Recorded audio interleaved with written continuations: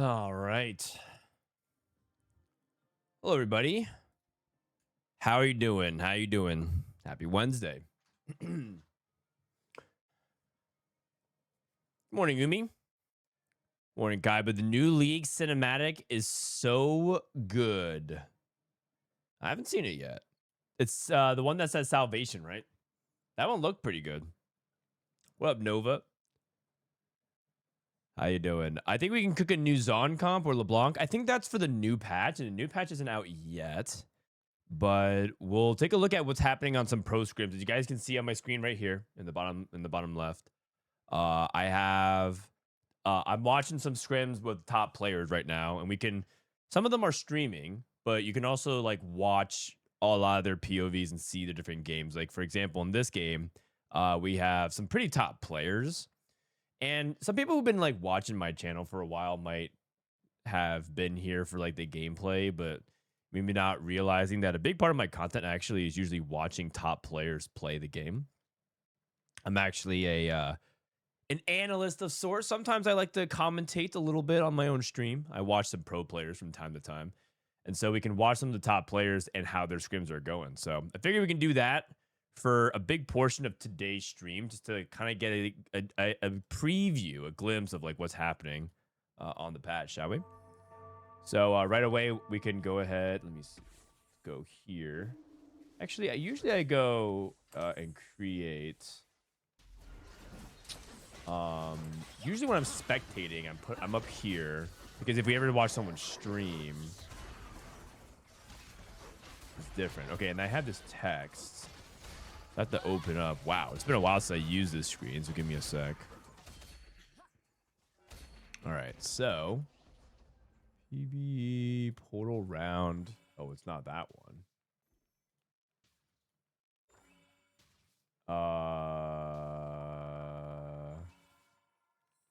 Oh, it's this one. Oh, interesting. Oh wow, a lot. I've changed this thing a lot over the time. Okay, so let me move that here. Boom. All right. And then I have 16.2 PBE Scrims. I'm going to put that in the bottom right here just so that people understand what we're watching. Okay.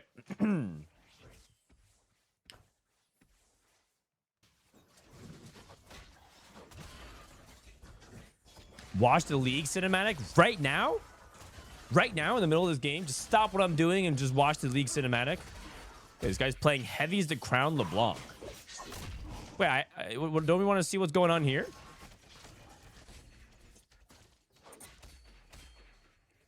Who invited blood?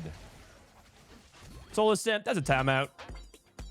my New Year's resolution is to time out Soulless Simp once per stream. So far, so good. What up, Barry? Good morning. Good morning. How you doing?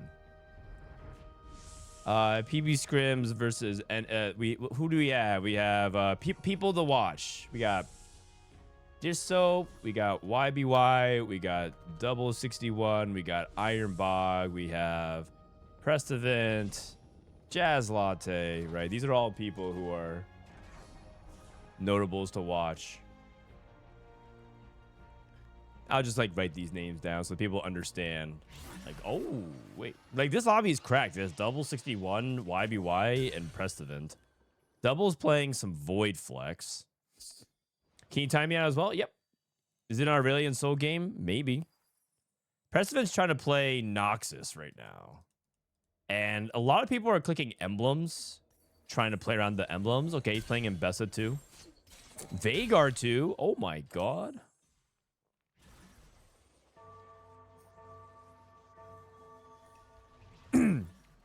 7 Bilgewater. And then we have LeBlanc Heavy as the Crown with Annie. I mean, these guys are cooking. These guys are cooking some real sauce. These are just boards that you just never actually have seen this patch. Is he going 10 Noxus? I don't think he can get to level 10. He might be trying to do something like that, but I'm pretty sure he's going to die. I think Prestivent sees an out for 10 Noxus, but I'm pretty sure he's going 8th. Do we know about Jinx yet? Not yet, not yet. He's just dead? Yeah, he's just dead. But he did get Mel.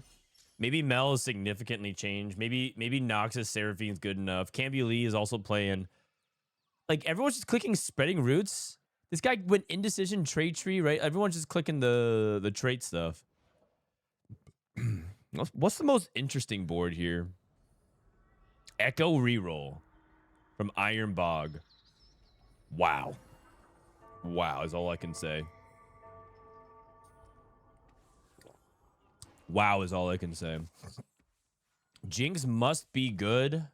That buff is Omega. And yet he's not even playing Jinx on the board. Dishsoap played Jinx earlier, but only Jinx 2. He used Jinx's Warwick as a core over the Noxus core. Oh, so he basically played 3 Zon for Fast 9. And you would play Jinx, Warwick, Singed, and then replace the Draven and Bessa Swain. Is that that's what you're saying? I could see it. I mean, that sounds smart. This Dishsoap guy sounds kind of smart. Man, there's so many interesting things happening in this lobby that I'm just so curious about. 5 Zon. The Noctis. I mean, Prestivent won a match. Who did he win against? He won against the LeBlanc player, but LeBlanc player is trying to go to 9. And this guy, oh, he's playing LeBlanc into Shurima. So maybe LeBlanc is a good AP Fast 9 enabler now because LeBlanc is good. This guy's playing Viego Shadow Wiles, the buff Shadow Wiles. Cambulee is just clicking every single thing that gives him emblems. Like, what is this guy doing? This guy's playing Zon, Quick Striker, Volibear. Right? Just clicking everything that just gives him extra stats. Just really interesting stuff. Double 61 just play. He's actually playing the most basic board, which is Void Flex. Even then, that's kind of... Oh, no, I guess Tristan's playing Bilgewater, but he's playing around MF primary carry. And then we got Opale with Veigar, Freljord, Wokage. Ziggs looks cool. Reminds me of Set 13 Jinx. Yeah. There's definitely a lot of cool stuff going on in this lobby. I feel like you want to put 1 death cap on Veigar, but I guess he's just lacking a little bit of items. Opal's board does not look bad. Heavy's the Crown Xerath. Okay, getting smashed. Prestivent going against Cambulee. Looks like Cambulee just has a little bit too much stats. Just a little bit too much stats. I think Prestivent might be dead. Oh, I think he's live. Guys, I think Echo reroll still might be bad. Wait, IronBog has Vow on the bench.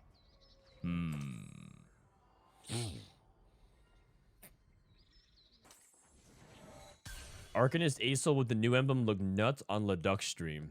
Interesting. We'll have to find out. At this point, I think the patch is so big. There are so many changes. There's so many possibilities. I'd believe anything. If you were saying, oh, Acel with emblems is broken, that's good. If you told me that Noxus is busted or bad, I would believe you. If you told me that Echo reroll is trash, that sounds correct. If you told me that the new Shadow Wiles is over too, I would believe. I'm keeping an open mind right now.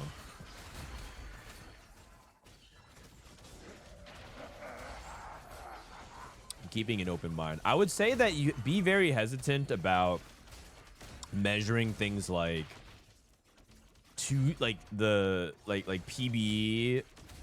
How do I say this? Be mindful of testing in environments that don't actually pressure you, because a lot of things can look insane if you actually get the setup for it with damage charts, but damage doesn't tell the full story.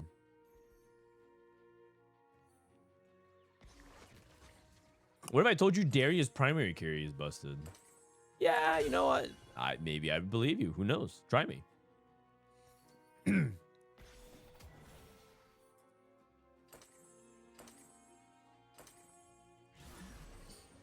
It'll be super interesting how the meta evolves over the tournament and usually narrows down over a couple strong comps. Yeah, I think what's going to happen is day one, we're going to see the most diversity because I think a lot of people have ideas and like thoughts about what might work. They might use 1 day of ladder stats, or the opposite happens. It's possible that day one is simultaneously the most narrow or open. Like it could be that everyone thinks, let's just say Singed, and let's say everyone thinks Singed is busted. So then you have 4 people, like 3 people trying to play Singed every lobby because everyone just says, well, this one's the data-backed performance comp. And then as the meta develops, people are like, wait, I can play this, wait, I can play this. And by Sunday, it could be also the most diverse because people learn new lines. So it's interesting to see either of those extremes, right? Day one can simultaneously be the most diverse, or it's possible that it's like the least diverse, and then every day we discover more comps. Because it's so unsolved. No one knows what's going on. I think a lot of people will be forcing Jinx.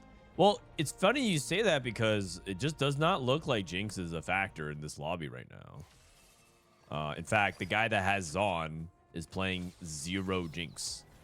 What's up with that? This guy this is IronBog, who is considered to be a top 2 player in APAC alongside YBY. So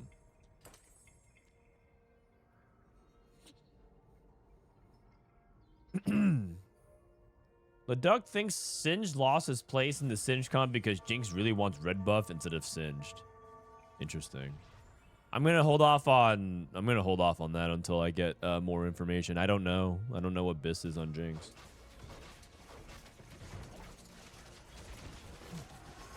This guy is also playing Singed.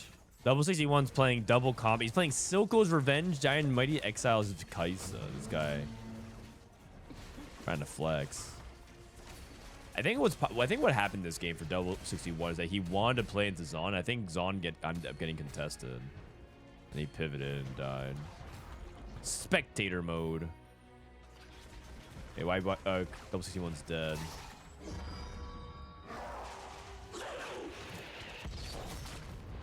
Wow, this Darius animation. Veigar ended up losing a fight as well. So he finally got 3 rounds on Veigar. What's his AP at? 50%. 14 AP. It's not that good so far. Patient Study, Wand Overflow into Veigar. A lot of AP. That's another thing I'm noticing too. This is AP. Veigar's hybrid, but Thresh is AP. 1 AD player. And then I think Cam is just getting high value off of emblems. I think he's just clicking things like Trait Tree and Spreading Roots and just getting a ton of free item tempo and then just making it work within it, right? So he says, oh, I have a Zon and Quick Striker, maybe I can find a Warwick, and then that enables a bunch of emblems. Is there a standout comp in the new patch? We don't know very much at the moment, so we're like learning it together. So you've come to the Study Buddy stream.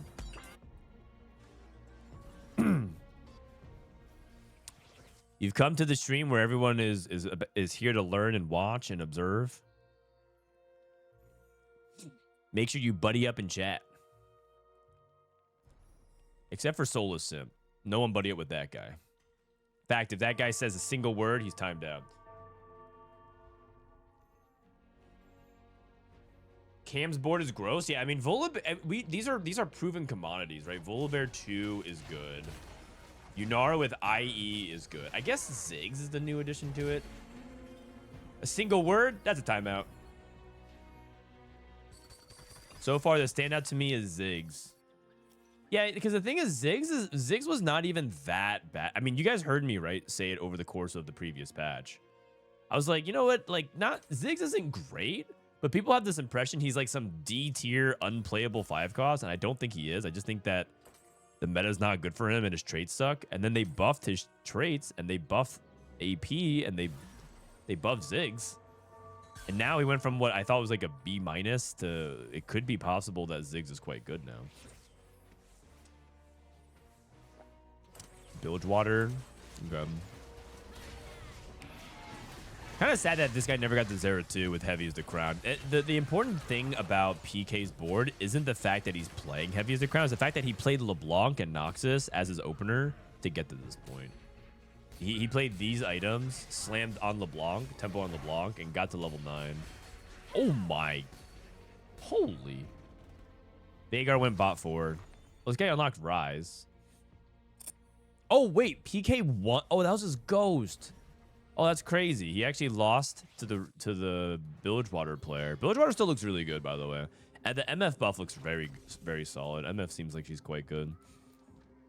Which is nice because people were just not playing around MF for a while. Although I guess they're still just playing standard Bilgewater. It's like she just takes Bilgewater items. But Bilgewater items on average is slightly better than one regular item, so that makes sense. And then we have Rise.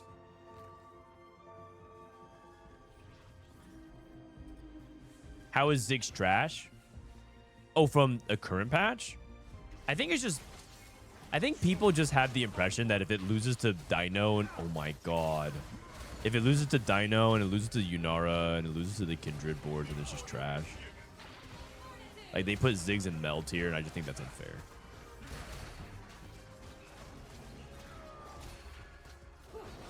Alright, so Cam looks like he wins the game. And you know what? It's a new patch, and it looks like it's Yunara and Bilgewater on top. Now, I do think that the context changes a little bit. Part of it is that this guy, I mean, capped Bilgewater is really, really strong. And Cam also clicked on a bunch of new emblem stuff. So it's possible that these are not real scenarios that you typically go for. But it wouldn't surprise me if Bilgewater is good, because they only nerfed the pathing to Bilgewater. They didn't nerf the cap. They nerfed like how often you get the 2 cost.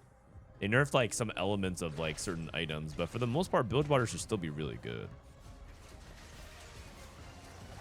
I expect Bilgewater to be good, and I think that's a good, in my opinion. I think Bilgewater is still one of the most cool traits they've ever made. Period. With some of the most fun champions like Tahm Kench, right? So I'm a big fan. I like that Bilgewater is good. Oh wow, he did 20. That's crazy.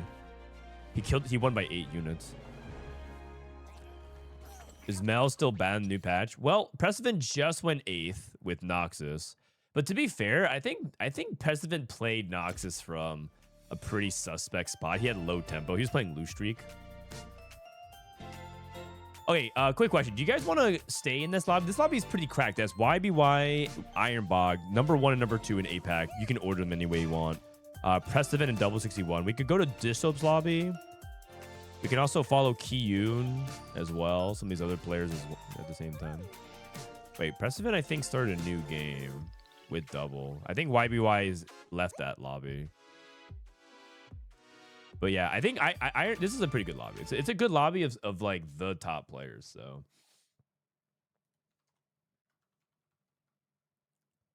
I would vote stay. All right, cool. And then let's do a quick ad break while we're waiting for the next game. Do a quick ad break. I feel like Cam can pilot emblems well, so I feel like not much reason to learn it. Yeah, exactly. I mean, I think you just need reps. The hard part about playing emblem lines. Oh, is anyone at the patch? Give me a sec here. I don't think there's a patch notes, but I'm just gonna write. Is there like a slides? Did anyone do patch notes slides? Get ready to learn Zon, buddy. I don't think anyone made slides for More Dogs thing.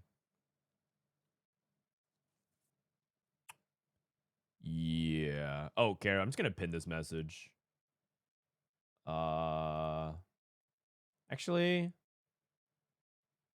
I'm just gonna change it. So /pin patch notes rundown by Mort 16.2. I'll just pin that one and then manually unpin. So that way you guys can read the patch if you guys want. But I don't think there's any like patch notes slides, right? It is said that every rose has its thorns, but none are Also, sharp guys, as I found out. Man, I found out something.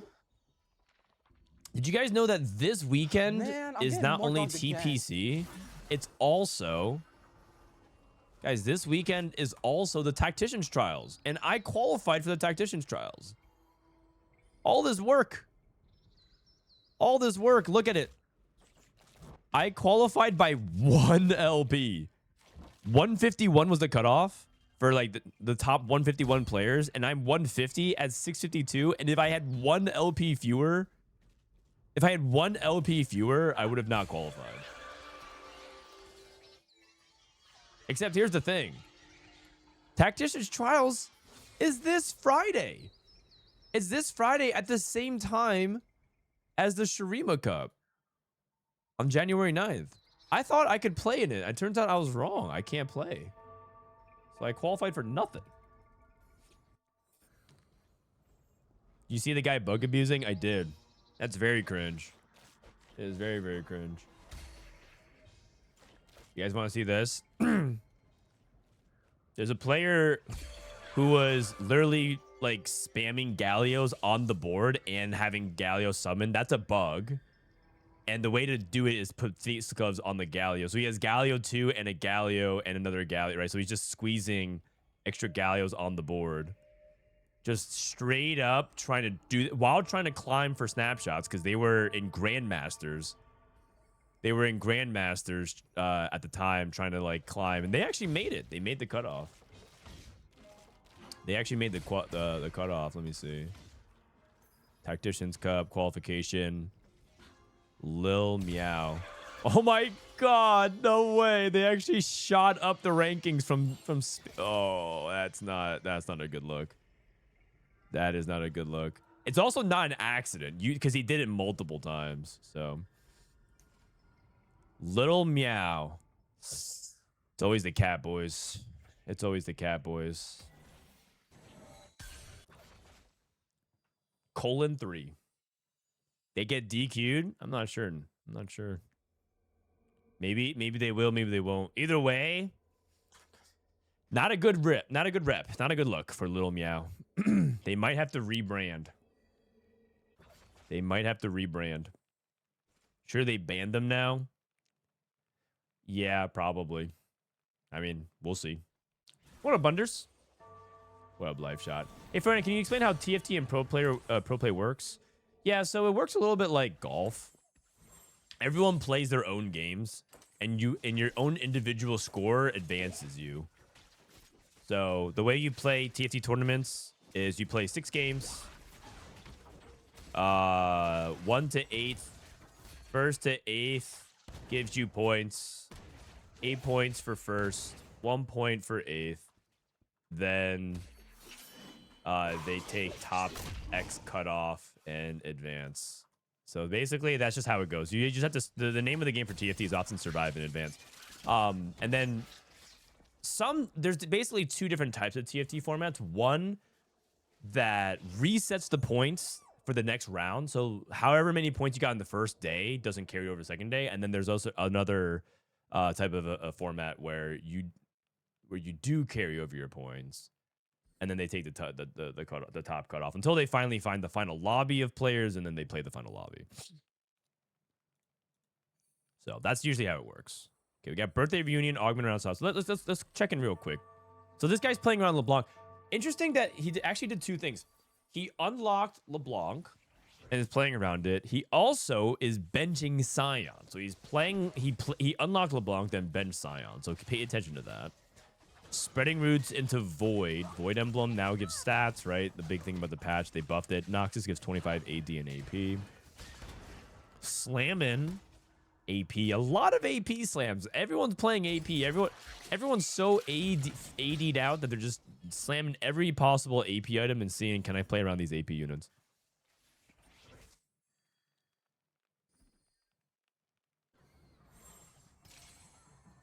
Veigar game. This guy is straight up Veigar. We got the young Veigar game going on from Tristan. Okay. Wait, didn't Tristan play Veigar last? No, I think it was Opal. Unsealed from Steel. Yasuo. So Prestivent's going to try Unsealed from Steel again. See if anything has changed from the bug fix. Long Shot Freljord Emblem. Okay. Spreading Roots. So this long shot emblem gives more attack speed. Failure gives a lot more HP now. The funny thing about spreading roots and trait tree is that clicking them doesn't exactly give you good practice per se, but it gets you into the mindset. Because the thing about spreading roots and trait tree and like other things that give you emblems is that you get dropped into a game that you just can't really replicate very often. And so the rep itself to like learn what to do with each emblem is probably kind of fake. But you might discover, well, I mean, unless you discover really powerful interaction, like it's possible that long shot emblem is insane on, I don't know, Seraphine or something. And then you just like, okay, well, if I get long shot emblem, I'm going Seraphine. But a lot of times the whole idea of it is that so you can get yourself into the mental space around playing around random emblems. What about Snapshot versus Streamer Cup versus Regional? It seems way more complicated than League. Yeah, it's because unlike League of Legends, Tier 2 matters in TFT.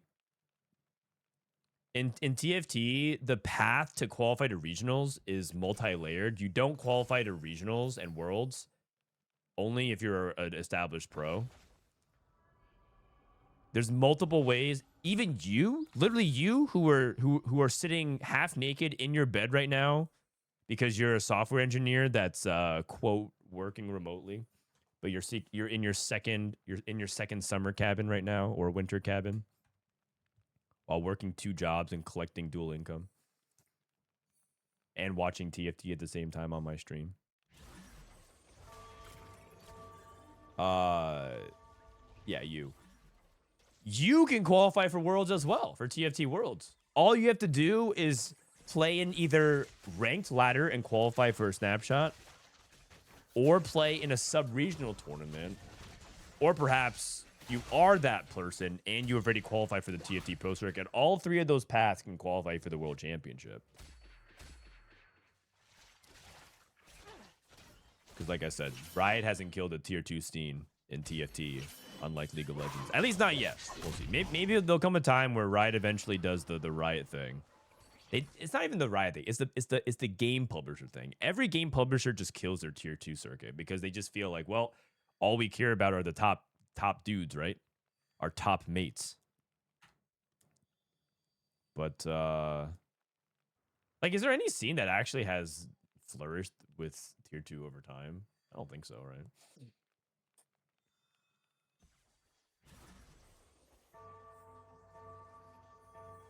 What if I work full-time and have a child? Can I be a TFT pro? I mean, you can be. You're unlikely to be successful, but you can be. The path is open to you. You just have to be good at the game. I mean, you have to just work on that part. Mittens TF. Valorant Tier 2 isn't terrible. Okay, good to know, good to know.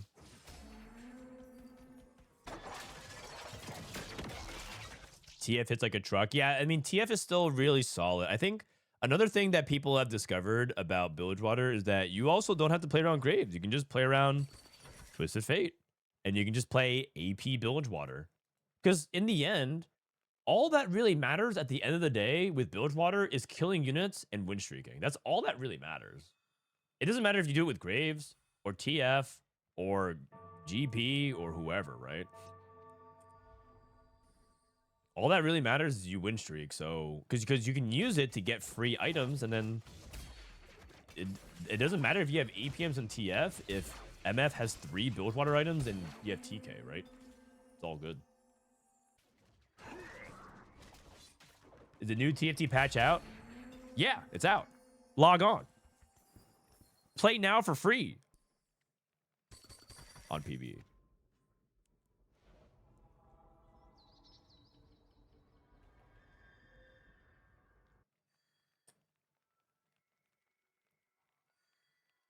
All right, we got Midfeed on who's the Veigar player? I'm interested in that. I think that was Tristan, right? Tristan's the Veigar player. That's the most interesting line so far to me. Otherwise, it looks like... And also, Cam looks like he might be angling into Void, but he might be playing AD Kai'Sa. That's something that they pay attention to. They also buffed AD Kai'Sa. I'll be thinking about that as well. And then Double's playing LeBlanc. I need to keep an eye on this. Let's watch Double play around LeBlanc for a bit. See how that goes. And then we'll go into Tristan as he transitions to Veigar and pay attention to that. Random question, will you still be playing Leona in set 2 Riftbound? I think Leona got a lot worse in set 2 because they provided a lot of ways to counterspell some of her best moves. Like Zenith Blade is a lot weaker to not so fast and hard bargain. And so I think Leona got a couple of good tools. I think Thwomp is very, very good, but I also think that the counterplay to Leona is going to, and purple is so prevalent that it's going to be hard. It's going to be harder. But I will say that I'm going to try. I haven't tried too much Leona. There's a couple of other interesting ideas I've had. I'm cooking up a couple of decks that I might try out for set 2 Vegas, but I haven't settled on it yet. Okay, Hero grab bag for LeBlanc too. So feed the flames. Precision and grace. Start of combat and take down allies dash. Gain attack speed. What else do we got? Ascension for IronBog. Interesting. Void Staff, Even Shroud. IronBog with full flex slams. Bando Bounty. Okay. Guy's just trying to go straight Yordles. Yordell. Forward thinking. Midfeed. Okay, this lobby is heating up. It's heating up.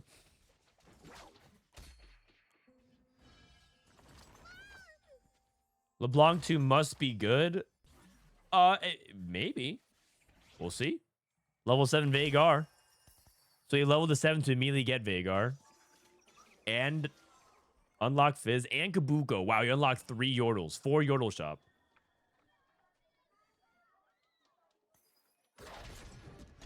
Interesting. I wonder if this is too aggressive. Because he's nuked his economy. And I don't think he can get to level 8, right? Level 8 is really important for the 8 Yordle. And it's going to be hard to get there. So this was a very, very, very expensive thing. This costs him a lot of gold. A lot of gold. He's not win streaking either. So not entirely sure about that because I think he was hoping the unlocked gold would be good enough. He's also thinking about just selling Tristan to make 10 gold, and I agree with that. I think he needs his gold back. I would sell this Tris. Okay, that makes sense. Suggestions for a deck build for a newbie to Riftbound? I would say right now, try to play some Victor because next set, there's a very, very cheap version of Victor. If you like control decks, that plays all spells and no units. It plays all spells and no units, and it's very cheap. And I think it's going to be good next set. Let me see if I can look it up real quick.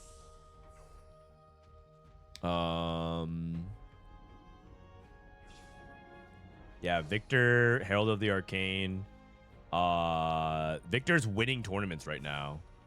And this was as recent as like last week. And it's like it plays like 2 units and it plays 30 spells and it's a straight up control deck and it's very cheap. All these cards are like $1 to $2. Like it's very, very cheap. It's when I say very cheap, it's obviously relative. Maybe some people think $40, $50 is still too expensive, but I think it's completely reasonable and I think it's going to be a competitive deck.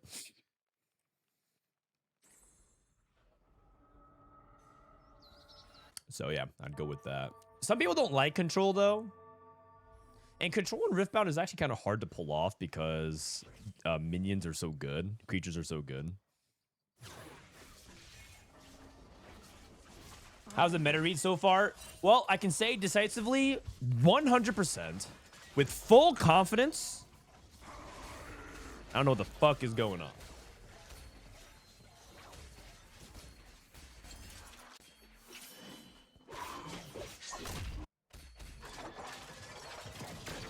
What up, Sidarian? How you doing?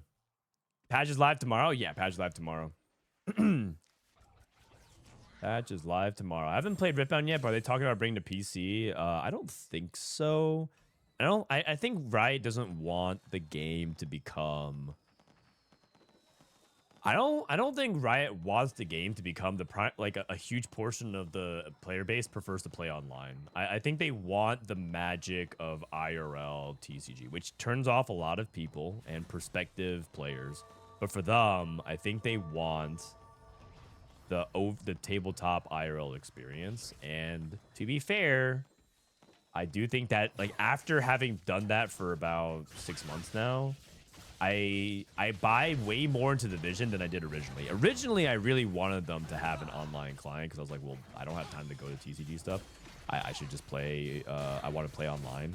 But having done it, I understand why they do that, and I think it is a reasonable thing to do. I do also still wish that they have an online client with like matchmaking and ranked, everything like that, but that's just never gonna happen, I think. Prestivent says his Darken item still crits. Is he saying that, or is it the fact that he has IE? Because he does have IE. He needs to take off IE on Darken and then do it again. Like if he wants to really science it, you remove it right now and then on PvE rounds where it doesn't really matter. It's not meant to ever crit. Is he sure that it's... Is he sure that the Darken Scythe is critting or Yasuo's ability is critting? No, I'm talking about like, is he reading the Darken Scythe crit or is he reading the Yasuo ability crit? I think we're miscommunicating here. Yasuo has an ability called Sweeping Blade. Is he misidentifying? Is he saying the Darken Scythe dash is critting, or is it the Sweeping Blade that's critting? That's what I'm asking. Watch the fight, maybe? No, let's just keep speculating based off what streamers are saying and not actually watch the fights. Okay, fine. You're right. Let's watch the fight. Let's watch the fight. Okay, fine. Let's watch the fight. Okay, here we go. And slash. I can't tell. There's no numbers that popped out. Usually you can tell because numbers are coming out. Like you see that 90 plus 20 plus 111. But where's the physical damage? There's no. I can't see it. I can't see it. So I have to watch Precedent's fight. You know what? I have seen enough. I have conclusive evidence to suggest Riot Games once again messed up. You'll be hearing from my YouTube editor shortly. Scandal in Lore and Legends? Riot Games failed promise again? Midfeed. Here we go with the forward thinking. See his roll down. Trying to play Demacia. A lot of people have the belief that Demacia is going to be a good, like one of the top traits because it didn't get nerfed and everything else above it did. So a lot of people think Demacia is going to be really good.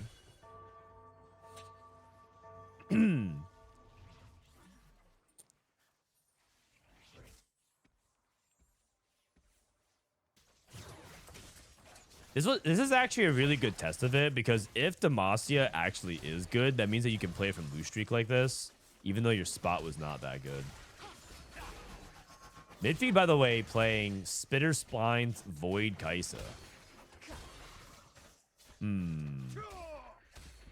Yeah, Demacia does not look disgusting. I would say maybe disgustingly mid. Clean roll down. That was a good roll. But like, okay.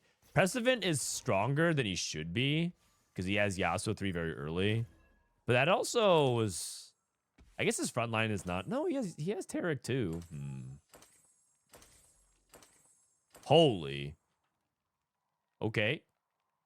He's playing 6 though. That shouldn't matter. He doesn't have Galio. It's not that he's playing 6 Demacia, it's that he doesn't have Galio.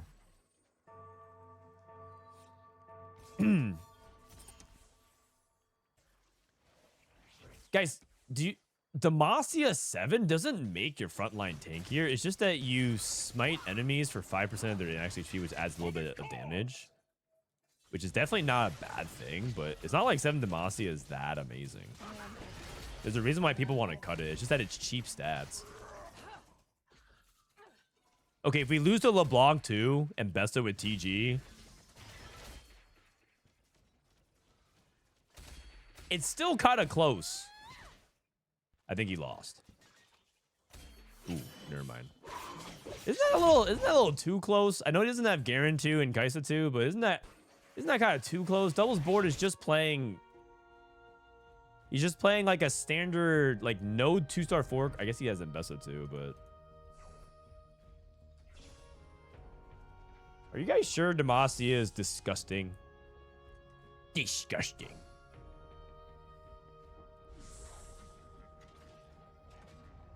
Demacia got nerfed because of Kraken. That is actually a good point. That's actually a very good point. I'm pretty sure no Kraken Vayne. Did you guys ever try playing no Kraken Vayne on the current live patch 16.1? Not that great. And now that Kraken got nerfed, Vayne is no longer. I mean, he doesn't even have Kraken. Let's make that clear. Maybe it's not that good. Checking on the Veigar player. He got to 8 Yordle. And has Veigar pair. Decent setup for it. The reason why he's building like this is because you can inherently crit with his ability. So he wants to build like Nashor's Flail. That seems like it would make sense. And then put the death cap on Fizz until you hit Ziggs. Double 61 with Mel unlocked.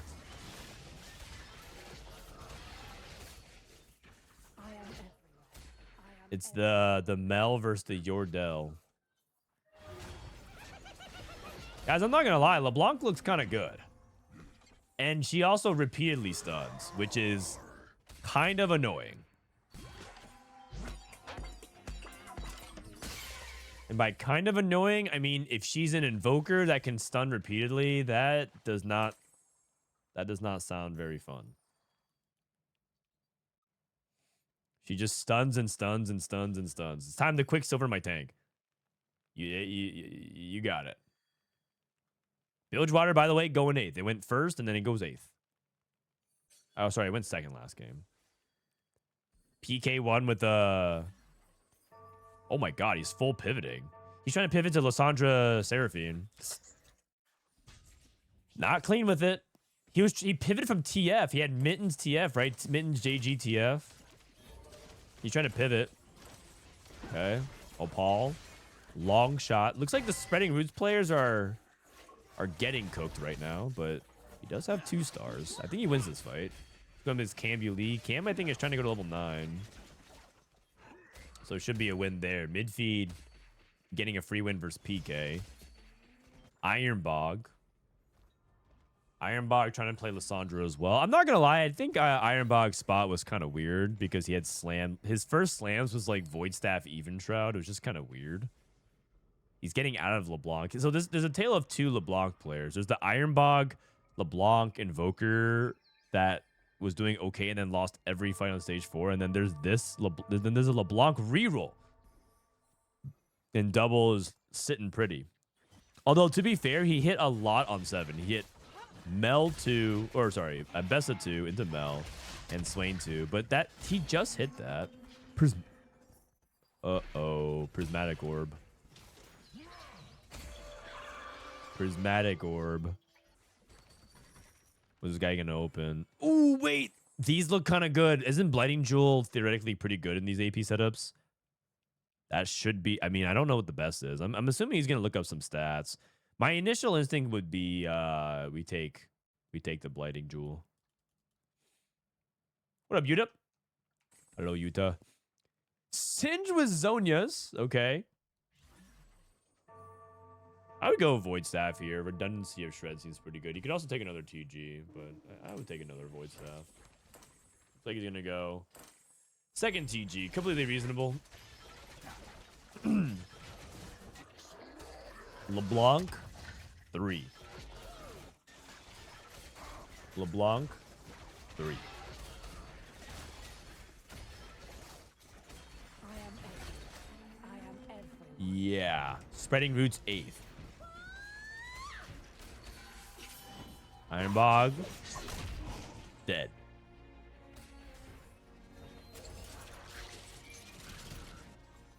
It's hard to evaluate the lobby now that a Prismatic Orb dropped, because that does warp things. Midfeed looks like he's pulling himself back out of that deficit with Demacia, but the lobby spiked like a lot. Oh my god. Cambulee playing some Zon. Playing some Bronze for Life. 1, 2, 3, 4, 5, 6, 7, 8, 9 activated traits.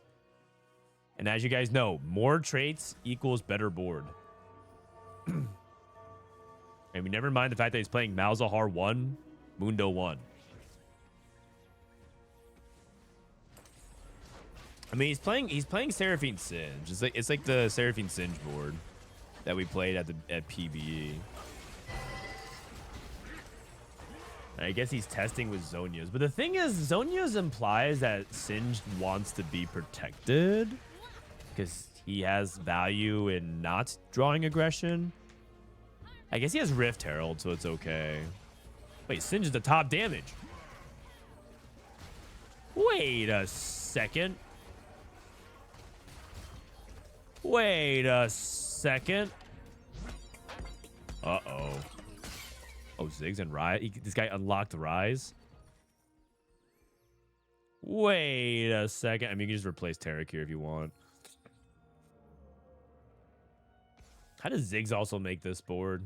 How does Ziggs make this board? Also, Rise one's probably better than Seraphine one. Ziggs makes the board. You would cut Mundo. Play something else for Bruiser. I'm not sure. You don't want to cut Singe, and you don't want to cut Vi, because Vi is also your Piltover, so it has to be Mundo. Oh! And Fizz2. Oh my god. Fizzed. Well, I mean, that's not good. I already see it, man. It instead of Diana and Singe, instead of Diana and T-Hex, now we have to deal with Fizz and Singe. Oh my goodness. What an exchange. What an exchange. Would you rather play against Diana and T-Hex or Singed and Fizz? They're both pretty similar.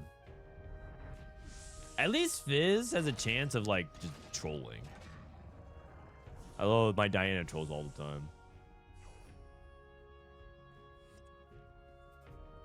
That Fizz put in work. Yeah, he's just so whimsical and wet.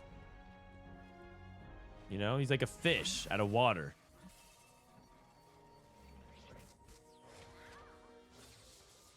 Midfeed. Win streaking. Anti-Fizz positioning is so inconsistent. There's some players who insist that is not true, but they won't leak the tech. They're like keeping it under wraps as much as possible for TPC. I don't know if I believe them. I believe that they think they understand it, but from what I've come to understand, I don't think Fizz is that consistent. I think they might be reading a little too much into it, but maybe they know the tech.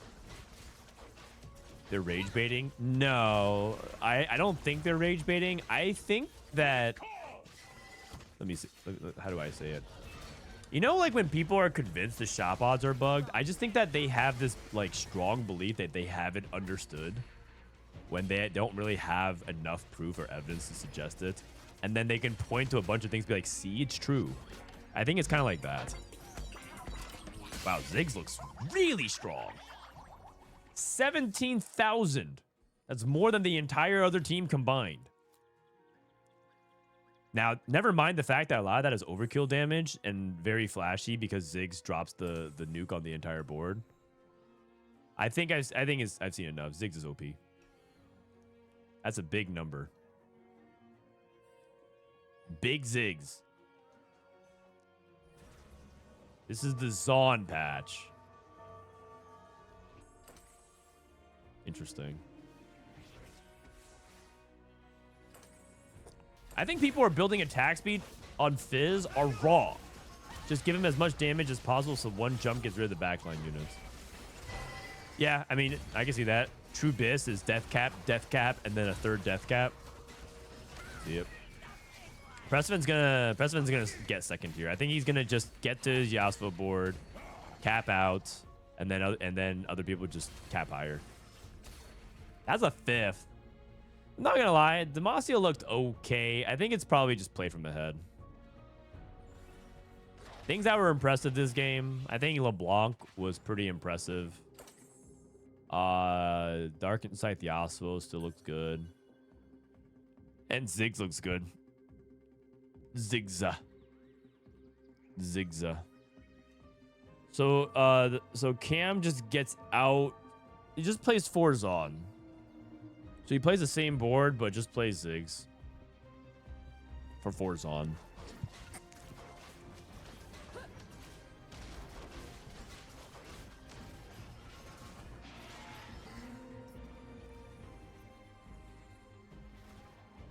You see, for our boy Firebrad played TFT on stream this week? I did. I'm proud of him.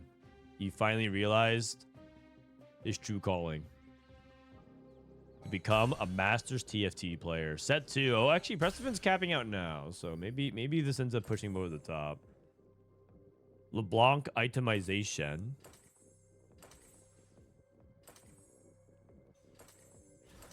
Five Noxus.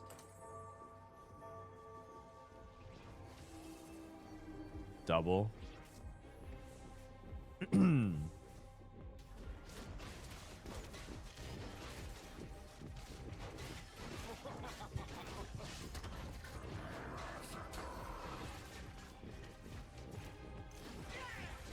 All right, let's see Zillion with the blue buff and the oh, wow. Okay, well. Never mind Ziggs. Yeah, I'm a Ziggs main. Yeah, I might be a Ziggs main. Zigza. Why did Swain move up 1 hex?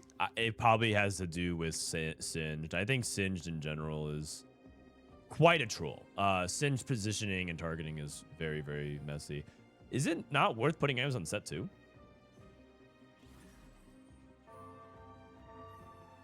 Curious by this. He also has precision in Grace, so he has everything dashing up.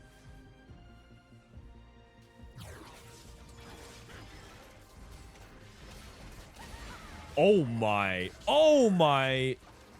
Oh my god. Wow. That's crazy. Prestivent. So I said Prestivent might get outcast, but the reality is I didn't look at his board critically enough and realize that he hadn't even upgraded things like Yone too. He was on Yone 1, set 1.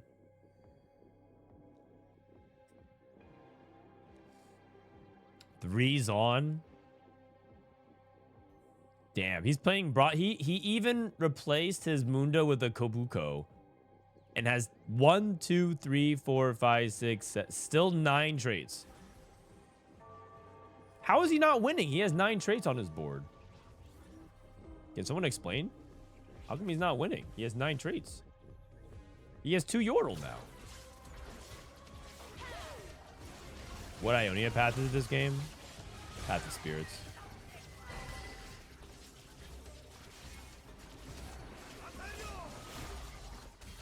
Wait, Ziggs! Oh, no! Oh, no! Wait, Sin's got this. Yeah. Yordle diff. No bronze for life. No, but he had 9 traits, though. He had 9 traits. YBY in a game with Dishsoap. Let's check the end of that game, see what happens. Let's check the end of Dishsoap versus YBY. Check it out. So they're not good. Really? Then why does chat always suggest to activate a 2 of trait? Anytime I'm leveling, they're like, play Shen for the Ionia Bruiser. Poppy for the Yordle Juggernaut?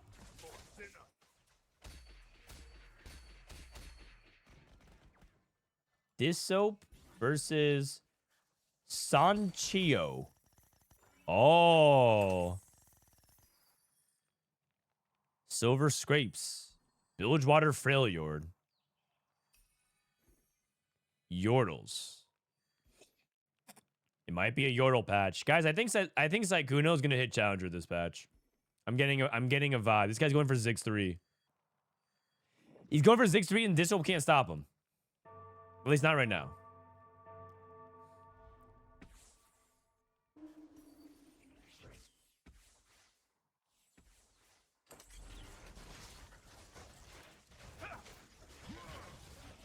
At least not right now. MF looks pretty good though.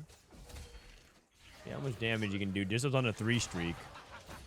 Dishsoap will win this fight, and I guess Sancho's only out. I think he has to do the only reasonable thing anyone has to do, which is sell your whole board and roll for Ziggs 3. And don't forget to activate 2 Gunslinger. Let's see. What up, Julie? How you doing? So they're not good. Kato, you're kind of mean. Drop your Shyvana 2 for Shen 1. I mean, yeah, why play Shyvana here?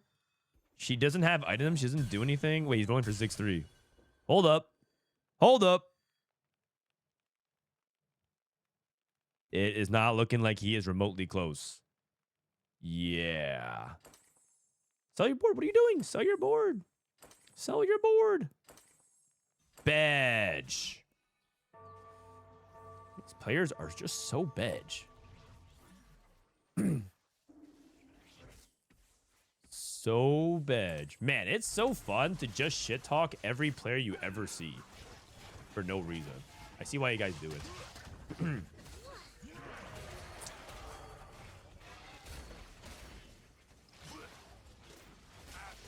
Yeah, Ziggs 3 diff. I'm just a chatter today. That's all we say. That's all you do. Just yell at the screen and you just say a bunch of nonsense. I can see why. I can get used to this. I can get used to this. Dishsoap guy is so bad. That wasn't even Dishsoap. That was another guy. That was another guy completely. All right. Chibi Crystal Rose Gwen. All right, guys. Ad time. Ad time. Who do you guys want to watch next? We have Prestivent, WC1, Dishsoap, Coco, YBY, Midfeed, Bintum, Bopster's online, IronBog, Kiyoon's in the game. Should we watch the beginning of Kiyoon's game? He's in the game with Marcel P. Dishsoap is joining Preston's lobby. All right. Sounds good. Sounds good. Who cares? Still bad.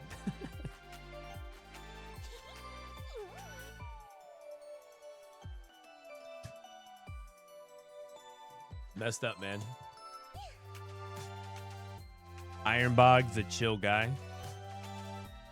I hear in the Timo's voice. I'm a chill guy. All right, here we go. We're starting. We're starting up. 74 seconds. Shall we open up a Riftbound pack while we wait then? Oh, I actually have to open up this cam. I don't think we have time. I don't think we have time. Do I have it?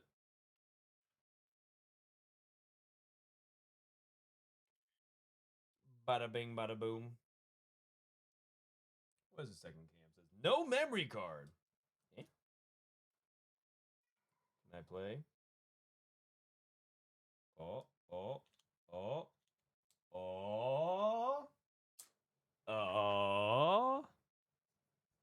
Here we go. Card opening pack time. Let's gamba. Let's gamba real quick. Quickly. We have 30 seconds before the game starts. A quick huff. Just one hit. Okay, if you guys haven't been paying attention, my packs have actually been so bad. My pack look has been actually awful. All right. Charm, Sky Splitter, Riptide Rex, Clockwork Keeper, Gust, Triforian Gorge Seeker, Crackshot Corsair. Actually, I don't know if I have this battlefield. Reckoner Arena, Wild Claw Shaman, Zonai Bouncer, my foil, Nocturne. Wait, I actually need another Nocturne if I want to play Nocturne. He goes in Yasuo decks. Nocturne's kind of a cheese card. If you scry and you see Nocturne in your scry, you get to play him for free. Party Favors and my first Kaisa. It's an alternate art Kaisa. Oh my god. Wait, I've been looking for this card forever. It's my first Kaisa that I opened. Kaisa Survivor. Wait, I need to show you guys. Okay, this card is actually crazy. This card is actually crazy. Hold on. Wait, I knew this box was due. TCG player,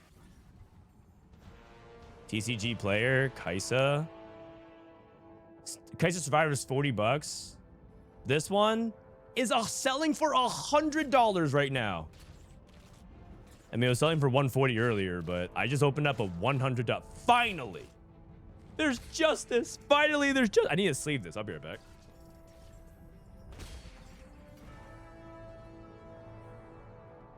Leaving this bad boy right here. This bad girl.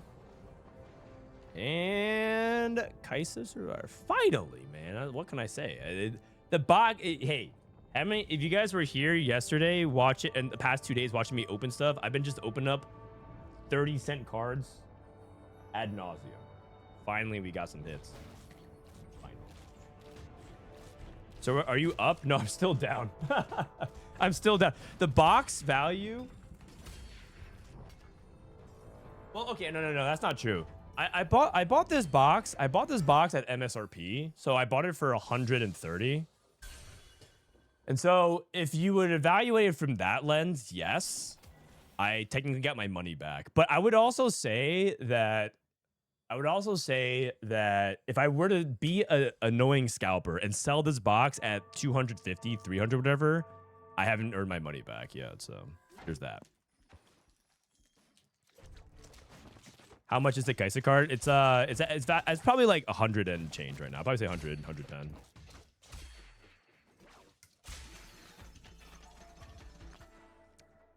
Do you think the value of these cards will hit crazy high values like Pokemon? Maybe.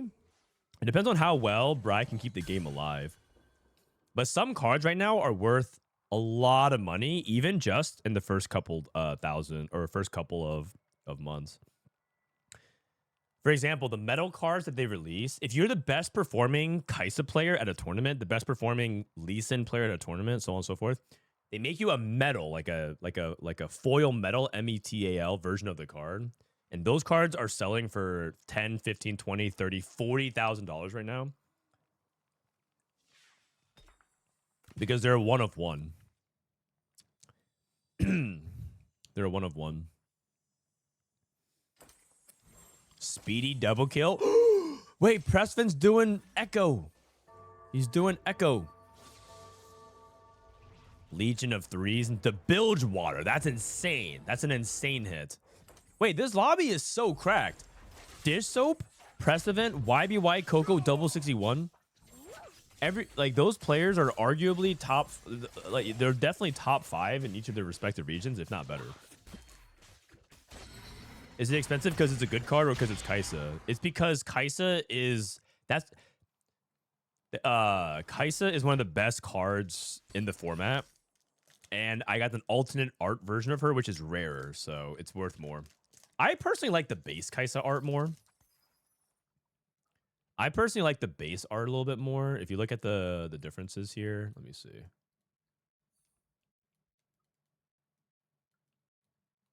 I like the base Kaisa art a little bit better than the alternate art, but the alternate art is rare, so it's just worth more money.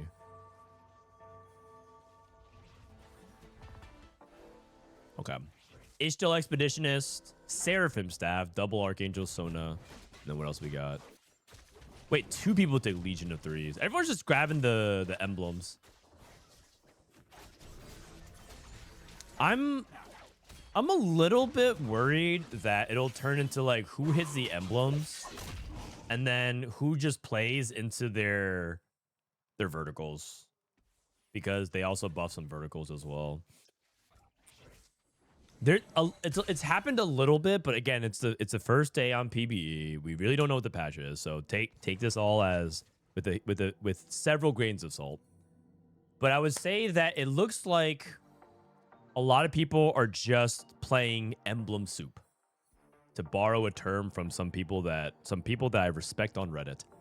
They just click an emblem and they just click units on that trait and they just put those units on the board. Because emblems are good.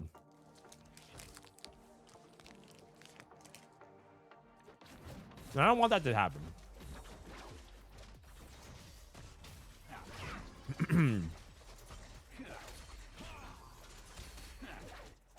When is the patch dropping? Tomorrow. Mañana.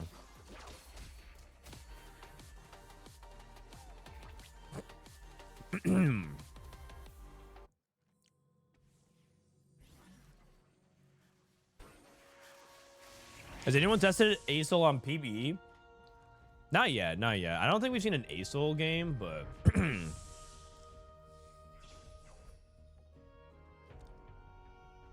we'll see. Fishing emblem for 9-10 TradesCon would be fun. Yeah, but the thing is, like, you don't want it to become an overbearing strategy to just click trait tree and just splash in traits. It does not matter because you have so much value in stats. It might get to that point, but we'll see. We've watched 2 games so far. Impossible to say.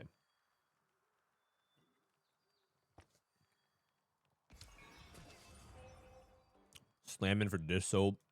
Shojin Deathcap.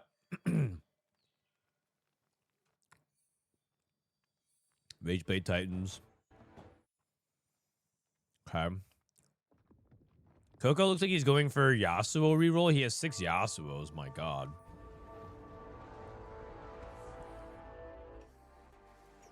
What's the quest on the Ishto player? Have the shop reroll 15 times. Okay. And he has Bard. Smart. I like it. Good adaptation. Get the free reroll from Bard. Bard got nerfed, right? Another thing to pay attention to is how often are some of these players still playing around Bard. In fact, I think this is the first Bard we've seen today. Or is that right? I mean, some people have been watching here since the beginning, since like an hour ago. I think it was the first Bard we've seen today. We'll see Ione this game. Let me check. Path of Blades. Path of Blades. You know what? I'm just going to write that. All right. Ionia. Path of Blades. Encounter. What was the encounter? Component or item anvils.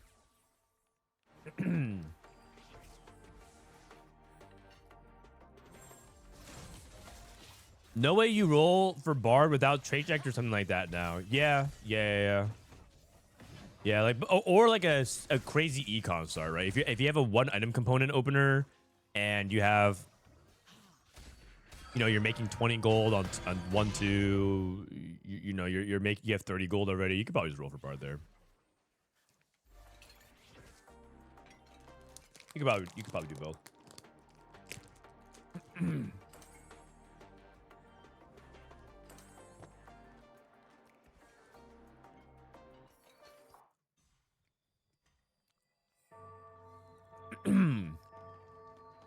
Ooh, Moritz with the Sona reroll. Okay. Sona solo play. Sona reroll. 5 Bilgewater. Twisted Fate with Noxus Emblem.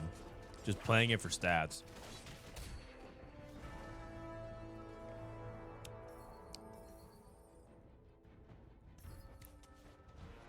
Did bro just hit Tarek on 5?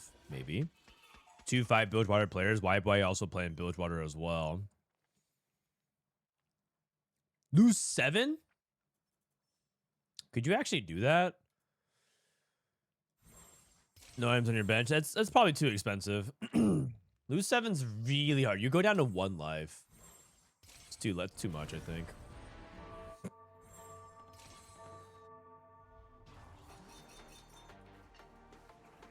Zyko with double Archangels. This looks like an Invoker setup. This looks like he's playing around Lissandra. I actually like double I actually even like playing it this patch on live. Double Seraphim's opener into LeBlanc, or not into Lissandra is quite good. It's just that you rarely get into that spot, and it's hard to win streak from it because AD is so strong. Look at Dishsoap's POV. Magic roll. Unseal from Seal. Unseal from... Oh, but he's playing AP. Is there like a darkened staff or something like that? There's like an AP version. There's got to be. I have no clue, actually. Darken. Oh, there is. The Darkened Staff. The holder gains the Darkened trait. For every 20 mana spent, launch a tendril at enemies near the current target, dealing 50 magic damage. Damage increases based off stage. 3 dupes. Holy. Okay. Advanced Loan. Mess Hall. Horrible Fortune to Infinity Force. Jewel Lotus. Let's watch a little bit of Echo going on here.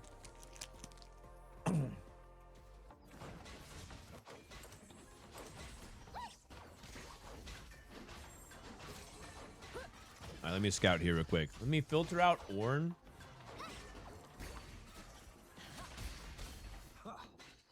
Look at some Darkened items. Yikes, the Darkened Staff does not look very good, guys. Wait.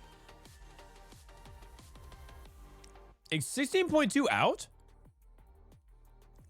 Oh, I'm looking up at PBE. Sorry, I'm looking at PBE stats. Okay. Okay. Nivea 3, Sona. 1 off Sona 3. He took Advanced Loan. He has Garen pair on 5. That's kind of crazy. Speedy double kill, Jewel Lotus, Coco hit. Wow, this reroll tempo is really high right now. Yasuo 3 this early is very quick. Is LeBlanc a real unit now? I think so, yeah. I think LeBlanc is pretty solid from what I've seen. I don't think she's a guaranteed streak. But we saw a couple people play her on LeBlanc and it felt okay. / good.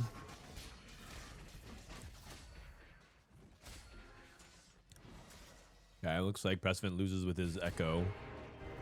Zyko keeps up his tempo. What is Dishsoap gonna do with this setup? He's trying to go for Veigar or what? Is there anything crazy here? I don't see anything notable on Carousel. I'm gonna do a quick scout. S Hall, Forge, Care Package. There's 2 Bilgewater players, right? 4 copies of a components. Oh, he got 4 bows and made double red buff. D-Pay Bis. D-Pay Bis. You know, another item I thought they were gonna nerf a little bit was red buff.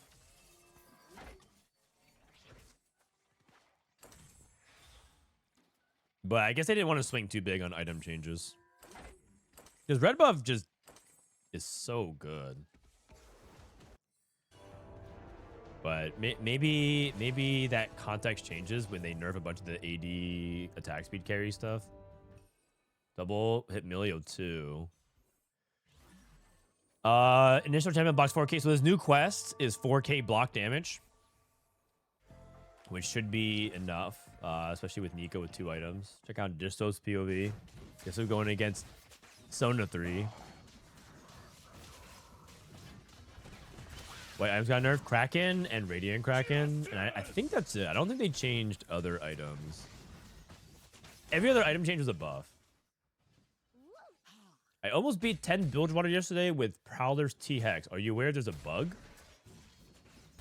No, I'm not aware of any bug. And that also sounds crazy.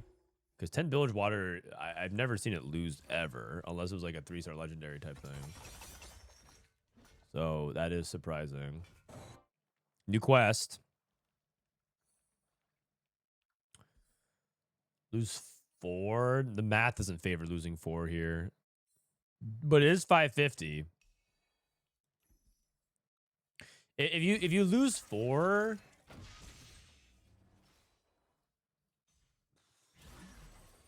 even if you min loss, meaning you lose by 1 unit every single time, I think you're still dead. Because the damage on stage 4 is 8, right? So it's 9. 9 times 3 is 27. You know, actually, no. I think you might be able to do it, but it's like really sketch, isn't it? Isn't it really sketch? That's if you min loss. If you 2 loss, you're dead. Okay, that being said, you might be dead anyways. You might be dead anyways. It's only 450. Wasn't it 320? Reroll 18 times. Yeah, he's gonna do that now if he can. Going reroll Bard? I think he's just making stuff while he can. 14, 15, 16, 17, 18. All right. Wait and see if he needs to go for Vi 3. I mean, this looks like he's trying to play Bard Ishtal reroll. Oh, is he trying to play T-Hex in... I think he's trying to play T-Hex Ishtal. Reroll shop 8 times, I guess. Wait a second. He's doing it. He's doing the thing. He's doing the thing. He's almost has Vi 3.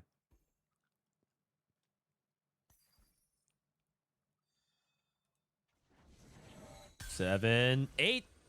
Any hit? Oh my gosh. How high does he go though? What's his star level at? He's at 4 out of 9. T-Hex in 2026. Current year, guys. T-Hex in current year. If he wins this fight, that's huge. And Dishsoap is sacking. Because Dishsoap's have to go to 8. Oh my goodness. Oh my goodness. I can't look away. This is interesting gameplay. I need to look at what Double's going to do here. I can hear Dishsoap yapping right now. He's not yapping yet. I don't think he's that dialed into what Double Squeezy wants doing because I think Dishsoap's thinking about his own board right now. I'd probably take a grab bag. 16 more times? Sure. But no. That's 32 gold. You can't do that. Probably this then. Probably just this. That's probably fine. I don't think you can. You have to have 32 gold or 32 gold of rerolls to do this. I don't think you can do that. I think you just take this and then you get the 40. Okay, take a look at Prestivent's POV. Echo 3. Okay. Dishsoap. Dishsoap is fast 9. Dishsoap is fast 9, and he's gonna be really low on his HP. Oh, wow. He's only playing 6 Yordles. He's not even playing... He's also greeting Ornn. K3 Blacksmith. He's got 1 more turn until he gets Ornn. My goodness. YBY took 3 threes. Moritz took Water Axiom. That's actually a great augment now. Because it's guaranteed corner. But it looks like he's losing. Zyko took Mess Hall. Double Squeezy won at 20. You cash out now? You could reach 500. Just buy 24 EXP. He's cashing out now. Brutal. He's so close. He doesn't want to buy EXP. He doesn't want to buy EXP because he wants to... He actually wants the items, or he just wants to cash out to make sure that he can survive. Sterix. Death Cap, I guess. You already have anti-heal. What artifact did Dishsoap get? You got a Luden's Tempest playing around Kaisa right now. He's trying to play around Kaisa Ziggs. Oh, okay. Guys, I think Dishsoap is a really high chance of going 8th. A very high chance of going 8th. We'll see. He's not getting any free rounds. 31. We'll see if this works out for him. We'll see if it works out. In the meantime, let's check out on some other people. So, Kaisa's eggs, we got Bilge, Yoneyas, Echo 3. Echo 3 actually won 3 fights. Pay attention to that. Demacia, Sonar reroll, Bilge. Okay.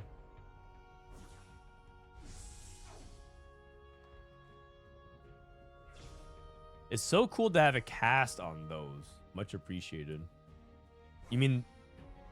Oh, you mean commentary on the lobby? So I thought you meant cast like a ability cast. Unless that's what you're talking about. Nidalee. He has to take something that he can get to Brock because he's at 470.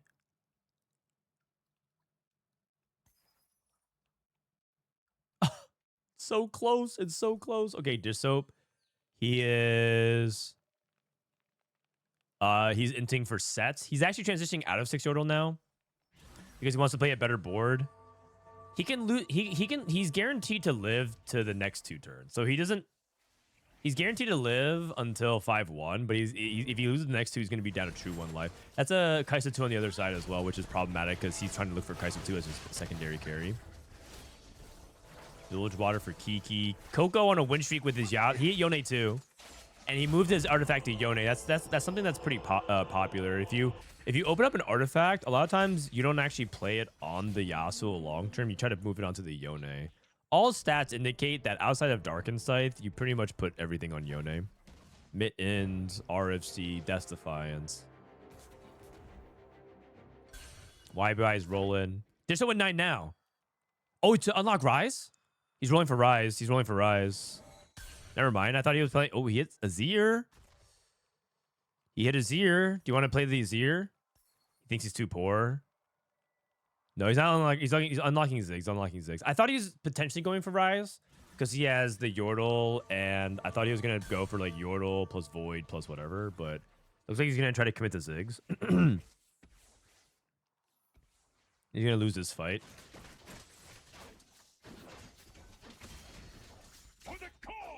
Nidalee. Looks like Double, by the way, went off the Piltover plan because he was holding on to Caitlyn too. Looks like he sold it. And Double's just gonna play reroll Ishtal now. Just like a standard reroll Ishtal. I think he kept the door open for Bard. Or sorry, for T-Hex. Alright, guys, it's not looking good for our champ. Come on, Dishsoap, you can do it. Dishsoap, you must live, or else I will open up another Riftbound pack after this game. I'll do it. I'll do it. Don't make me do it, man. Don't make me do it. This Dishsoap guy is so bad. I shouldn't laugh at that. How dare you? At the timeout.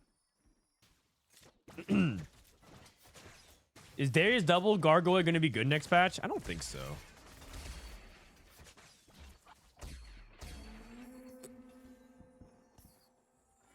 I don't think so.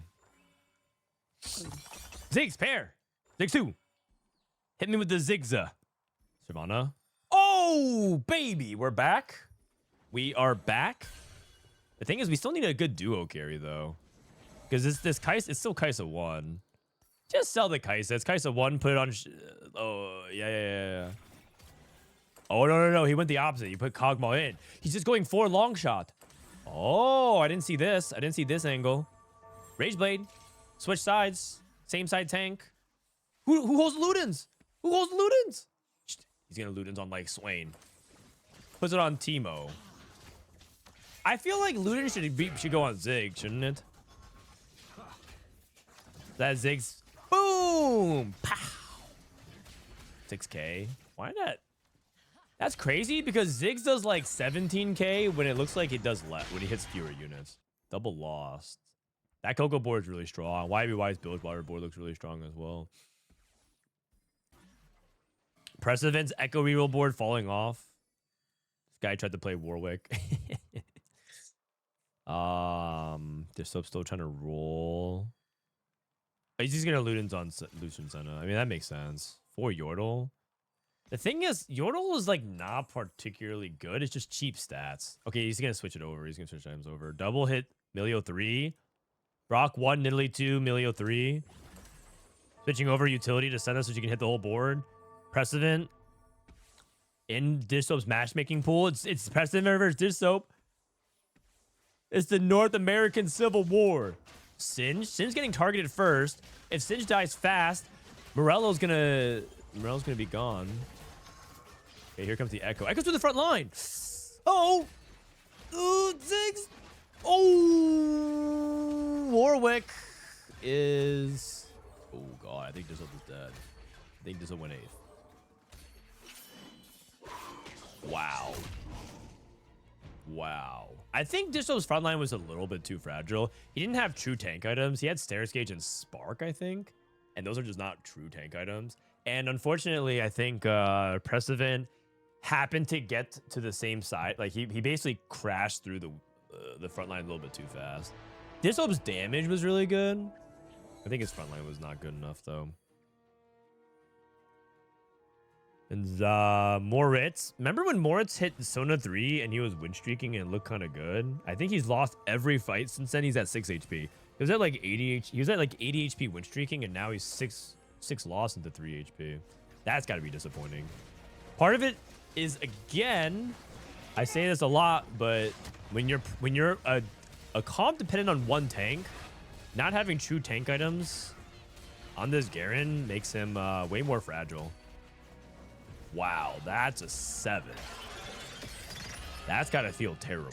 You were 86 HP win streaking at 4-2 and you go 7th. Yikes.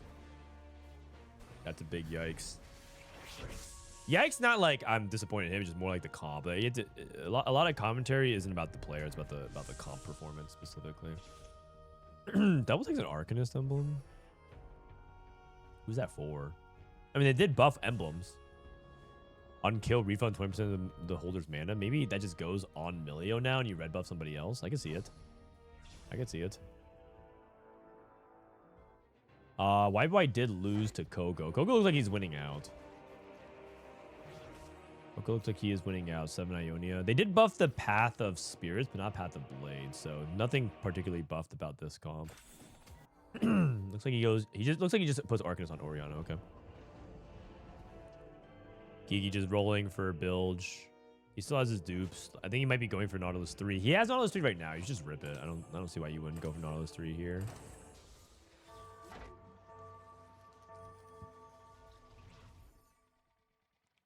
Prestivent Ghost. Echo reroll. Trying to go through Nautilus 3 the hard way. Oh, long shot Warwick. And then he eventually goes Ziggs. Oh, long Warwick. Long dog. Wait a second. It looks kind of good. It's close. It's very close. Oh. Ah, he's like, if he was level 9 and he had Ziggs, I can see the vision. I can see the vision. Okay. What if... Oh, he didn't have Quick Striker in. What if you put Rageblade on the Warwick? I actually think that it's interesting, because what if Warwick had Rageblade instead of Hodge? But then Echo does not really do that well. Echo really needs to be able to cast multiple times.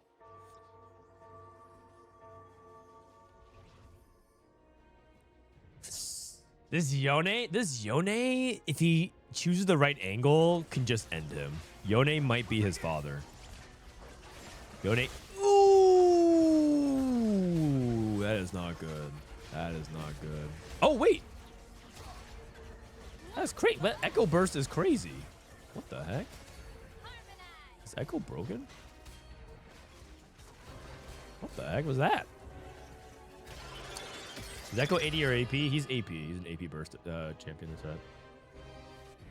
Good morning, Frodan. How are you doing this wonderful day? I'm doing great, Solo Simp. Thanks for asking. Have you seen Firebest started streaming TFT? Brock 2. yeah, I'm excited. I want Firebat to get back into things, but I think he's just enjoying, like, I think he views TFT streaming as like a vacation. I don't think he's gonna do it long term. I think he just wants to do it for a period of time and then go do something else. He's the kind of guy that likes to, when he gets into something, he goes really hard, really deep for like a period of time, then he moves on to his next obsession.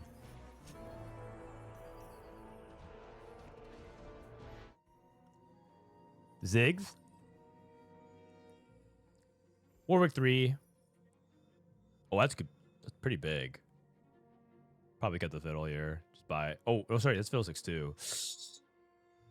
What do we cut? What do we cut? The synergies are too perfect. Cut the Quick Striker. You're crazy, brother. You are crazy.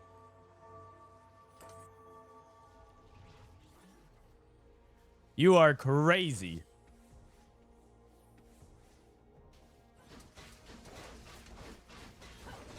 I actually think that's wrong.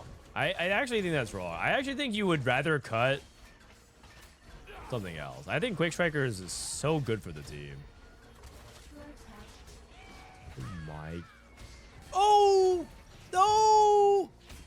Oh my god! I think that's a Quick Striker div. I actually think it does. I think it's a Quick Striker div. No! I actually think it's kind of close. And also the Kindred utility as well is true. No, I think that might be that was so close. And doubles board is extremely good. It's Brock 2 Ishto cash out. It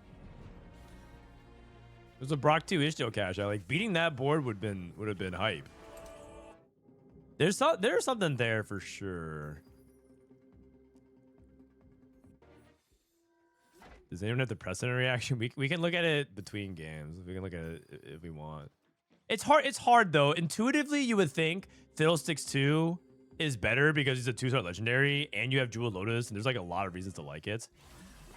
But there's got to be something that you take out there. Maybe you just take out Singe or something. Maybe Singe you take out?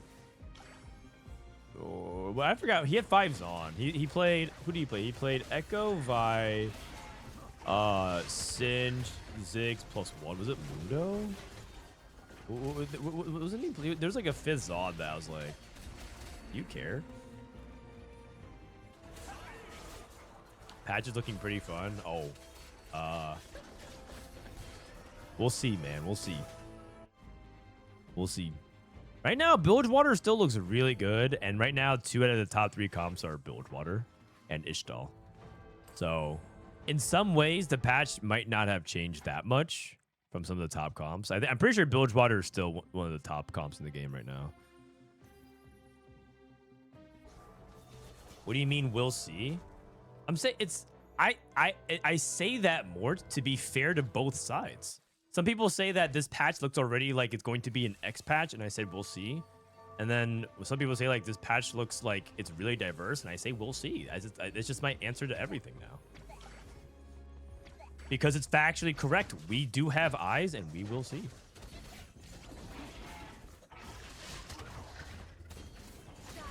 We will see. Only time will tell. Brock 2. The fence sitter. That's right. I sit on the fence so I can play both sides and come out ahead. I always win.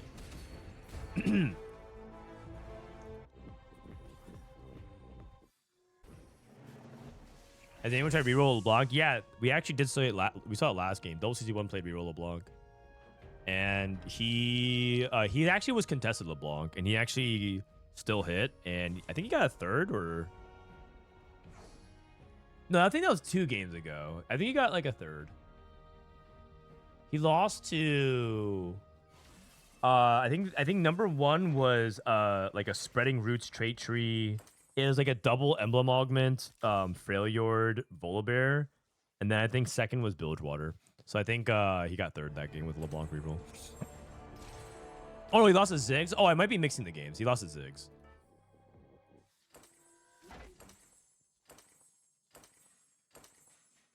We got Bilge.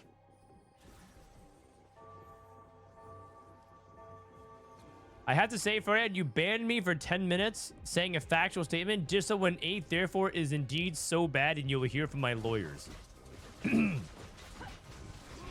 Well, you can hire all the lawyers in the world I have the best lawyer. I have only one lawyer, and it beats the pants off of all your lawyers.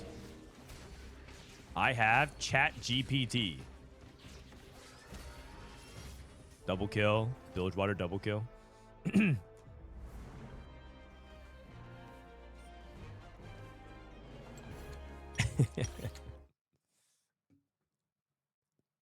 Doesn't Arcanist Emblem perform better on Nidalee?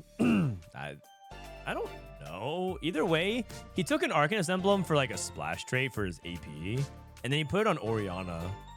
When did he do that? He took that. Yeah, this is a roller coaster of a game, by the way. Between Dishsoap's fast 9 attempt to go for Ziggs. I think it was this. Yeah, he double took Arcanist Emblem. I thought he was gonna put it because it got buffed. I thought he was gonna put it on Emilio, but then he ended up putting it on Orianna. So I wasn't sure. I guess you could replace Nashers on it on Nidalee with it, but Arcanist only got a little bit more mana refund than AP, right? I guess that's not bad though. All right, let's spectate. Let's spectate. Ads coming in hot. 70 seconds. Time to rip open another pack. Time to gamble, kids. Remember, gambling is cringe. Let's make it one thing clear. Gambling is very cringe unless you spend it on Riot Games products and cardboard. Let's do it. Let's do it. All right. So previously, we opened up a $140 card, Kaisa Survivor. Today is the day of big hits. I'm feeling it because so far my box has not been good. My box has not been good. Pack. This is pack number, what, 19 so far? Here we go. Pouty Poro. This card is actually going to be a staple, I still think, in red decks because Deflect is a really good keyword. Falling Comet. Meditation. Legion Rearguard. 2-mana aggro card. Crackshot Corsair. Fight or Flight. This card is going to be the bane of my existence next set. It's like 2-mana draw card for Draven, which is just crazy. Spectral Matron. Targon's Peak. Targon's Peak. When you conquer, ready 2 runes. Ooh, I got a Rasa, the Sunderer. So this is like a card that costs less for each card in your trash. So if you have 10 cards in your trash, this costs 0. So it's a discard synergy. Solari Shrine. And finally, ooh, a Blue Seal. That's a good hit. Blue Seal's a good hit.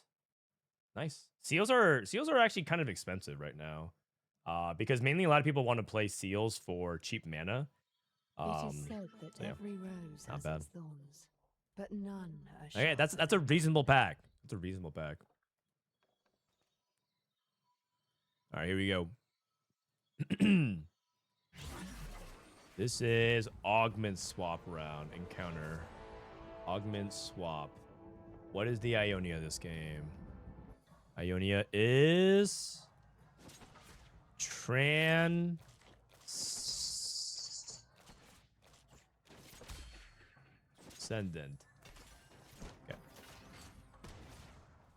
Okay.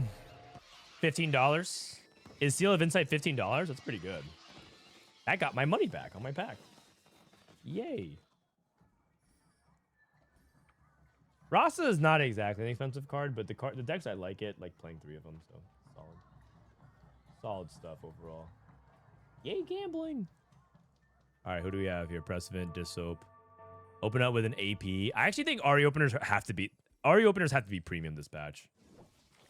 I'd be very surprised if RE openers are not top tier.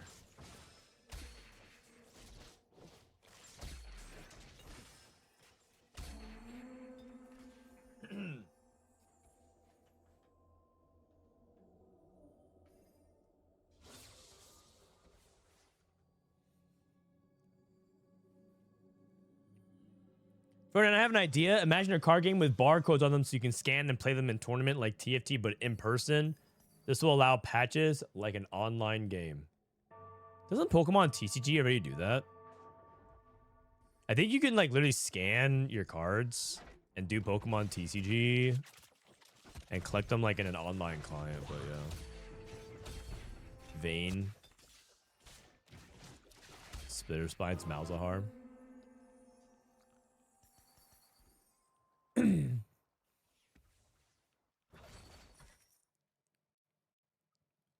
Prismatic opener. Hard commit. Emblems are broken. Come on, man. Emblems are broken. You know you want to. He's going to do it. He's going to do it. Arcanist. I guess I'm an Annie. Okay. Radiant Relics. I mean, Radiant TG sounds pretty solid as a starting point. You can also do Radiant Rageblade. Trait Tree into Zon, Longshot, and Ionia. Wait, that's pretty solid. That's like, that just bridges you into Ziggs. Dishsoap. Expect unexpectedness. Gamba. 3, 2, 1. Up. It's gold. Okay. Prismatic ticket. Flexible. Okay. Flexible is also an augment that should theoretically be a lot better this patch. He also has a failure at start. Shimmer Scale. Expect unexpectedness, which looks like it gave gold as well for Zyko, so... Okay, Arcanist Rageblade Jinx. What does AP even do for her? It just increases a little. It gives her 4 damage. 4.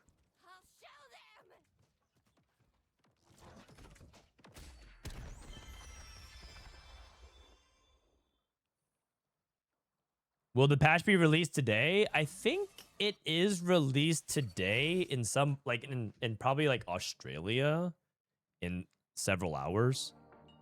But if you're from North America and Europe, it's not going to release for a while. Probably something like 20 hours from now. Between 12 to 20 hours from now. Something like that. Probably say like 15 hours. Between 12 to 15 hours.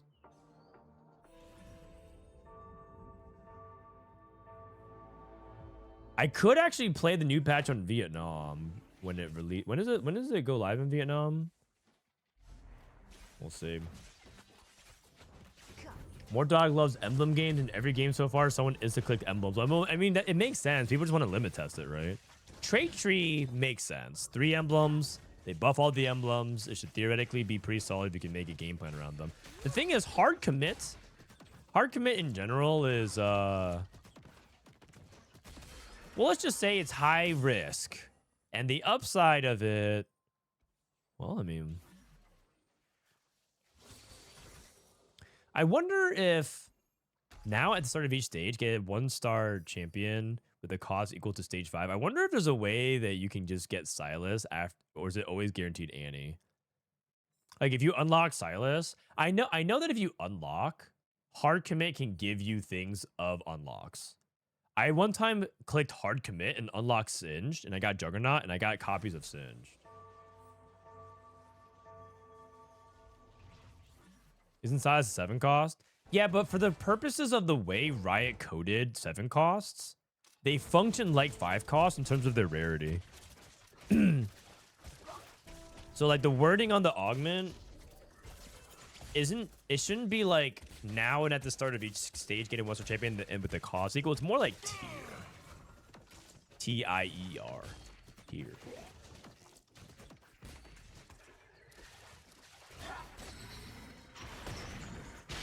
So I'm not sure. That'd be interesting if it could. That would make hard commit more dynamic this set because of unlocks. Because there are 5 costs that have multiple shared traits.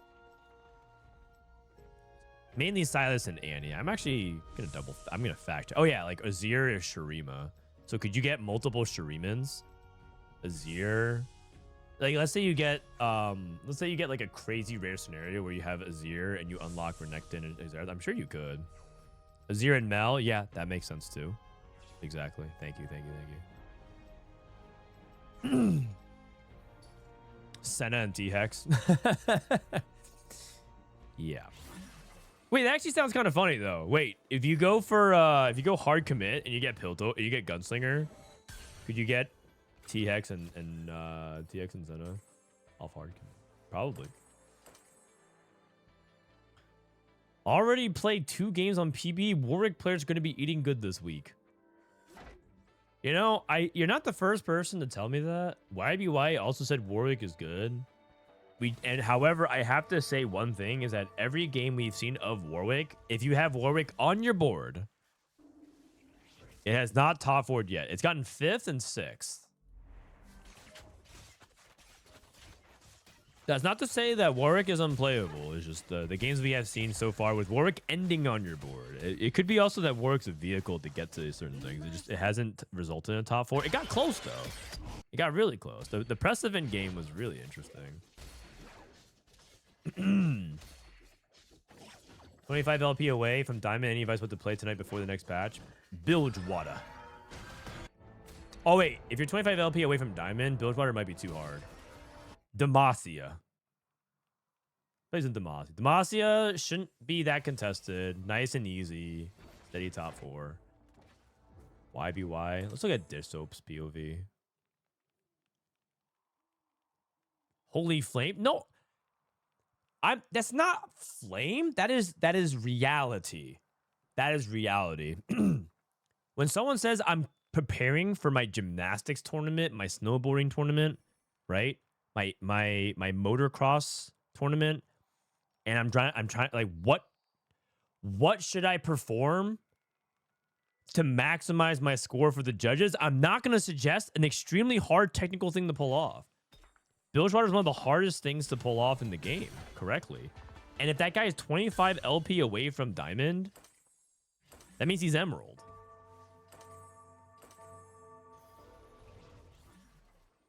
And I say this in the most loving way possible. I have VOD reviewed several Emerald players play Bilgewater this set.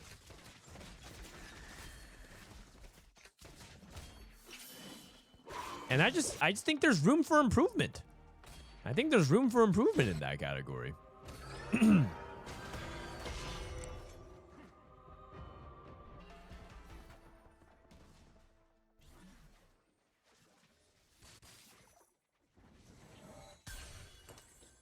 Anyways, if you're a beast at Bilgewater, then I would suggest Bilgewater, but yeah.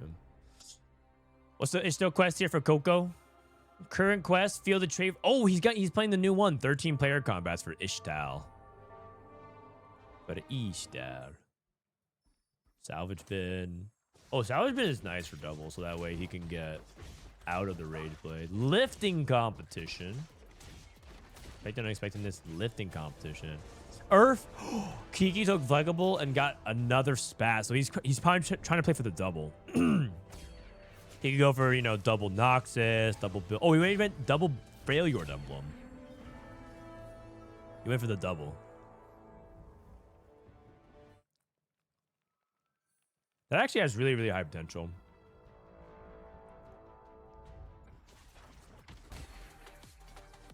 Okay. What did Kiki get? Slayer with just a roll off expected unexpectedness. Dupes. Okay. Epoch for YBY. Already has a Leona too. He's gonna get Diana. We're gonna see some Diana gameplay maybe. Prestivent, by the way, got Gold Collector. Oh, this guy is cheating. He has MF and Gold Collector.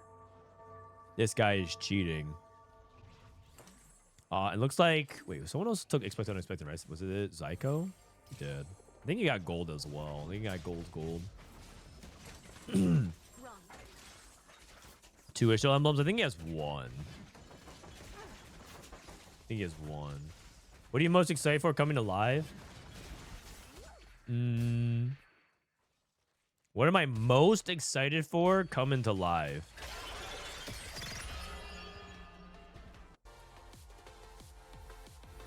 Maybe Jinx being playable? I want Jinx to be playable. I think this is like my favorite version they've ever made of Jinx, period. The TX nerf. Oh, the Diana nerf. Oh, man. The Diana nerf. I'm a Diana hater.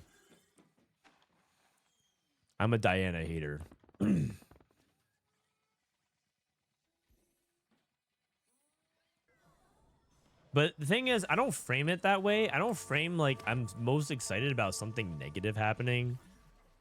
I'm more excited about like the prospects of opportunity, of possibility. Call me an optimist, a hopeless romantic, an old soul. Everyone's so fueled by negativity these days. How did the Diana hit that unit in the corner? What? I mean, it's fine. He won anyway. His board is so much better power, but... The hell is that, man? That Diana's just crazy. Oh my god. All right, here we go. Dishsoap. Oh, there's no augment coming up because they picked it early. Echo 2. So he's trying to play around like the Malzahar Echo into Singed. Zon line. He has Blast Shield. That's an opportunity. Blast Shield's quite solid. Coco went Bard too. He's rolling. He's rolling. They see me rolling. He has 2 dupes. So Bard is still reroll, trying to make a comeback here, right? He's trying to carry Bard, see how Bard does.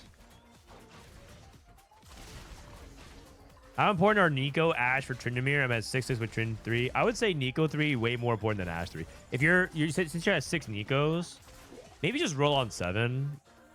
But probably just finish Nico 3 if you have 3 items for her.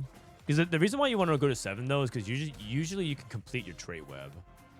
On 7 you complete like the Nico, the Noxus, the Slayer, the Quick Strike, and everything like that. But if you roll on 7, you decrease your odds for Nico. So more Dog Tools Bard will carry. Well, hold on, man. This guy, he's literally in the middle of finishing his quest. I mean, you can be a sarcastic jackass in chat. Or you can sit down and learn a thing or two from one of the greatest to ever do it from EU. Lyyyress Coco. Ever thought about that? Smiley face. Is the anti-fizz positioning same as anti-Dana? You would think so. You would think so because the text box reads that way. But as you guys know, TFT is not just a video game. It's actually the world's greatest literacy test ever invented.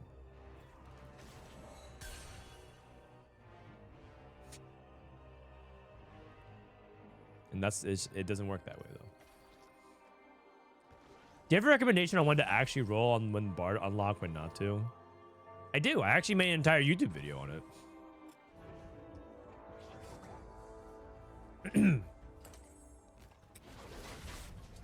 I actually made a YouTube video on it, so you can go check that out. However, it is a little old. I made it 2 weeks ago, and so the meta has shifted dramatically since.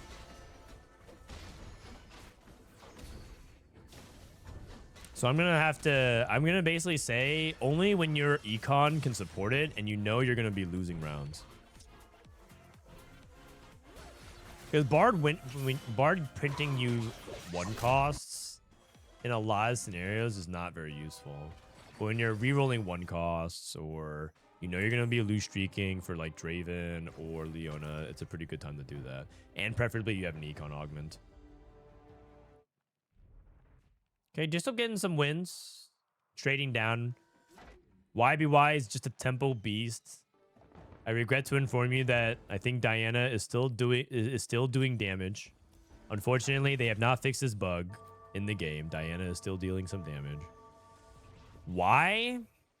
I don't know. Something about holiday break, processes, branch cutting. Why does Riot hate the trees and the environment so much? It's all about like branch cutting. Like, is this even remotely acceptable? Diana is just dealing damage and living.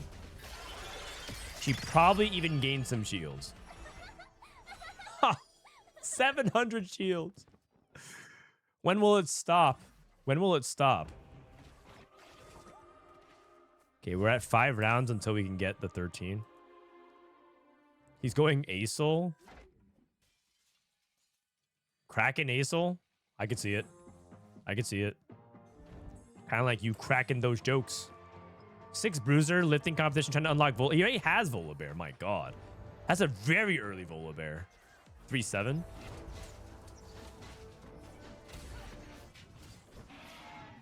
Early Azir? What the heck? I'm starting to think these guys are all cheating. That's a very early Azir. All right, Coco. Let's see his roll down. Oh, Augment. Surprise Augment. Let's look at Dishsoap then. What do you get off his expect unexpectedness? Did not see. If there's one complaint about expect unexpectedness for me from a spectator perspective, completely impractical for Riot to fix. But I wish I could see like what they got. It would also help other people in the lobby. Looks like we got a long shot emblem for Kiki. Zyko. Oh, you know what?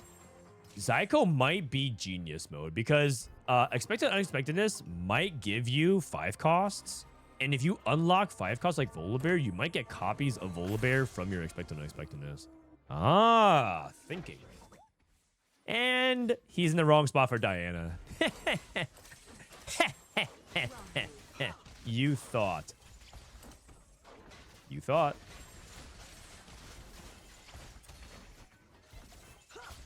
Yeah. Wait, unless? Oh, well, I guess Bard 3 is kind of a beast. Oh. I mean, he should win. He rolled down and won. YBY is just sacking. So if YBY won that fight, I think I would have been mildly upset. All right. Volibear unlocked for Kiki as well. Level 9 for Zyko. Holy cow. A fast 9 at 4-2. A true fast 9. People say fast 9 when they go at... Like, if you go, like, 5-1, that's actually just, like, the standard time. And they just call it fast 9 now. A true fast 9. None of these fraudulent, fake fast 9. Dishsoap at level 8. Singed Pair. Rift Herald. Playing around Malzahar. I know Dishsoap's a big... I think Dishsoap's a big believer that Seraphine is going to be a big winner of the patch. So let's see if he can find his way into it. Because I know that he's a very, like... I think he's a big believer in that. Seraphine stonks. If you missed out on Sandisk... You can invest in Seraphine now. If you were to believe in Dishsoap. Coco down to 14 HP. It's not looking good.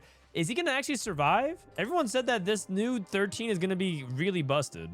Is he going to be able to actually survive? He has to survive 3 rounds. Oh, wait. 3 rounds. He didn't get this at 2-1. He got this at 2-3. He got it late. Oh, well, in that case, that's not as busted. 13 rounds should be after this fight.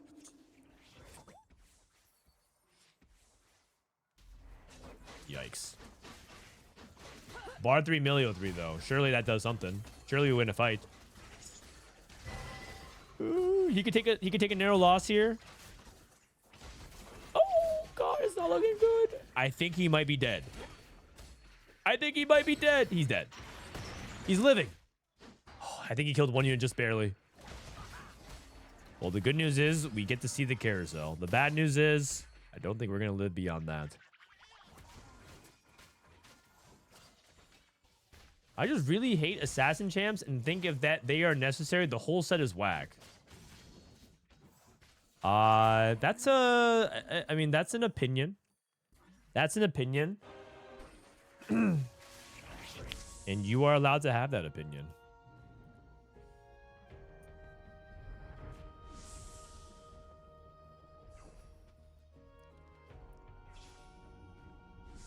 Reasonable minds can disagree. I mean, I don't think you are correct, but I think we can just disagree. Reasonable minds can disagree.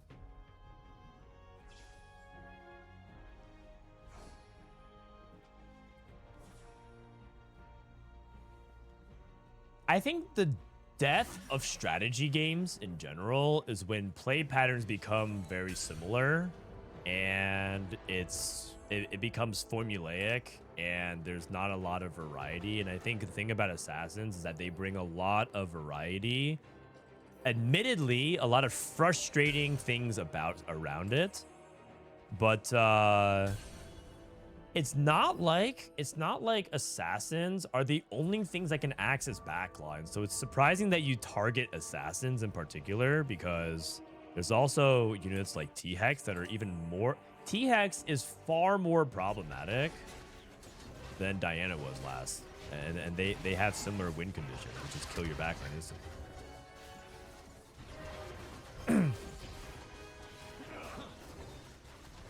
But yeah, I mean, I just disagree, but it's probably the reason why is because it has a lot of built up feelings of frustration.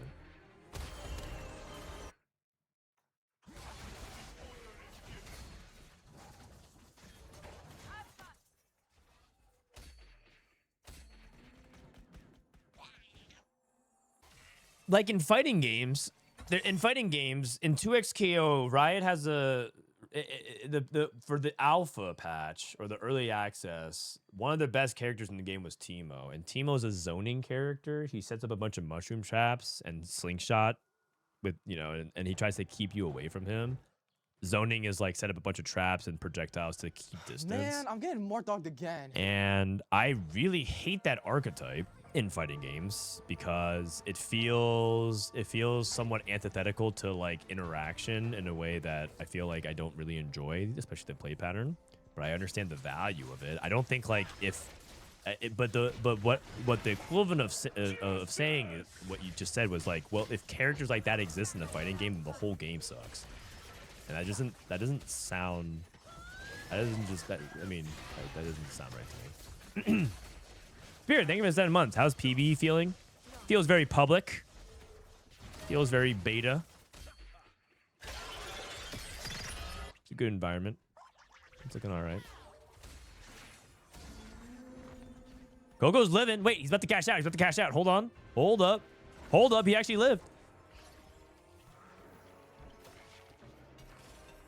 Wait, is there something he could have done for 550? Oh no, 550 got nerfed though. Maybe he doesn't even care about it. I was thinking he's on a PBE round, so theoretically you could accomplish a quest here if it was easy.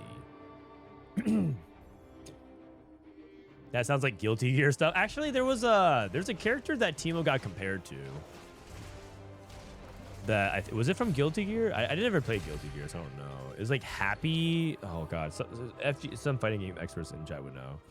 But they compared him to him, which I don't think that's true. I think Teemo was nowhere near as bad as that. Yeah, Happy Chaos. Someone compared Teemo to Happy Chaos. I don't think he was anywhere near as bad from the descriptions I've heard of it. But I definitely also did not very much enjoy playing against Teemo. In fact, I actually literally quit 2xKO after the box jam slam, saying I'm not playing until they deal with Teemo. Fast 9 here for Prestivent. Oh my god. Oh my god. Oh no, he's trying to transition to the Ziggs. Okay. He got his exiles, getting his items on.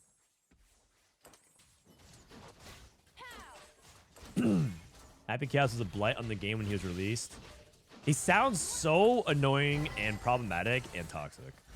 That part I can get behind. The toxic game design of that.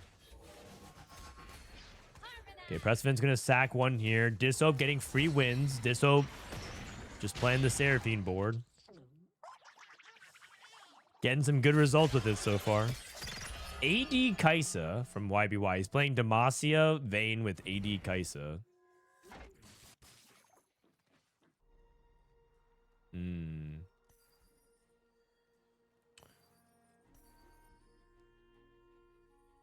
Okay, and then we have Zaun. I mean, Prestivent's trying to flex a little bit of his roll down here with his free remaining emblems. Needs to find Ziggs too. He finds Ziggs too. Kindred, Jinx too. I think you got to make every upgrade you possibly can if it's frontline and damage related. He's worried that making this Jinx 2 is going to cost too much, but I think you have to make it. Slam items. He has no real tank items. All of his items are off tank items. You should put Zaun. You should put Zaun on Wukong. Zaun gives damage reduction. Grants some 50% durability. He probably a lot of people associate Zon as an attack speed thing because it's like the shimmer stim, but it also gives some durability. So you should just put on your tank there if you have no other tank items. I hope this isn't the final version of I hope that this isn't the comp, because the problem that I have with this comp is that it's pretty much one of the same things as Freljord Yunara with Ionia, which is you pretty much play the same units every single time. You don't there's basically no variations of this that you're looking for because it's too expensive to replace it. Like, you don't really want to take out Malzahar Void Herald for like Azir plus other stuff or Mel. And so this board is pretty much the same units every single time. And I think one of the interesting things about set 16 is that you could play all the different things, but if this board ends up being really good again, like a top tier comp, it's just going to be rolled for these 8 units specifically. You have to find 8 void early. I mean, that's not particularly super hard.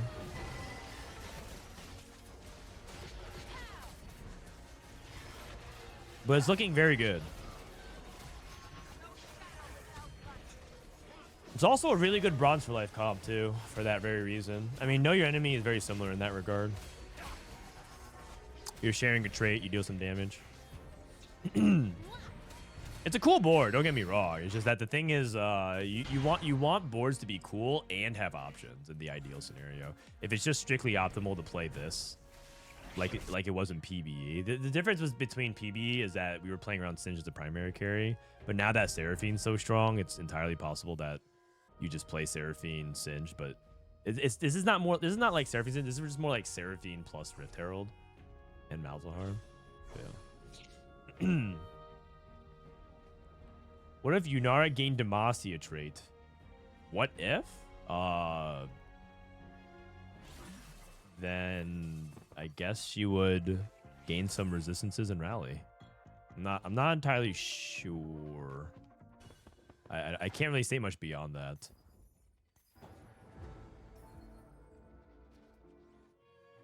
There'll be some 4-cost Juggernaut Cat with Shyvana. I can see that too.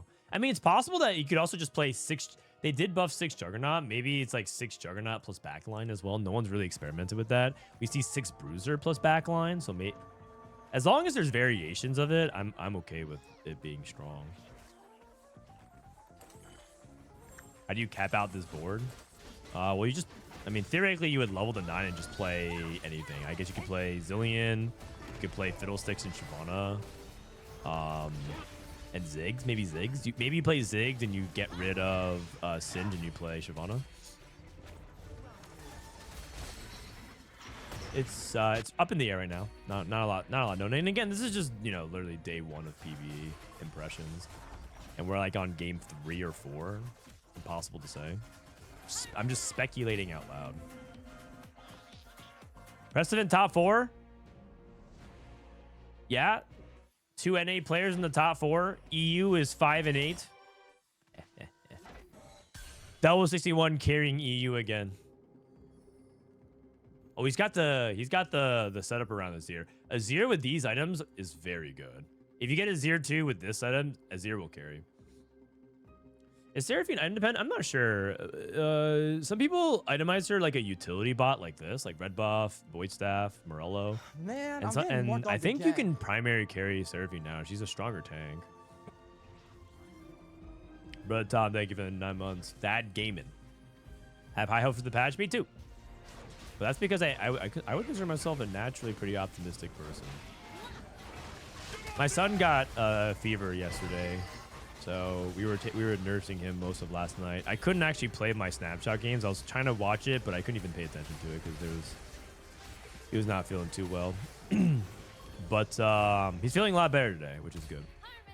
And we still qualified for snapshots. But the sad thing is, I found out that the Tactician's Trials is literally this weekend. I thought it was next weekend. But that's Cup. The Cup is next weekend. So I can't actually play in the Tactician's Trial. So I qualified for an event I can't even play for. Stage. Maybe just play Zillion here. Kabuko also works too. Oh, he goes Mundo. Oh, to unlock Ziggs. I see. So he's unlocking Ziggs. Wow. 3 bruiser. Mortdog would be proud. 1, 2, 3, 4, 5, 6, 7, 8, 9 active traits, you guys. Ziggs. My God. 10 active traits. I mean, it makes sense. The gameplay makes sense. He has Mouse 3. He has Mouse 3. I think he's going to transition to it. He has Splitter Spine's Mouse 3 as well. This setup just looks good. It just looks really, really good.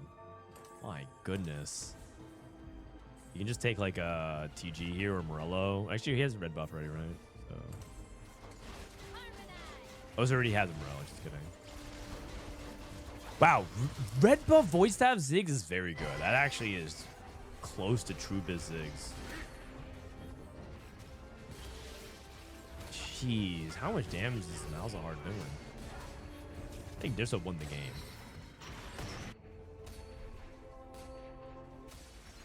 YBY is dead. Prestivent's dead. So it comes down to the hard commit Shurima. And by the way, Double 61 did not play into Arcanist. He actually just used hard commit for tempo. And then transitioned to a Shurima board anyways. Playing 3 Shurima. How could he get to anything else? What else is he looking for here? He's also playing Demacia. Interesting. He's playing Garen, Poppy, Lux. And then just kind of splashing in everything else. Interesting.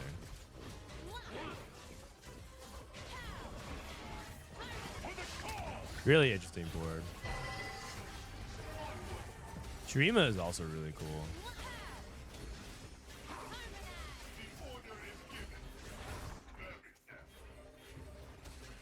Nasus is a tank, or Nasus is a beast of a tank. Looks like Malzahar 3 is a little bit too strong here. Why are we playing Ziggs? Because they buffed it, man. He got buffed a lot. What's so wrong with Ziggs?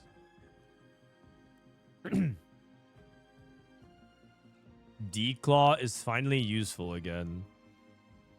Yeah, I mean, D-Claw is good if the lobby skews a lot of AP, but there's still, I think personally, a lot of people are like right now, a lot of lobbies are overplaying AP because so many different AP lines were buffed.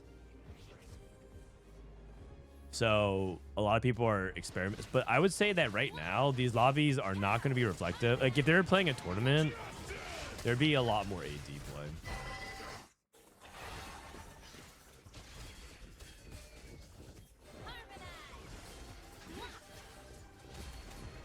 I kind of want Double 61 to win this game. I think he played this game really cool, but I think sadly he might get cleared by Dishsoap. NA greater than EU. It's looking like D-Claw might be a decent slam, like Bramble. I can't say for sure certain. I would say right now D-Claw is better this patch, but I wouldn't recommend like auto slamming it. Because again, I think right now too many players are playing AP because they're just trying out all the AP stuff. Like everyone's just like very excited for AP. But okay, I mean, if we go through it, this guy was AP, this guy was AP, this guy is hybrid because he's playing Demacia, and I think he played AD Kaisa. Prestivent played hybrid, but I think it was mostly AP, but he just has some AD items. This is AD. This was... I'm not gonna lie, I don't know what that guy was playing. Freljord was... this is AP, and this was AP as well, because this was so it probably looks like it's 5 AP players and 3 AD players. So yeah, maybe D-Claw definitely will be better in that scenario, but I do think that people are I think it's overrepresented in a couple of these lobbies right now. Oh, okay, hold up.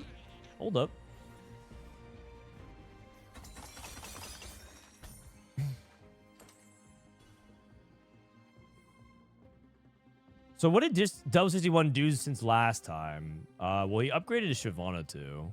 He also got to 10 and played Senna. And remember, they nerfed Senna. So maybe Senna is probably fine as a utility unit, especially if you have items on her. He has Lux 2. I think he had Lux 2 previously, but Lux 2 has no items, so she's not that big of a threat. Lux is item dependent to actually have strong performance. I feel like Lux no item doesn't do that much. It takes a while to cast. She casts like twice in the fights.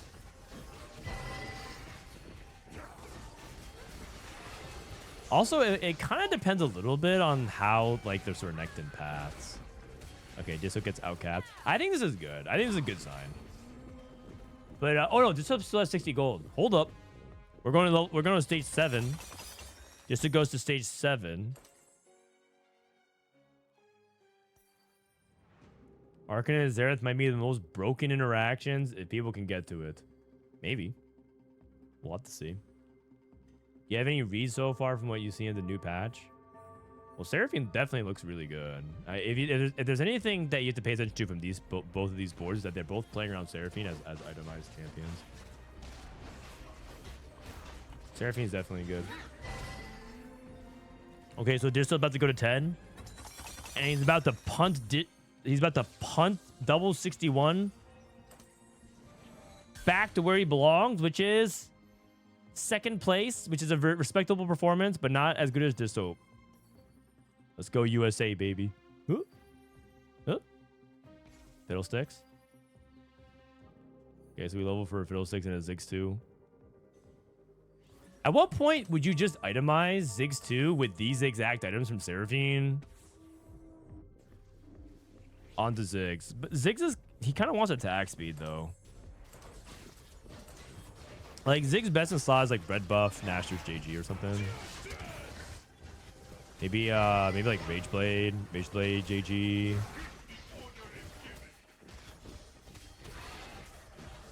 He wants like AP plus attack speed.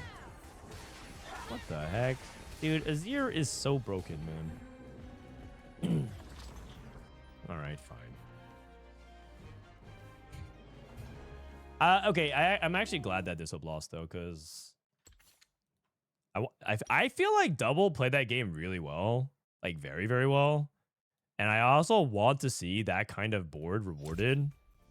Because I'm scared that I'm not scared. I don't want that board that basically hasn't really... It basically kept playing like a structured set of like 2 to 3 costs with around some 4. It should get beat by some of the other stuff that like caps really high around the 5 costs, right? Mute the chibi stuff. Okay. All right, ad time. Let's go to the next game. Stay in this lobby.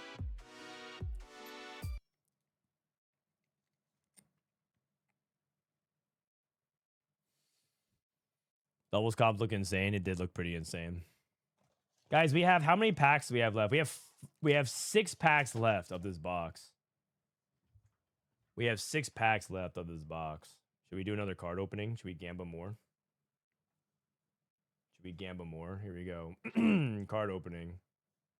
Well, the thing is, I actually already... I need to update this. So it's Kaisa Survivor, which is alt. That was a pretty big hit. And I got Blue Seal. That was not bad. That was not bad. All right. Here we go. Let's Gamba. Remember, kids, gambling is cringe. Boom. Pack opening. And Noxus Hopeful. Eager Apprentice. Playful Phantom. I'm feeling good about this pack. Hidden Blade. Useful combat trick. Flurry of Blades. Rebuke. This card's going to be super popular in this next set. Especially with all the seals and stuff. The gold. Void Sika. Discipline. Get Excited. Oh, that's a good premonition. Uh-oh. A double foil. Uh-oh. I think this might be a bug pack. Hyperion War Camp. Oh, and a Jinx. Okay, that's kind of cool. All right. Reasonable pack. Nothing crazy, though. Nothing crazy. I don't really need this Jinx, but I got Get Excited and I got the Jinx, so yeah, you know what? Time to submit that pack to get my reimbursement. You know, so basically, if you guys don't know, there's a little bit of drama because the distributor of the card game, Riftbound, they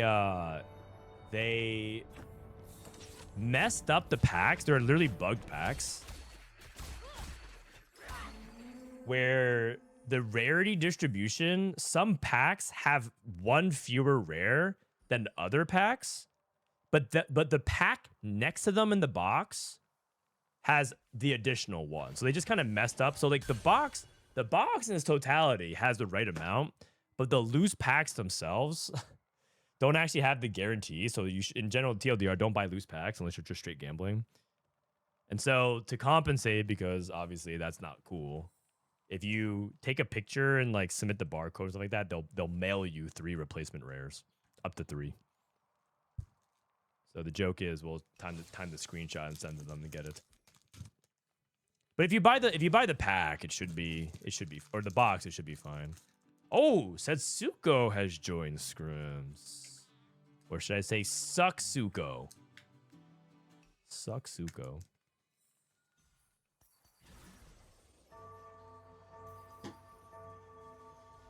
You guys send the whole photo of the pack. I'm not gonna bother, man. It just does not seem worth it. 3 replacement rares does just not seem worth it. It's a lot of work for very little.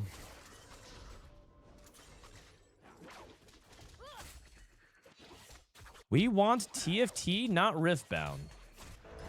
Uh-oh. I'm starting to have some anti-Riftbounders. I'm doing it literally while we're waiting in queue between other things, Yuta.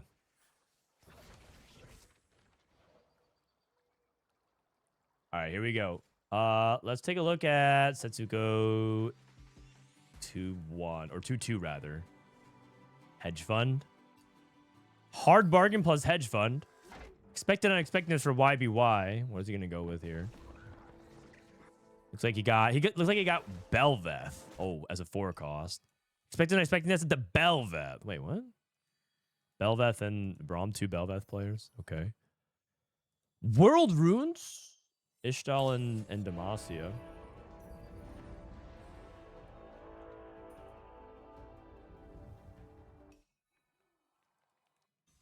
And Deadlier Blades. Trait Tree.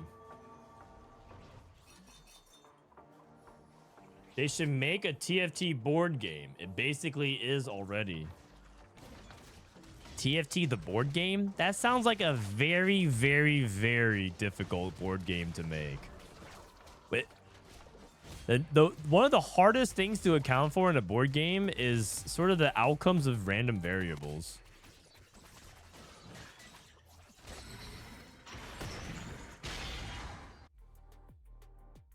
How do you do augments on a board game?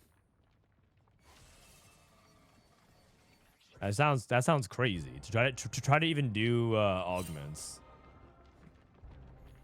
Roll a 300 die. Yeah.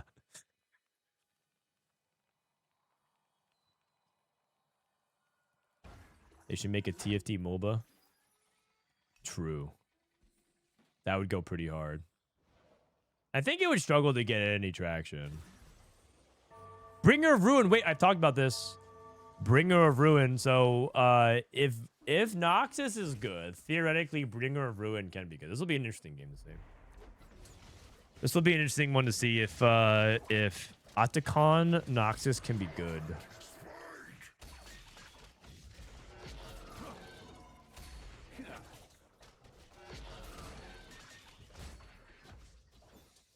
They could call it League of Legends or something like that. Nah, surely they could come up with a better name than that. League of Legends.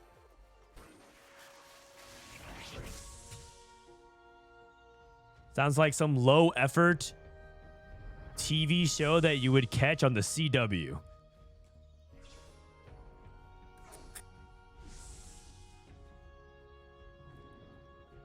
Friend, Do you do any one-time vid reviews? Do I do vid reviews? One time? Maybe every now and then. I do some VOD reviews for our coaching section on TFT Academy. On TFT Academy, there is a section on the website for our Patreon that says coaching sessions, and there's VOD reviews on there. A little bit slow this set because of how busy we were, but we're gonna do some more. Food review time. I do have a cam. We can look at my food. Yeah, I'll show you guys my food for today. You guys want to see my food? Type 2 to see my food, because that's literally the number. That's because it's camera 2. So type 2. All right, check it out. Here's my food. My food is a Soylent bottle and cranberry health mixed nuts. A blend of cranberries, pepitas, sunflower seeds, black raisins, walnuts, and almonds. It's got a lot of omega-3 oils in it. Great.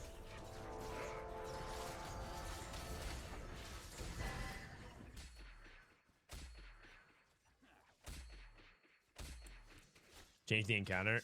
Oh yeah, true. Sorry. Nope. Just kidding. I'm not changing the encounter. Okay, I am changing this one though. Prosperous, which is gold.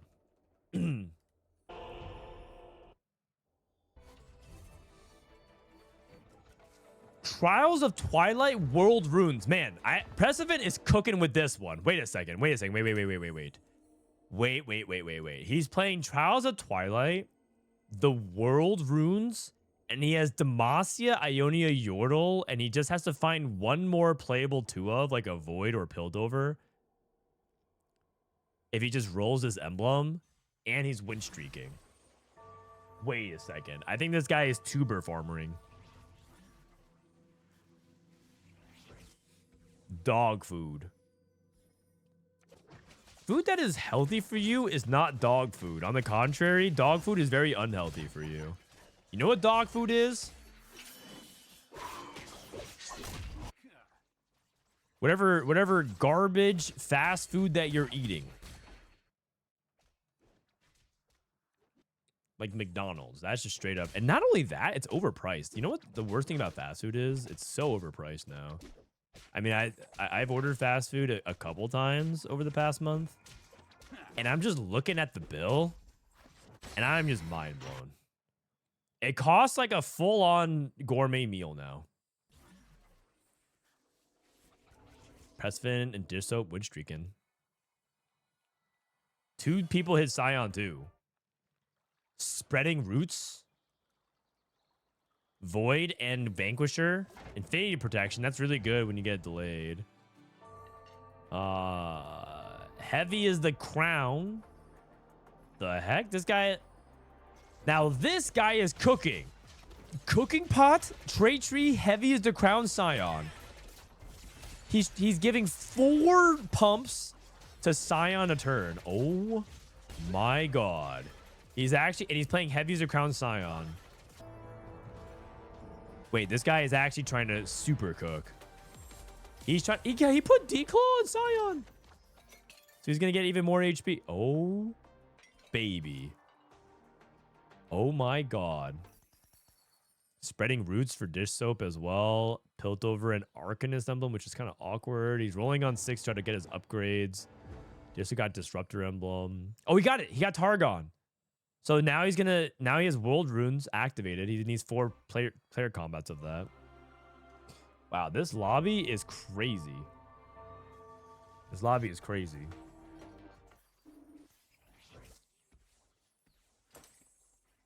Quick Striker and Bessa, just like in set 13. Take me back. Set 13, take me back. Actually, I don't even think this is a controversial opinion. I think set 16 is better than set 13. Personally, no bias though.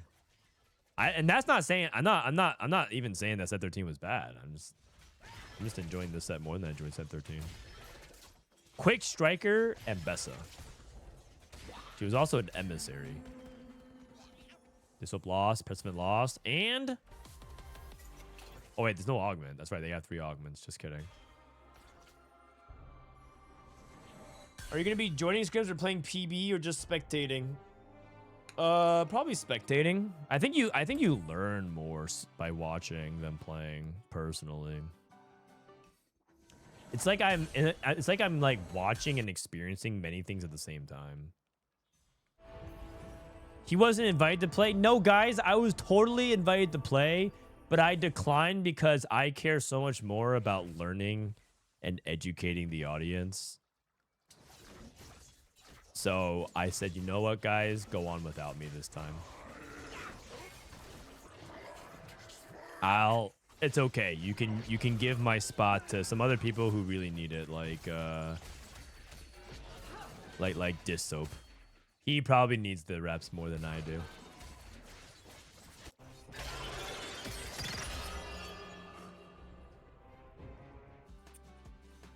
Did Mortdog make a patch video of it? Yeah, it's actually my pinned comment. You should definitely click on that link, and you should definitely stop ad blocking so Mortdog can become a billionaire. He's halfway there. And then he can buy Riot Games and then make TFT its own client. So that way we're not beholden to the Riot patch schedule. We also made a video of it reacting to it. That is true. We do care about high effort content these days, where I sit there and watch other people's YouTube videos. Okay, so Yboy's playing Infinity Protection. So it looks like he's trying to commit to just GP. Like, this is just a GP3 Bilgewater setup.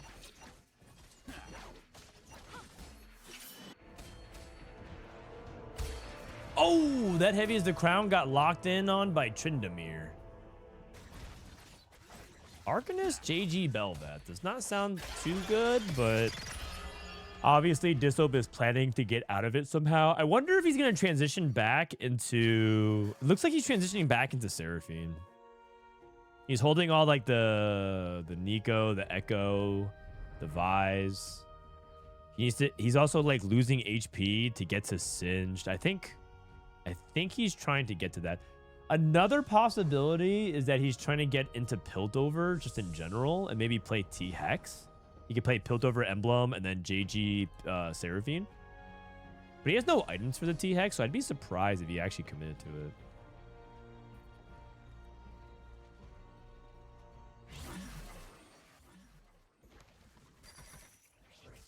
How did Sion get so big so early? There's this guy playing Cooking Pot with 4 emblems. He has the Trait Tree, Cooking Pot, 47.76 on 3.5. That's crazy. That's more than a 3-star Sion. Tryndamere 3 at 3.5. Crazy. Prestivent. One more fight and he's getting World Runes cash out at 3.5 at 93 HP. This spot is insanity. He also got double Demacian Emblem. He also Pandora's his World Runes into double Demacia. If he gets one more Demacian Emblem, he can go for 11 Demacia.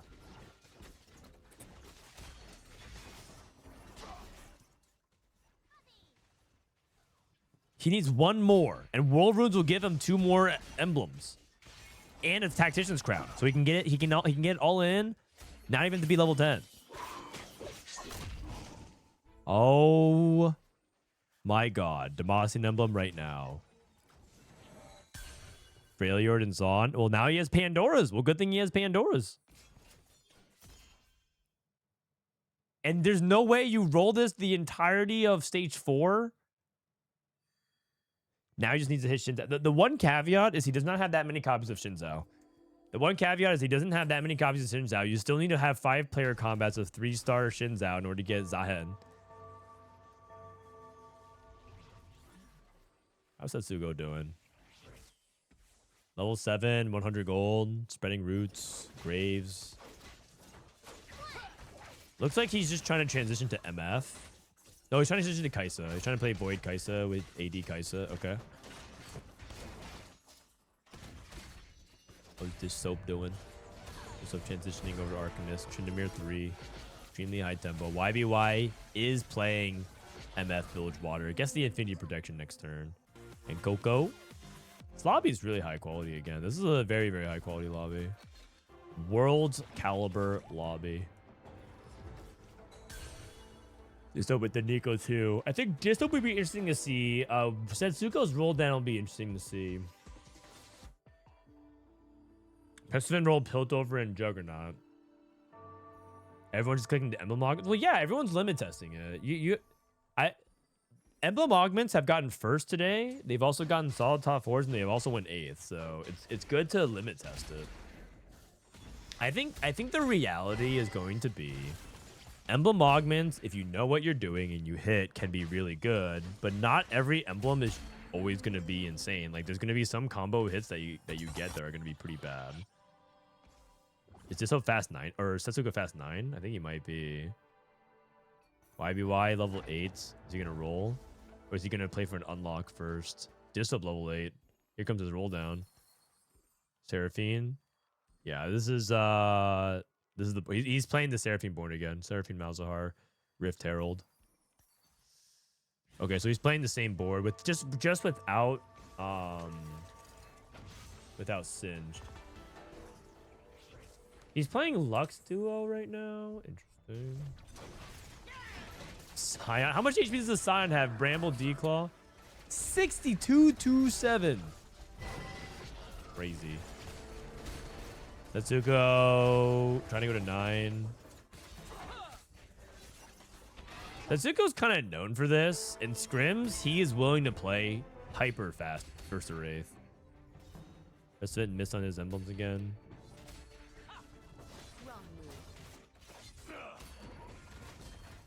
Is it true the guy who bounced at 15 was brought back to help balance his next upcoming patch? Well, yeah, because he's on the balance team and he helps out every patch. Ishtel and Arcanist. I need to defend him here a little bit. I need to defend it. I think there's some slander of like this guy who balanced at 15 is now going to be balancing a next patch. First of all, you guys don't get context, but set 15 balance was not great. But a large part of the balance issue was overblown because of how many bugs were in the set. And also design issues that balance can't fix. Like, you guys are putting a lot of blame on the balance guy. But really, a lot of it was on design that makes balance almost impossible for the guy to get it right. Because basically, if you really think about TFT, it's like a math game where, like, if you present a bigger number than your opponent, if you prevent enough HP and AD, you beat the other guy's other HP and AD. And when fruits were in the game, with augments and artifacts and another fruit and traits and encounters and rating items, it just creates a multiplier on a multiplier on a multiplier that it feels like the balance guy could not get right, even if he really wanted it to. Even if you added more people and added more competent people, it just sounds like an impossible endeavor. I think a lot of people are blaming balance guy when, like, it's not even really his fault. I just feel like the design of the fruits were just kind of impossible to get correct from a numbers perspective. So I feel like a lot of people like flame the balance, which is correct. I think flaming the balance is like fine. But like saying like, well, then the balance guy should get fired or like he sucks or whatever. I think that's like kind of unfair. He got put in a really bad spot.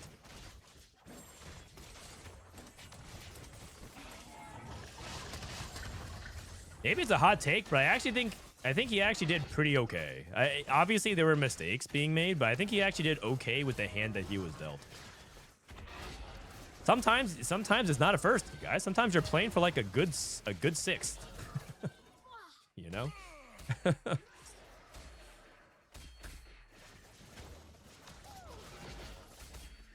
right, I think Setsuko might be dead. I think this guy is super 8th. Like, he's just fast 9'd and he didn't hit anything. Oh man.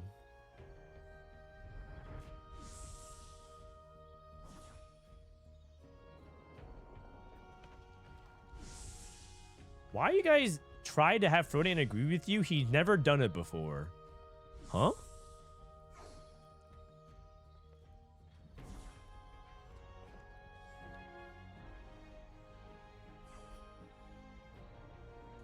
Are you an idiot? I have to look at your chat history. You might be. Hold on, guys. Idiot alert. Give me a sec. Scroll up.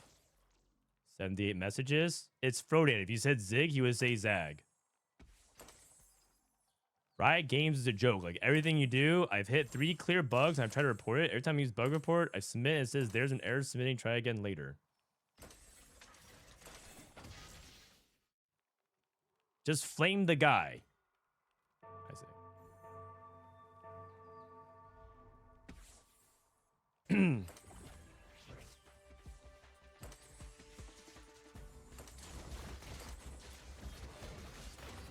I agree with chat too much, actually. I think the problem is I don't disagree with chat enough. I want people to like me, so I try to agree with them too much.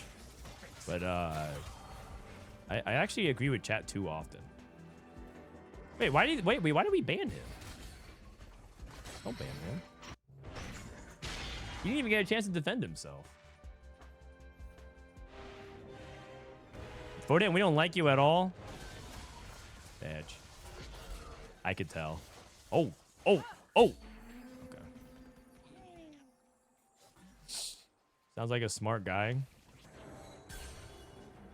Setsuko at 4 HP.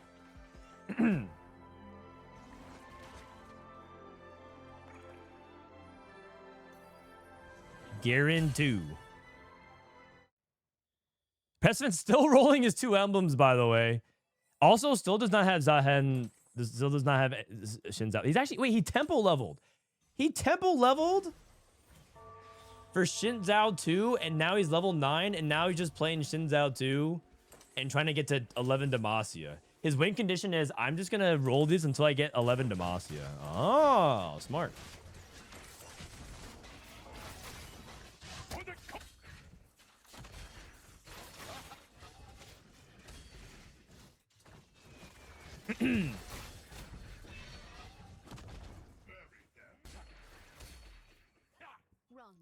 Wait, is he gonna beat Setsuko's fast 9 board with Shinzao 2? Tempo Shinzao 2? Ooh, almost. How's Dishsoap doing? 4 Disruptor. So he played a 4 Disruptor board. Prestivent just needs... He just needs 1 more Demacian Emblem and he won the game. 1 more Demacian Emblem and he wins the game.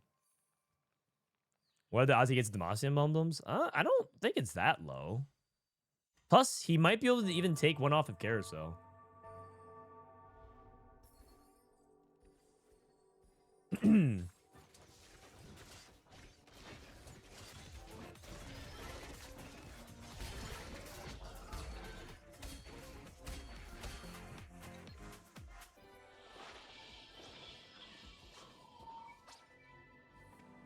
Okay, so what do we have here? Looks like Coco's kind of getting a little bit overrun here. Prestivent rolling, still doesn't have it. Has Galio 2 though, has items. What the? Look at how big this Zion is now. His D-Claw has become a a cod piece. Before it covered his entire body once upon a time, but now it's, well, it's how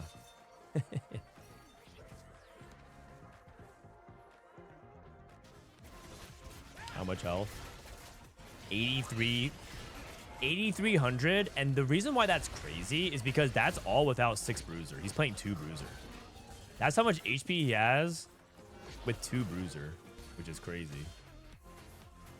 Wait, if he had lifting competition, I'm pretty sure if he plays 6 Bruiser, he would have it. Gogo's dead. Dishsoap. 4 Disruptor. Transition back to Seraphine Azir. Okay. I mean, Dishsoap's playing a lot of Seraphine. Prestivent. Demacian Emblem. And that's the game. Check this out. Demacian Emblem on this. And 11 Demacia. Everything turns into Radiance, right? GG's. Gonna crush everything now. So Prestivent. He's at 100 HP? What the heck? What the heck? That's crazy. 107 HP as well. Unbelievable. I mean, you're just gonna see everything turn to Radiance.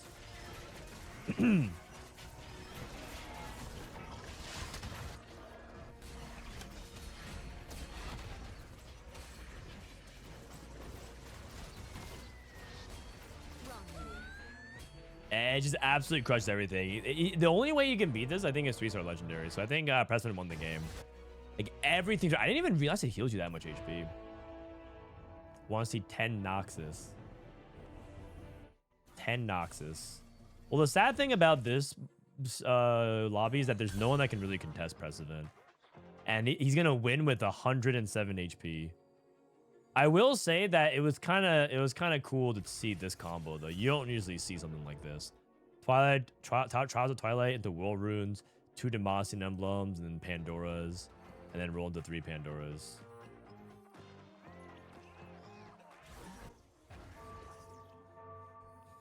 I think it wouldn't surprise me if this is exactly the pecking order of how things finish. Setsuko versus KiYi. Tryndamere 3. Tryndamere with... By the way, he hit Tryndamere 3 super fast. He hit it in stage 3. And he has Darken Bow. So, let me see how much... this is 262. 63. Oh, God. Oh, God. There's Tryndamere. Okay, he's dead. Tryndamere might be dead, guys. That was a very, very fast Tryndamere, and I think Tryndamere is not playable anymore. I don't even think that spot was that bad. I think he actually high rolled that game. Good. Think so. Kind of underwhelming compared to the other Prismatics. Demacia? I mean, I guess. What do you want out of a Prismatic? All rating items heal 50 HP is pretty good, and also 150 resistances. That's really, really good. I mean, are you looking for visual flare? Is that what it is?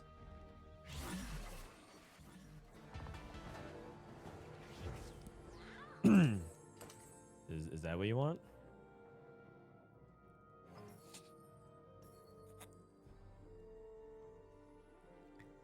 Underwhelming, it heals you 50 HP and all rating items and combat buff at 50% HP smite is crazy. I mean, well, yeah, but it doesn't even reach through the monitor and massage my back. And reassure me emotionally. Prismatic Demacia is the strongest? I mean, I think it might be the strongest. The requirements are probably the strictest. It requires you to be 10 units and 3 emblems. It's pretty hard. It's the hardest to hit and the weakest. I think 10 Nox is the weakest. I've actually seen 10 Noxus like not top 4 multiple times. Because you can lose before Octocon gets to the board. Like the thing about 10 Noxus is you need to wait for Octocon to cast, and that guy sometimes doesn't cast. At Frodan, Demacia has 2 emblems. All right. 1, 2, 3, 4, 5, 6, 7, 8, 9, 10, 11.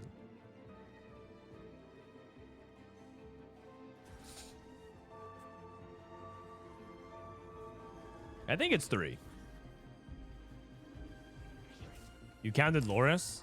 Oh yeah, but I mean 1, 2, 3, 4, 5, 6, 7, 8, 9, 10, 11.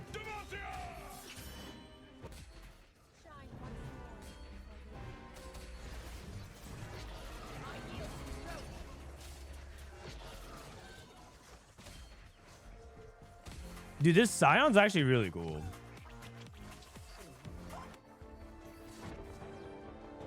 This Scion's actually really cool, man. This is actually the coolest Scion I've seen. This dude is so big. He's bigger than the dragon.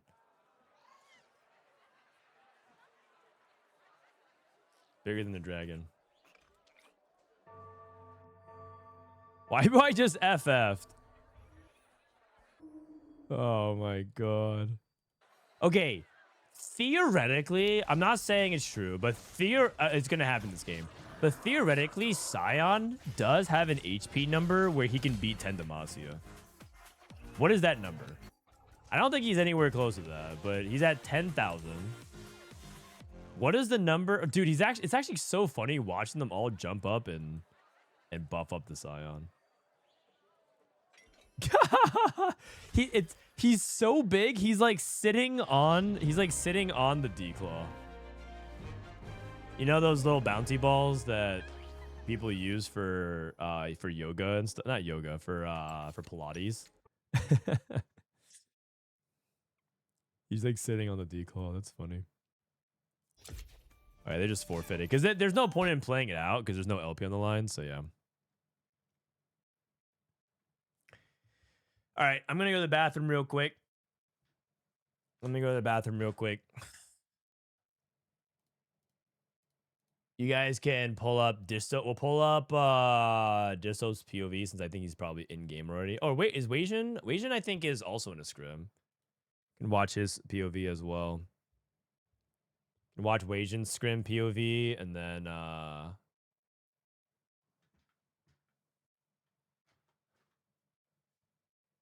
be right back. Just to the bathroom.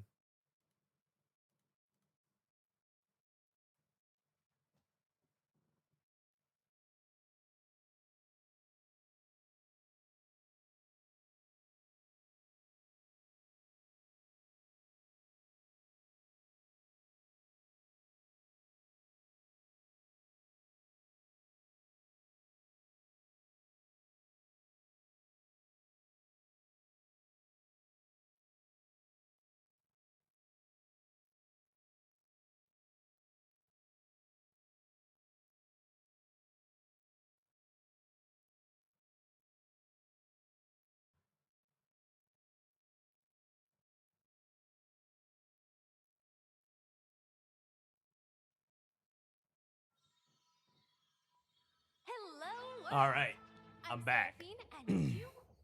Wasian cam blocked. Well, I mean, my bad. But also, aren't you there for the gameplay, or are you there to just stare at Wasianiverson's glorious face? Wasian cam blocked. You're blocking the good part. Any Gaijins for Wasians?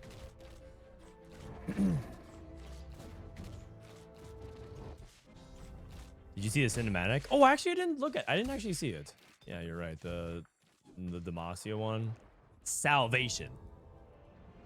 Okay, remind me to watch it after this game.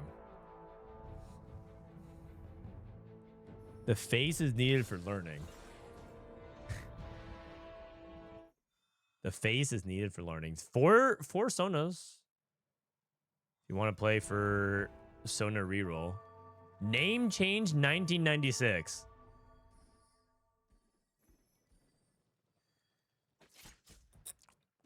Is this milk or is this soju? This is probably soju. I'm pretty sure this is soju. It has to be.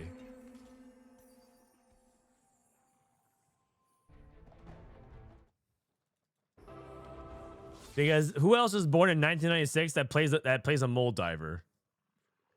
Also, the way the mold diver is like clicking around, you just know this dude has severe ADHD and just clicks and spam clicks for no reason. Now all I need to do is see a unit go like one here, one here, one here, one here, like back and forth, left, right, left, right, left, right for no reason. Okay, he slams the tier on the Caitlyn. This guy trying to make 10. He's so greedy. He's so greedy. Yeah, I'm down for him to lose. Oh man, looks like he wins. Does anyone have the list of one cost I can win all the creep rounds? Made it anyways. But you do that too? Yeah, but I don't play Mold Diver and I wasn't born in 1996. Tactician's Kitchen. Tactician's Kitchen. Emblems are better, right? Shouldn't you just click the kitchen then? Click the emblem. Upward mobility. Dishsoap, the trait tree. The trait tree. I wonder if he wants to take deadlier caps and play AP though. The trait tree. Ionia, Noxus. Oh yeah, what is the Ionia in this game? Path of Prosperous and its Prismatic Party. Coco, 9 lives. Setsuko, the trait tree. Demacia, Yordle, and Gunslinger. Okay. We stick together. Gain a random emblem and compete item anvil. Anvil sharing that traits get attack speed. Okay. Man, a lot of people just taking the emblems.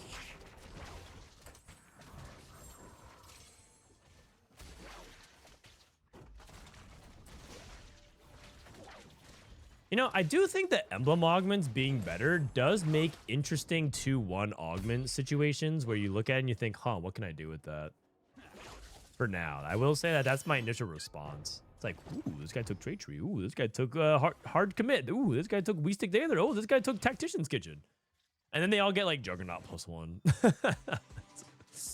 But yeah. Emblems make the game so fun and creative. Yeah, the good version of it definitely does. We'll see how these guys figure things out, because I'm sure there's gonna be some stuff that people figure out that's pretty busted. That's the fun part of TFT is figuring out what is broken. I think that's the fun part about TFT. Once you figure it out, though, playing the broken thing 50 times is less fun for me. But figuring out what's broken is the cool part.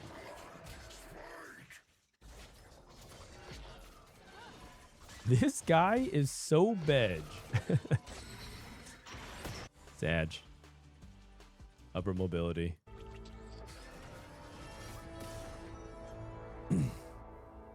The good version does. The Rise Portal giving you completely worthless emblems versus everyone else getting biz does not feel good though. LMAO.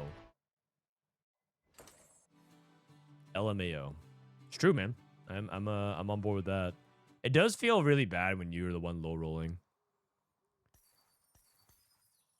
I prefer the games where everyone low rolls, because then it makes the game like very interesting as a player. But from a viewer perspective, I prefer everyone to high roll.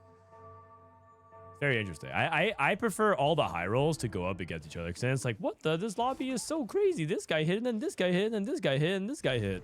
But when I'm playing, I hope no one hits.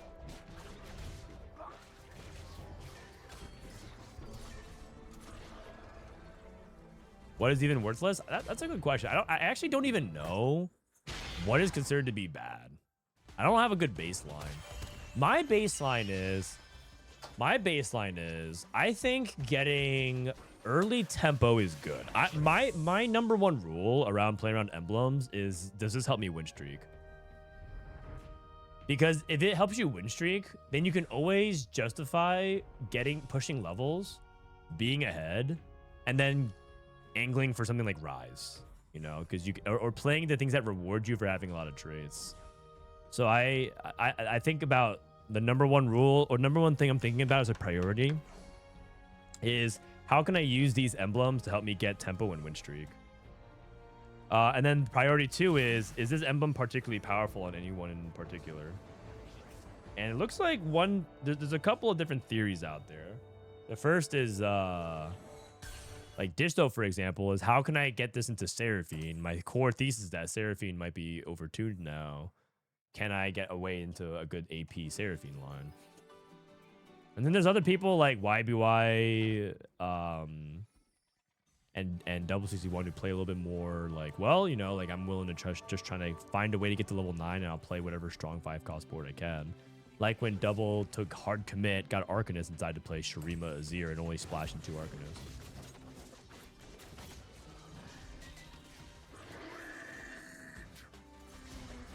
Is the Trait Tree snap click now and you just pray you get usable emblems? That might be like level 1 of the patch, like layer 1 of the patch. Like the emblems, hope you get good ones. But with TFT being at like with the patch as big as this, I doubt that would be the optimal strategy for the whole patch. If that ended up being the optimal strategy for the whole patch, that just means that that approach is wildly overpowered, which I don't get the impression it is right now. But I will say World Runes with Pandoras and like the Trait Tree type of stuff does look kind of crazy. Because if you get trait tree and Pandoras, the downside of the trait tree is that maybe you don't get something that works. But if it gives you so much stats that you're able to overcome, you're able to play win streak. Like Prestivent played win streak Xin Zhao hero augment and didn't even go for Zahen because he had so much value off of world runes that he just could push levels and then get to 11 Demacia. More strategies like that might be prominent on the patch. Your average player will click and go with. Oh, and another thing too that it's going to be even more complicated is that these type of emblem setups scale with your knowledge and proficiency of the set. So if you're not particularly well versed on the set and you just click it, you're not going to do well, and it doubles as one of the most fun augments to click on. People just love clicking on this kind of augment. People love it. No matter what skill range you're at, people love clicking on this. So it's going to be popular, meaning that the stats on it are likely going to be bad. So Riot will have an interesting scenario. If this augment is as busted as a lot of people are saying it will be, they're going to have a really interesting dynamic where a lot of people are going to say this is OP, but the stats in it are going to be really bad. I'm certain they giga overbuffed emblems. Yeah, I know that they don't think so, but I know that a lot of players think so. It'll be interesting to see who's right. My first impression is that they are very strong, though. My first impression on this patch is that emblems are strong. Like, emblem augments are strong. Now, I don't know if every emblem augment is strong, and I just want to say that we've seen trait tree and world runes go first, and we've seen spreading roots and other things go 8th. So it's definitely a mixed result. And also, this is one of those lobbies where 3 people click trait tree. 3 people click trait tree. We stick get together Tactician's Kitchen. So no matter what, one of these people won't top 4. So there's going to be bad performances with it when it's very popular. The more popular an augment is, the more AVP it goes down. So,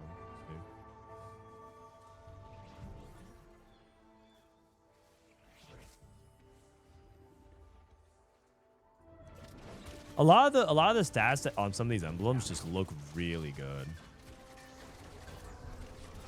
I think the way a lot of the rioters were looking at the emblems were like, well, you know, this is like 20 AD on an emblem. Is it really going to be that impactful? But the thing is, if you make it so that on average every emblem is getting a lot of those stats, and then you get 3 of them, it's a pretty significant spike for an augment like this. Because then all of a sudden you get 300 HP on the Freljord, and you get a 20 AD AP on this, and the mana region on that, and then all of a sudden you don't lose early game, and then all of a sudden you're just snowballing it. It gets kind of crazy. 3 items. It's not full 3 items. It's more like you got a bunch of item components of stuff. Because like sword gives you 10. So if you get 20 AD, you get 2 swords. You don't get a deathly, but you get 2 swords. But that times, again, 3 on the trait tree it adds up. Plus the traits. Oh yeah, that's true. Actually, you get some power from the traits. Yeah, you know, it's closer to an item. Yeah, I think that's actually a fair assessment. You know, you might be right. Coordination in the trait tree. Jeez. Indecision in the trait tree. I can't help but notice the 3 people on top have the trait tree at the moment. Can't help but notice. I know some people are loose streaking. Upper mobility. Sweet treats into Void Gauntlet. They did buff this.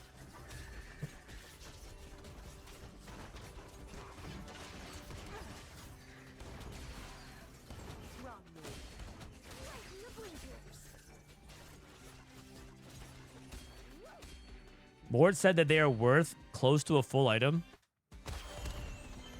Yeah, I could see that. For the average player, time takes to figure out what to do with emblem, cause them to into few rounds. Yeah, and ultimately, I think this set... Oh, this guy took luxury sub. What did he get? Got Senna. Interesting. Prestivent took We Stick Together into luxury sub. He might be going 8th. We'll see, though. 6 Juggernaut did get buffed. Okay. And the Juggernaut emblem says attack speed, or what? That was last set, I think. The holder gains the Juggernaut trait and 10% of the other Juggernauts max HP when they die. Okay.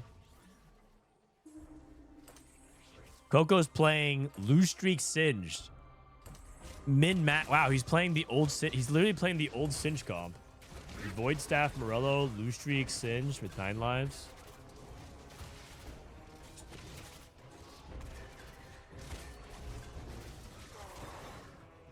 Six Juggernaut, Aatrox. I've never seen that.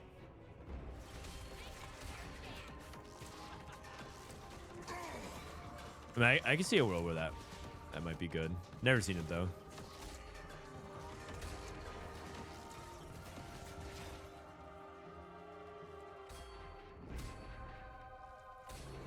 Okay, so he unlocked it at 3-2, and now is pre-leveled to 7. He's losing until 3-5. We'll see if the Singe is good. See if the Singe is any good here.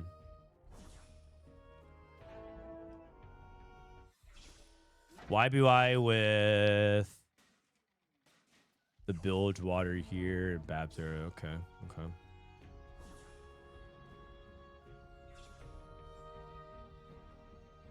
Find a Nazir and go 6 Juggernaut Nasus. That dude won't die. Ooh, I like that actually. The problem is you're making it sound a lot easier than it actually is though. Kindred, okay. Pop the Anvil. Is he looking to carry Jinx? Like what's the what I don't know with Coco from his spot is I don't know what the plan is. Like I don't know what he's looking for as the way to get him out of a loose streak position.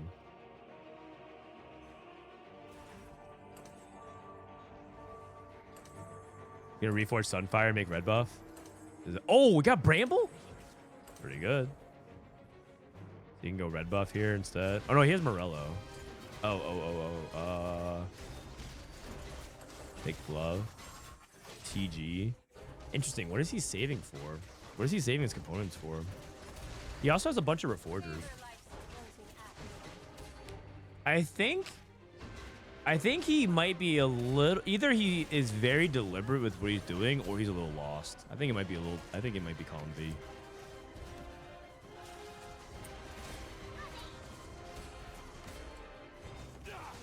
And we shall see.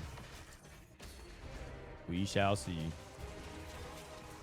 Lucian 2. Oh, no, it's Lucian 1. Sorry.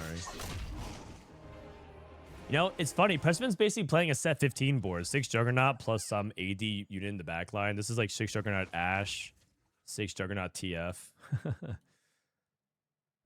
6 Juggernaut Seraphine. The good old days, guys. Set 15. Does anybody miss set 15? Oh, here comes Indecision. Min-max, Coordination, Giant and Mighty. Me? Yes. Yes, smiley face. I liked it. I knew it. I knew it. We didn't even last 1 month.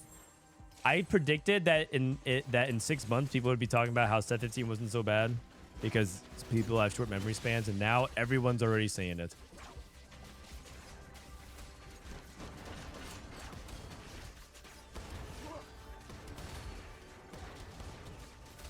I miss Cyber City more than I missed last set.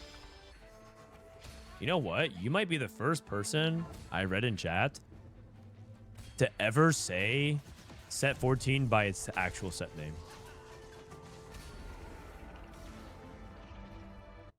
I don't really hear anyone ever say the actual set names. I miss Cyber City. The best set ever was Gizmos and Gadgets. Bring back Horizon Unbound. Like, it's interesting, man. Cyber City was not that bad. It was just boring to me. I actually like set 15 better than set 14 because I thought set 14 was just very flat. It felt one note to me, and the one thing that I really like about TFT in general is its replayability. And I just felt like the replayability of that set felt a lot lower than me than set 15. I mean, that's, again, we're comparing things that I would prefer neither, but if I were to put them side by side, it felt very apparent to me. I miss KO Coliseum. I know so many of you guys love Set 15, but we have to move on, guys. We have to move on. Did you watch a new cinematic? I keep forgetting every time the game ends because these guys start up a new scrim, and I don't want to miss it. 7 Noxus. So I keep forgetting. I'm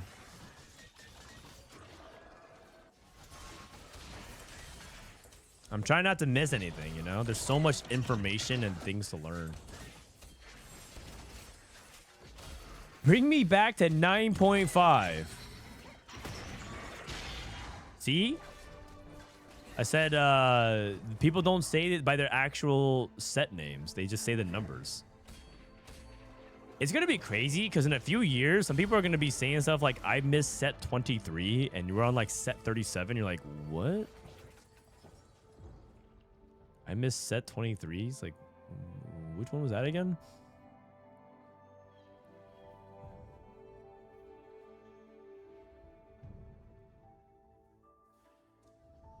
I'll die on this hill that if they let you guarantee specific power-ups on 3 or 4 cross removers, set 15 would feel infinitely better.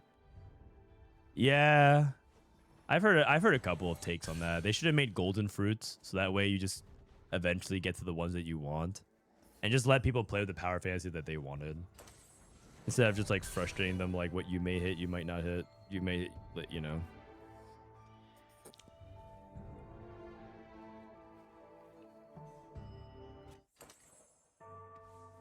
Okay, Dishsoap took sweet treats. Oh my god, he has so many items. 6 void invested. He's going straight for Baron. Okay, so he's going upper mobility, sweet treats, invested plus into Baron. Is he gonna make it there? Yeah, he will. Yeah, he will. The question will be, how rich will he be to get Baron too?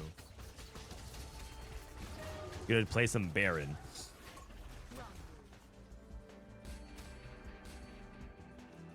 Yeah, I don't know if Soju's gonna be very healthy going into it. I think he's gonna be at 1 life. So he sacks 1 more. I legitimately think he is going to be on a 1-star board. So he has 7 void. Cho and yeah, so he has 7 void. Is Soju dead yet? He at least has 2.5 lives. He could lose 2 more times on this stage. Goku hits Senj 2. Jinx 2. 7 Zon. 7 Zon, 6 Juggernaut, 6 Void, 7 Bilgewater, 7 Noxus. It's a vertical lobby. Heavy, heavy vertical play.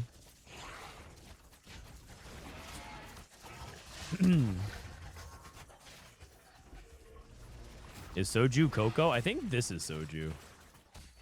But it could be Milk as well. Prestivent getting an easy win here.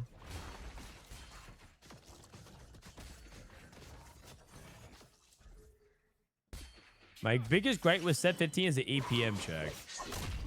TFT is already an APM heavy game. True. People don't like to admit it, but I'm pretty sure TFT, old people can't play the game.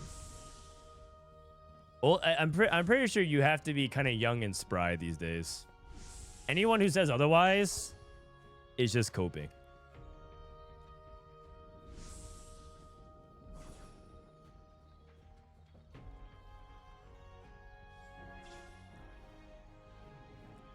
Like, try to have your parents play TFT and have them just like teach them all the basics and let me know how that goes. Okay? Wait, he's too poor. He's too poor. Okay. Baron National Log.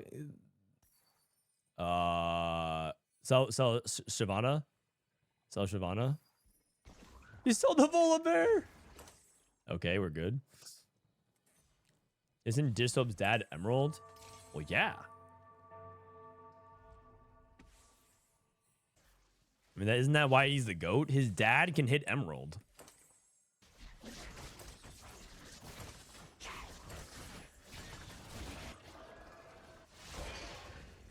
So like the natural generational inheritance is of course going to be huge. It's like saying, wasn't Bardock, Goku's dad, also a pretty good warrior for the Saiyans? Like, yes, of course, that's exactly how it works, man. But if you have Bardock go up against Frieza, I mean, we all know how that turned out. Okay, Baron Pair, Oko.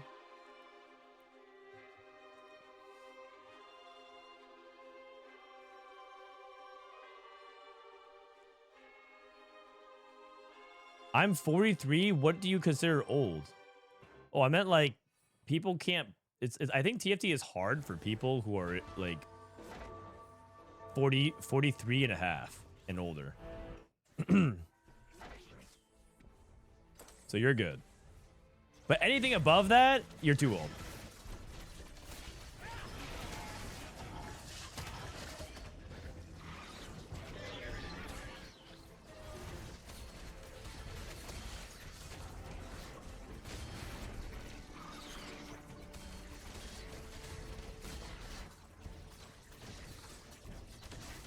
I mean, Baron still looks okay. It's not bad. Prestivent. 6 Juggernaut. I just didn't get the impression 6 Juggernaut is very good. So yeah, Prismatic Party. Let's go win Jarvan. Oh, he got Dragon Guards. Okay, so he got Jarvan 3. Dishsoap 7 Noxus. Now the question is this good because 7 Noxus is good, or is it good because Trade Tree and the tempo that he set up is good? That's the big question. But I have to say, this is another game where LeBlanc was played as a central piece for early game tempo, and it's another game where it looks like he's in a good spot. Does anyone know if Silver Serpents have interest? I don't think so.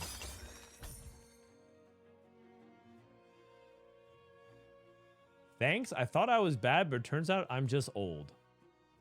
But there's nothing wrong with getting older, though. Like, being old... This is not cope, but being old is a blessing. Because the name of the game is survival. A lot of people never actually got old. So you should count your blessings, man.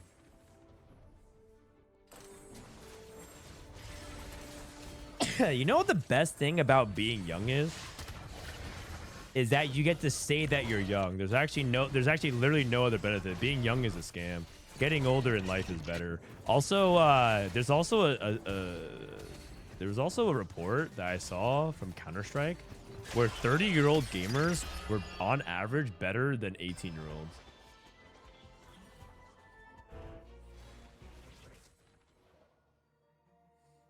Like they keep telling you the reason why they keep telling you that you should be afraid of getting old, you should be afraid of getting old, and you should be young forever, so they can keep selling you different things, whether it's materials or ideas or services, to make you feel like you have to be young, but just accept that you're gonna get old,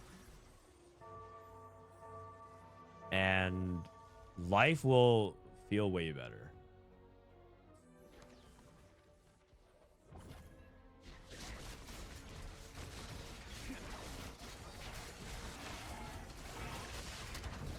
I mean, I say that being a person that dyes his hairs and does other things to look younger, but you just have to trust me on this.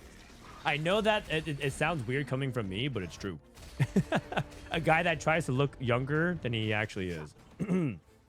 But just ignore the person speaking to you and just listen to the words.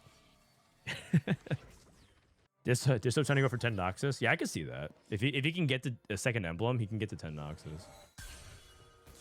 But he's holding on to 1 Embessa just in case. Goku's down to 1 life. He played the Jinx board. 7's on.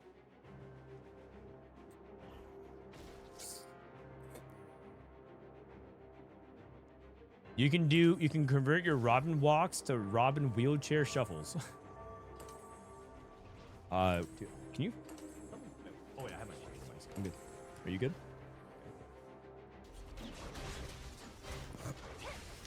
We went from Ziggs, or we went from Jinx to Ziggs. 7's on. I'd be surprised if this top 4s. I'd be surprised if this top 4s. I just think Prismatic Party, the power level's too high, but we'll see. He does have Giant and Mighty. And he does have 9 lives, cash outs. Looks like he's at least 5th. It's going to be close.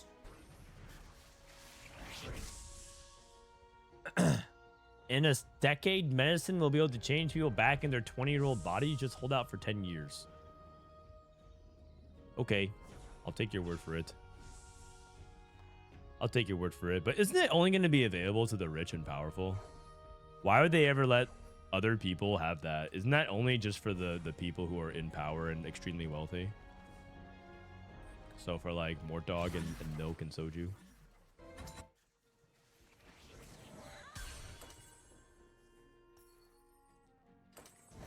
They have to test it on someone.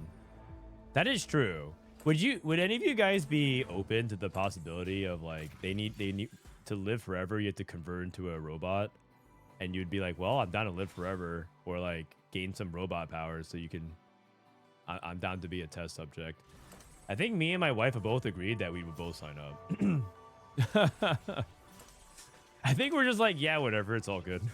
we're both in it. That's how you know you found your life partner, because you both agree at the same. We both said like, yeah, sure, at the same time.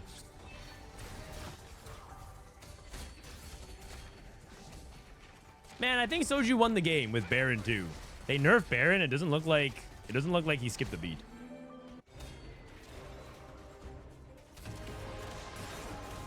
Had you even come across that conversation? I mean, when you talk. I've known my wife for 7 years now. You talk about a lot of subjects and over the years. You just come across a bunch. You talk about pragmatic stuff, theoretical stuff, like the hypotheticals, the spiritual stuff, the world issues and parenthood, everything like that. It just comes up. Did you meet her on Discord? No, a lot of people don't really like when I talk about it because they don't like hearing about other people's high rolls. But I was at a party and she approached me and she made the move on me, and the rest was history. So.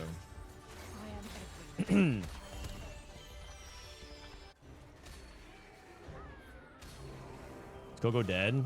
Yeah, I mean, I feel like the 7's on probably just got outcapped in Prismatic Party. It doesn't make sense for it to do well against these boards.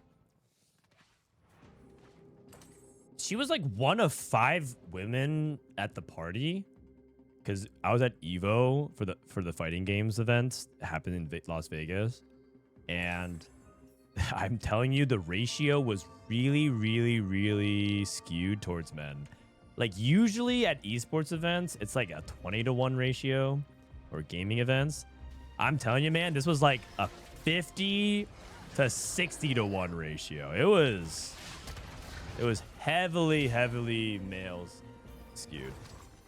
And so her being there, especially as obviously the most beautiful woman in the room, it was like a I'm not there to hit on women. I'm not there at events to hit on women. So I didn't really even bother. I didn't even like think I was gonna talk to her. In fact, I thought she looked at my way and I thought she was looking at someone else. You know, I thought she wasn't even looking at me when her and I eyes like locked across the room. I thought she was looking at someone else. I was like, she's probably looking at someone else. I was like, yeah, I mean, like, she probably saw someone she knew. How awkward it'd be like, oh, you were looking at me, right? She'd be like, no, my friend just came in behind you. I think I would die inside. I'd be mortified if that ever happens to me.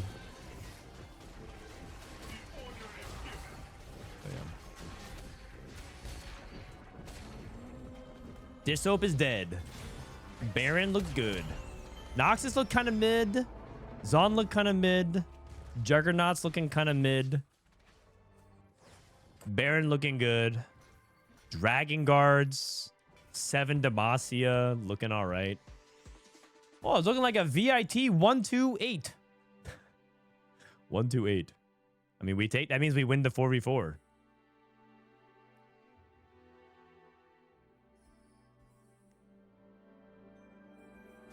So nothing has changed.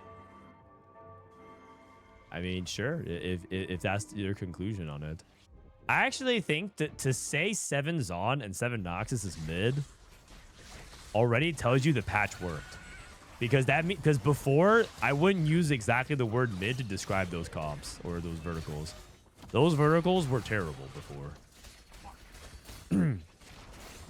They were like, if you played them, 4th and 5th would be like an extreme high roll scenario.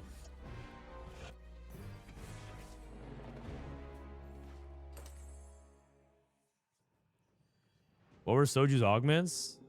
Econ? Man, Artifact? I'm again. Econ. You know what's so funny? Soju might actually do the thing where he plays 1 scrim. It's void. He hits void 2 with triple prismatic and wins the lobby and then just quits scrims. When he does, like, I've seen him do something like exactly like this in scrims and then quit right after. He's like, okay, well, that's it. Patch didn't work. I'm Baron every game. Imagine she waved your way, you waved back, then walked past you waving at someone else. I've been there.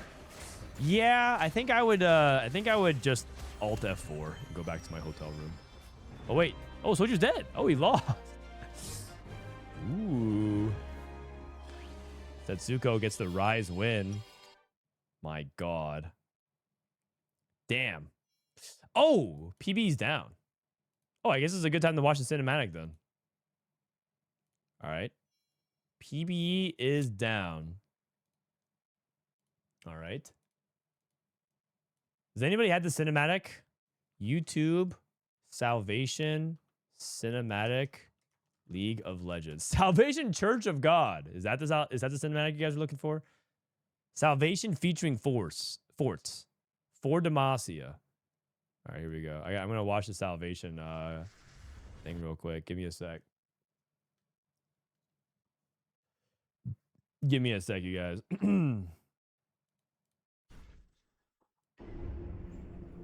Riot Games.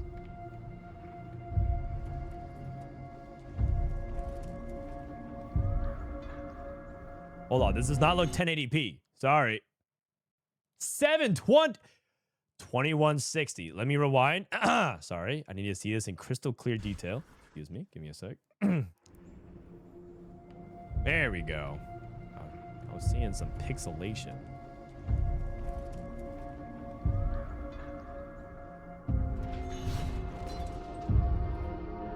Is that Garen?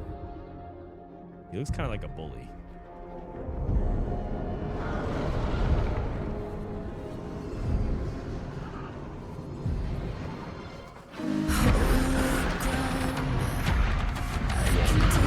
That's your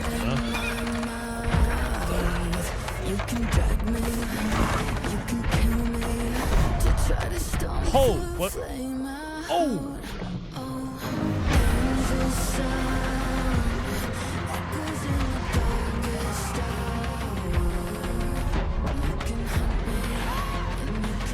Uh-oh. Oh, it's Soda! Get him, keyboard cat.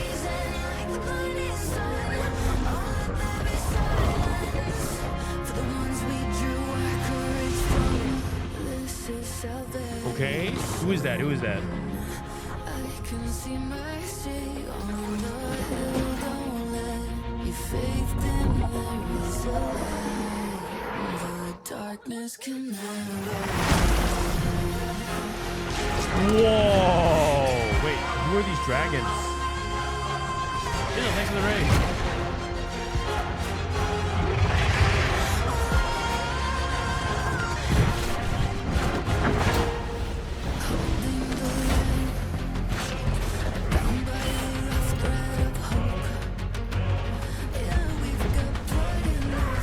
Oh, that's Shyvana. That's Shyvana.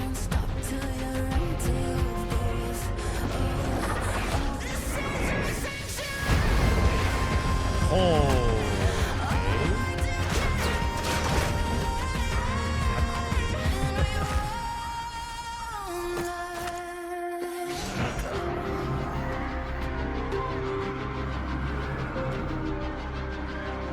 Okay, Sona's about to ult.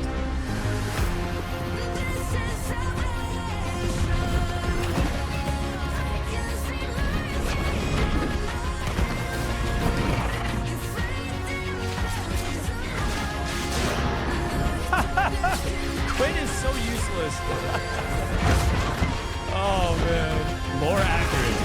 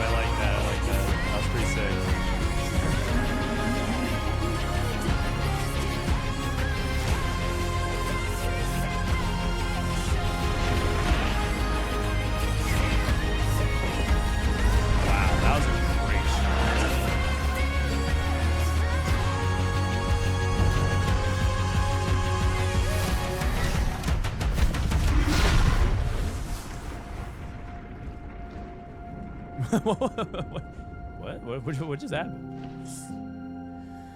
Oh, there is a light. Oh man. The darkness can never kill. Who's this guy?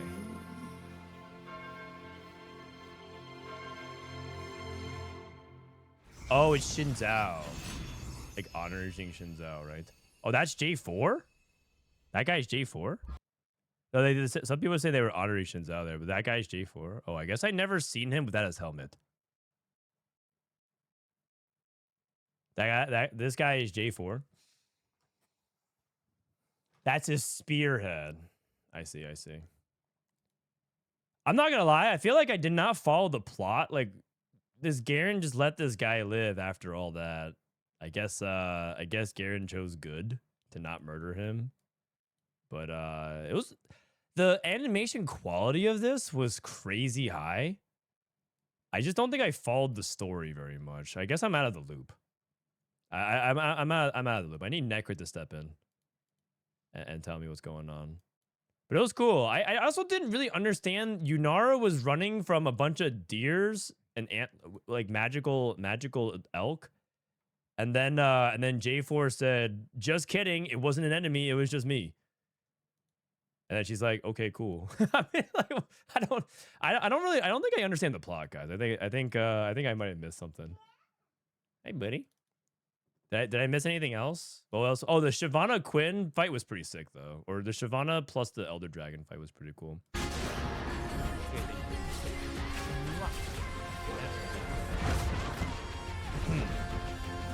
Might have lost a lot. I think I did.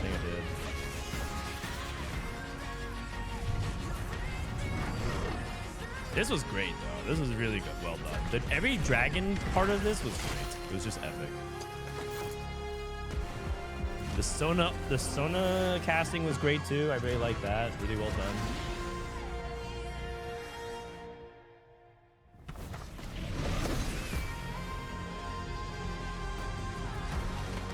I mean, yeah, it was really well done, like quality wise.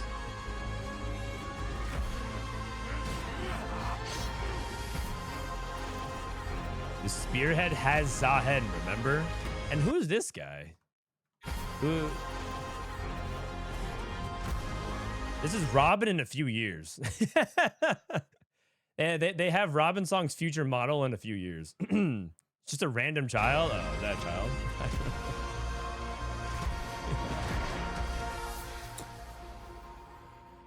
I did not get child from that. I got like old man.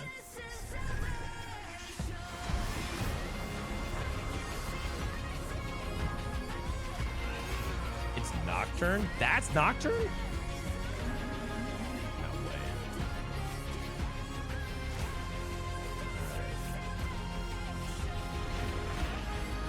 Very cool. This shot was sick. This is actually my favorite part of the animation right here. The Dragon Blast jump off and then land with the Twin Hawk or whatever the name was. I know that was kind of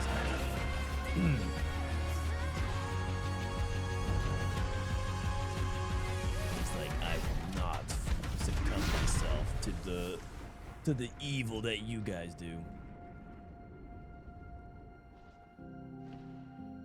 This was not done by Fortiche, right? It's definitely a different animation style than what Fortiche did.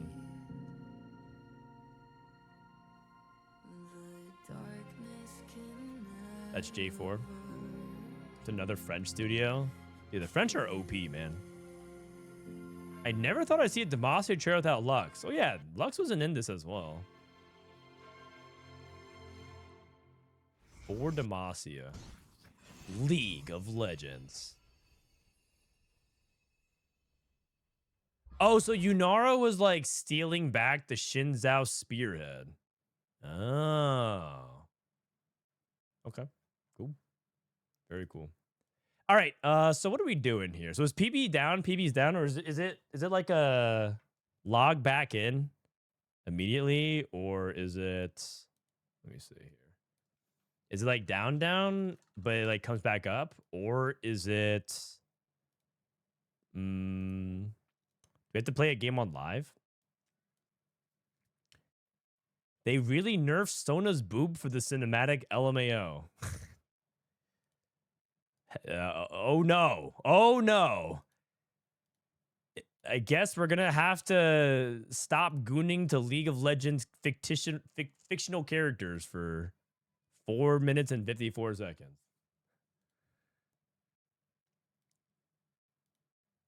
Looks like the PB is down, so. The Gooners will be suffering. All right, so I guess if PB is down, should we play? Should we? We can check if. I guess we could like play a game on Vietnam. See if the patch is live on Vietnam. I don't think it is. It's not live anywhere, right? We can just play a game on live while we wait. Here we go. Play some Riftbound. I don't think people want to watch me play Riftbound. I think some people would watch a little bit of it, but for the most part, I don't think anybody really wants to watch it here. Just because I feel like it doesn't have a good streaming experience. I can open up Riftbound packs. One last T-Hex game. Well, the fun part is chat's gonna pick my augments here. So as soon as we log in, chat's gonna pick my augments. We're climbing on Vietnam. The ping is like pretty severe, but it's not unplayable.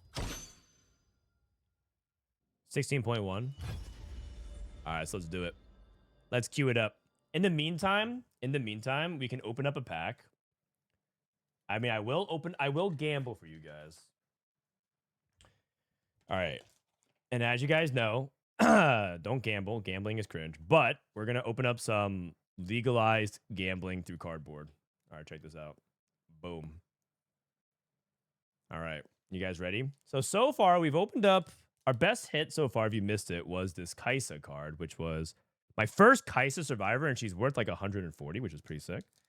All right, let's see if we can get another one. That Kaisa gave you the whole box value? Kind of.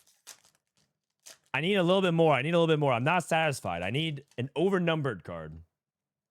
Here we go. Rift Tide Rex. Solari Shield Bearer. Chemtech Enforcer. Confront.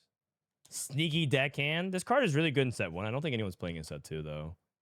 Triferian Glory Seeker. Paka Cub. The Dangerous Duo. Traveling Merchant. Still a staple in purple for set 2. Okay, here comes my first foil. Oh, sorry. I think the next one is a foil. This is the Trifarian War Camp. It's just like a +1 to everyone in the battlefield. Playful Phantom. It's just a vanilla 5/5. My toys break so easily. Okay, Phantom. Uh-oh. It's a double foil pack. It's Zon Warriors with rare. So that means I think is my next one my last one? Whoop, whoop, whoop. Raging Firebrand. Oh, that's not a good one. I think that's it. Yeah, and a Sprite token. Sag. That was a bad pack. I got a bugged pack. All good. More packs? Well, let me see. Where are we on the queue time? 1 minute 55. One more pack. Gamble one more time. Let me put these away. Time to submit for a replacement pack? Maybe. Maybe. All right, we'll do one more pack. We'll do one more pack. Since you guys are here. One more pack. All right, pop it open. Whoa. We're looking for the big hits, the signatures. Let's go. All right. Brazen Buccaneer. One more time, Gamba, because Mortdog asked me to. Mortdog asked me to gamble one more time. Solari Shield Bearer for my Leona decks. Arena Bar for the set decks. Ride the Wind. This card is still broken in set 2. Petty Officer. Altar to Unity. There's a French version made of this for the TFT Paris Open. And it's like a full art version of this, and it's in French, and it's worth like $400. So if you actually got it from the TFT Paris Open event, it was very, very valuable. Here we go. Garbage Grabber. Vengeance, just basically, kill units. Doomblade. Here we go. Lee Sin the Blind Monk. Not good, not good. This is just a legend ability, so not a very, even though it's foil, it's an epic, it's not what you're looking for. Overt Operation. Oh man, this is not actually an important one either. This is I don't actually know what this goes in. Maybe like a Lee Sin deck or something. And finally, oh wait, this is actually a big hit. Bullet Time. This is a Misfortune signature spell, and it's very, very good. You basically sacrifice runes to deal that much damage to all enemies.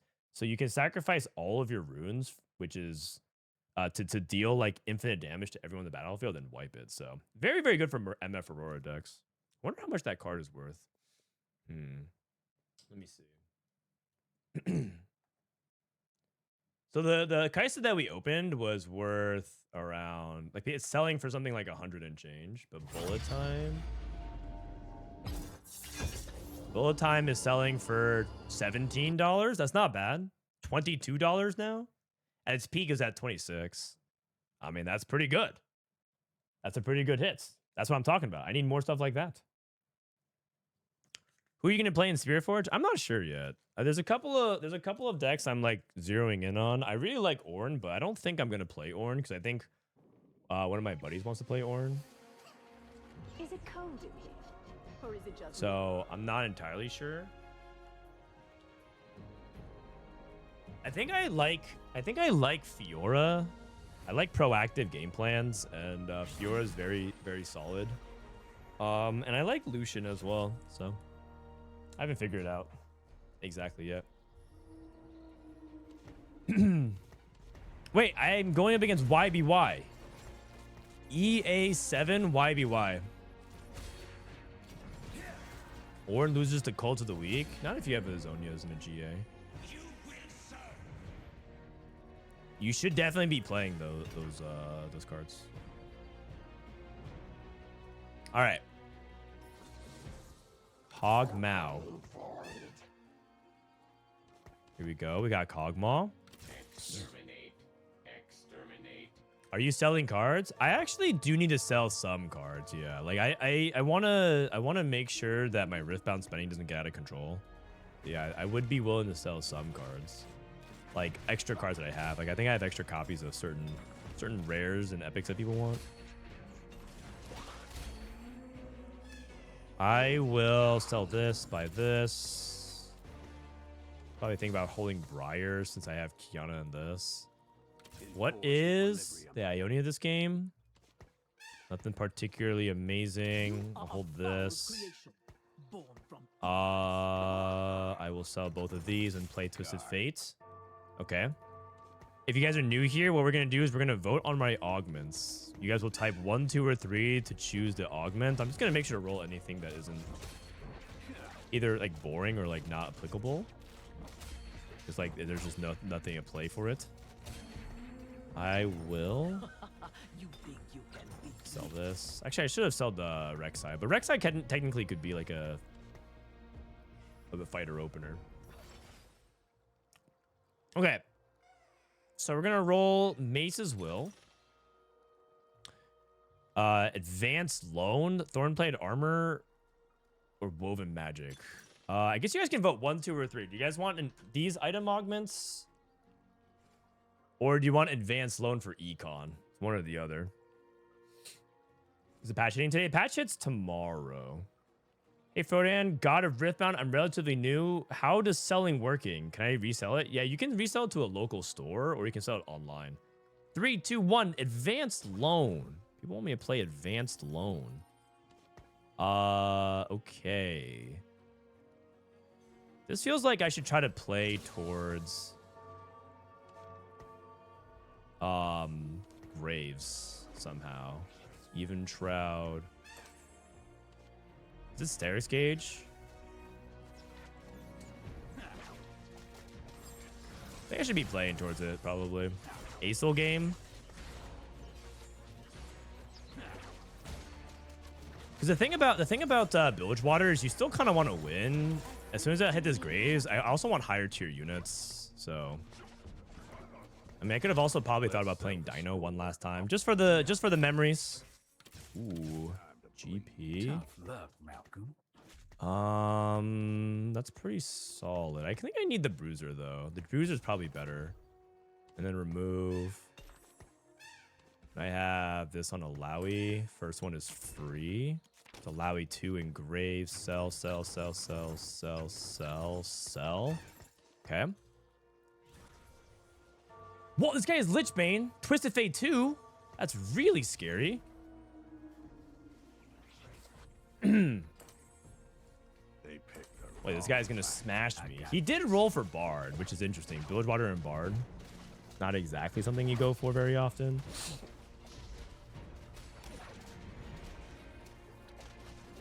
I think I lose this fight, but it's gonna be close. He also clubbed for the Graves, which is really, really sweet as well. Oh, nice. I won? Wow, that's really big. Nice. Do I just take the Alawi 2? I might. We'll see.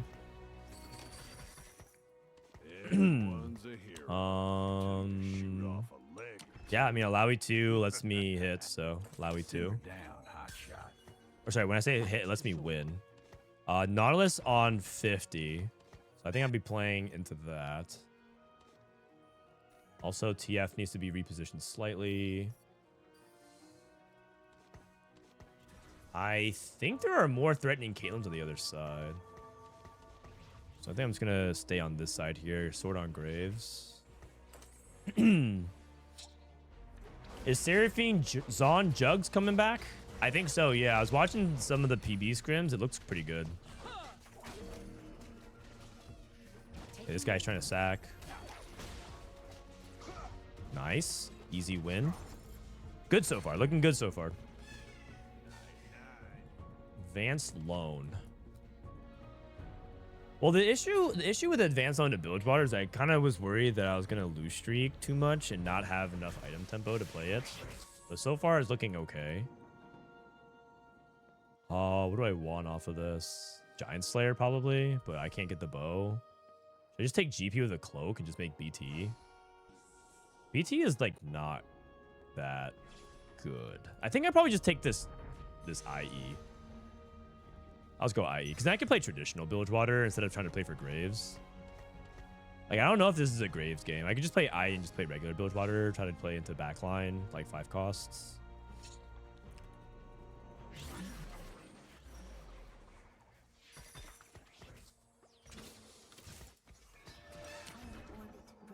Can you tell Dishsoap to get back on now that maintenance is over? No. How about you shut up and watch some good gameplay instead of asking other people, harassing other people to do things that you want when they don't want to. Sorry, you're a Dishsoap viewer, so you probably just like being verbally accosted randomly for no reason. So I'm just trying to match the vibe here.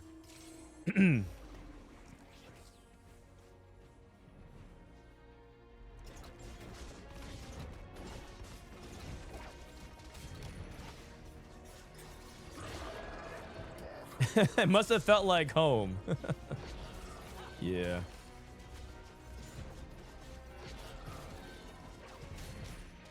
Anyone know when Robin will be back? Robin's actually back. He's back now. I missed him, man. I missed him. My king is back.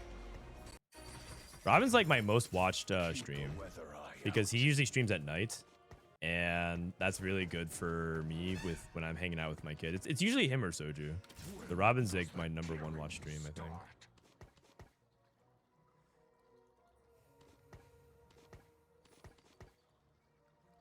He's struggling so much he can't even walk anymore. Yeah, is that what's going on? Oh my god, he travels one time to Paris and now he's lost the ability to walk. Wait, this guy's full sold. I need my serpents. Not even a single minion for me. Come on, man. Come on, man. This is grief and my serpents. I think I'm gonna play a bruiser next. I already have even trow, so I don't need this guy as much. Okay. So cup 1's in like 2 days. Yeah, so tomorrow's the patch. You'll see a lot of people stream ladder for 1 day, and then Friday is a tournament. It's gonna be, I'm just gonna let you guys know, it's gonna be kind of clowny. Because there's just so much so many variables of like what could be broken, there could be bugs, there could be a lot of different problems with the patch that might need immediate hot fixing or whatever, or they might have to ban things. You never know. Hopefully not. It's just that there's just no time to tell, so it's impossible to say. But so far on PB, I haven't noticed anything crazy, and I think they've done a pretty decent job with QA this set. I haven't noticed anything like ridiculous. Outside that one clip where Yasuo teleports to another board, I haven't seen any like ridiculous bugs. Did they fix the thing where Galio can go to another, or you can get multiple Galios?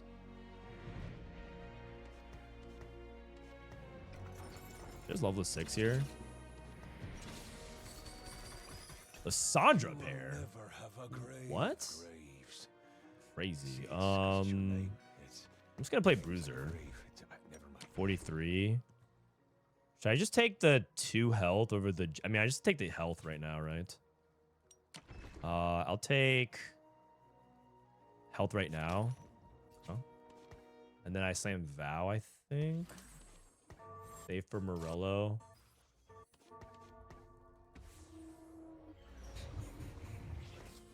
Okay, if I hit Lissandra 2, I guess I just play Lissandra 2.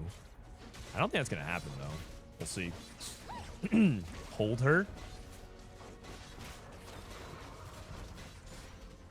I'm holding. Very respectfully, I'm holding her. Okay, you guys are voting on my next augment as well. What's it gonna be, guys? Is it 1, 2, or 3? Is it 1, 2, or 3? Late game specialist, honor roll, or eye for an eye? I mean, honor roll is just not even applicable. All right. Okay, is it... I guess this is just econ. There's no econ, though. Healing orbs, best friends, or eye for an eye? Silver's a little bit on the boring side, but it's all good. Nothing too crazy, but you guys can pick. Please vote in the chat. 5, 4, 3, 2, 1. Eye for an eye. Oh, right. It's because of my advanced loan is why. Graves 2, Gunblade. I mean, I can just say I'm Gunblade. 32. Let me just do that. I mean, is there anything wrong with Gunblade here? Probably not. It's still Expeditionist. I probably don't have to slam Gunblade, though, for this guy. Okay. Sell. Maybe Braum is better for just more frontline than Gunslinger. Probably don't need Gunslinger.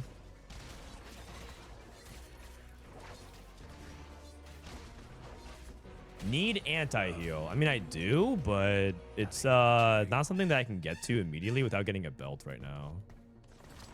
Sell this for 40. Fizz. GP. Rom Warden again immediately. So I have now GP here.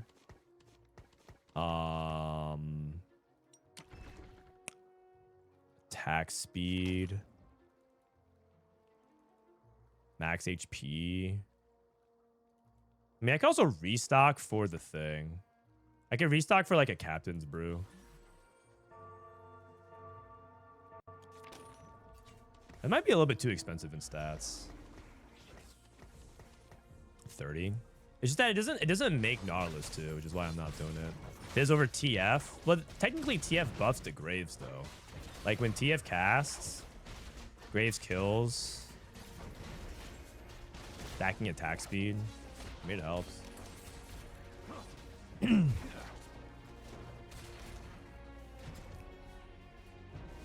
Pretty good, right? Okay, I need a belt probably for something like Morello.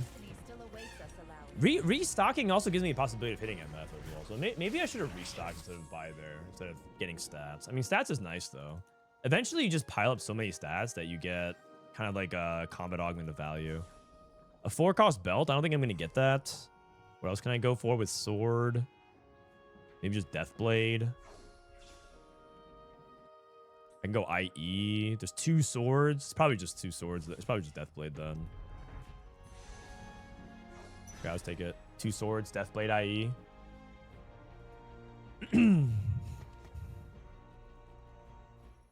And... oh, baby. Wait, how does that happen so consistently? That feels like it happens all the time. That is actually crazy work. Should I toggle with 7? Look for the good items? I mean, I'm not really going for Graves 3, so I can just like toggle immediately. Pile of citrus. That is really, really, really good.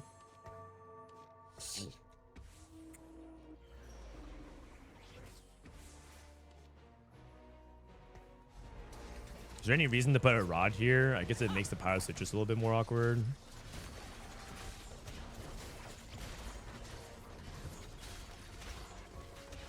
Trinimir's just gonna steamroll me. Sage. That's fine. At least I get the pile of citrus. Pile of citrus, and I'm wondering if I want to toggle down. But I'm like so early to the 7 bilge. Because I don't know if I can actually play into Graves, because I don't have Graves items. I'm not sure. Hard to say. The Trin literally dies in a few hours. That is true. We marked him with his obituary. Pile of citrus. Okay, so after this, I think a lot of people just prefer to play this and look for cheaper stats. Nautilus. Maybe I could also do this for I should probably do it for Captain's Brew as well. Okay, never mind. Dude, Bilgewater is hard. Like when you play Bilgewater, you kind of just realize all the mistakes you're making. Also, I am contested on it. Like this guy is going for Graves 3 with 2 extra dupes and also win streaking. It's probably not. I probably should toggle for 5 until I get Captain's Brew. I'll take the Naut pair though, because I think I definitely want Nautilus too. I skipped Nautilus a couple times because I didn't have Nautilus pair. I probably should just take it though.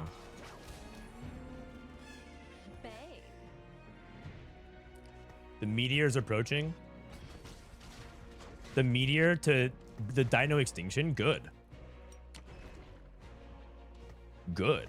Some of you guys, I hope your LP goes extinct with it. Some of you guys have just been shameless dino abusers. Not me though. Restocker. I mean, I could take Graves and restock here as well. It does not look like it's going to be Twisted Fate Graves for me.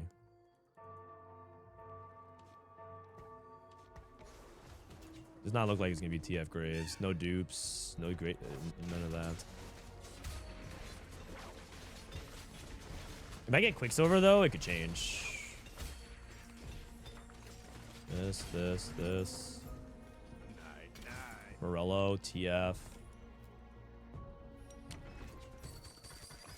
2 TFs. Restock. Captain's Brew. So I think I can go 7 now with Captain's Brew. And then Captain's Brew here. Morello. Steadfast. I mean, these are pretty decent items. I can also just TG.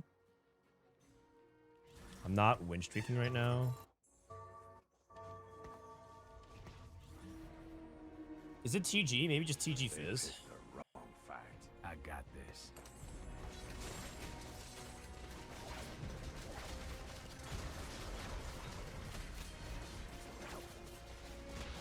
Crap. My Pegasus just did not live that long. I probably need to put it in a better spot. Unlucky. That's minus 20. Bilge. I think I'm going to take MF2 here. I level and roll. That's my bad. Why Brew and Morello? Because Morello provides wounding and Captain's Brew provides burning. Today's the day I find that hero. Okay, you guys are voting in my last augment as well. Although, since some of you guys didn't really know the interaction between Captain's Brew and Morello, I'm a little bit hesitant to ask.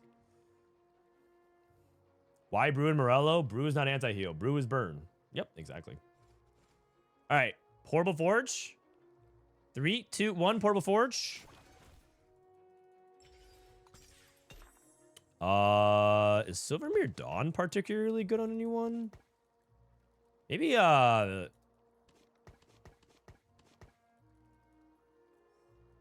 maybe Death Defiance is good.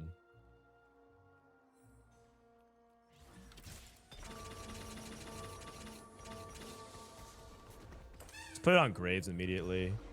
Flicker Blade on Kindred. I don't have it right now, and it makes me feel like I can't really work towards it at the moment. Because I don't have Kindred, and so his Flicker Blade is just going to be dead. At least Death Defiance is good on Graves right this moment. So I need it to roll. When we make the augment choice at 4-2, it tends to be like a situation where I don't roll on 4-2 because it's like I'm kind of slow on it.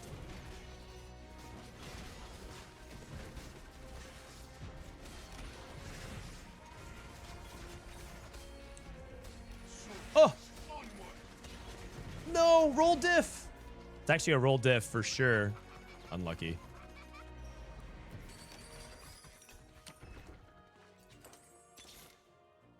Quick Striker. Bilgewater. Invoker. Don't really think that's relevant. MF2 if I need it. Can't even find Nautilus too?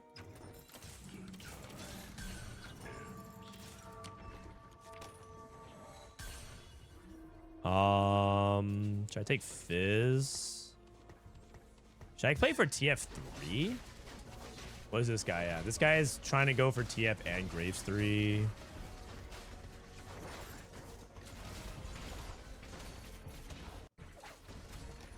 I mean, I could pick up the dupes here and play for TF3. I don't see why not. I don't see why not. I can just do that.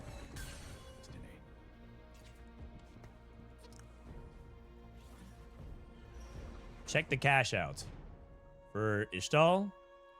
He's at 535. He actually might play one more turn after this. I am very close to Tom Kench 60 off, so I need to spend 60 next turn. That's reasonable. I can do that. I will take... I guess just most expensive. Glove is good. Glove is fine.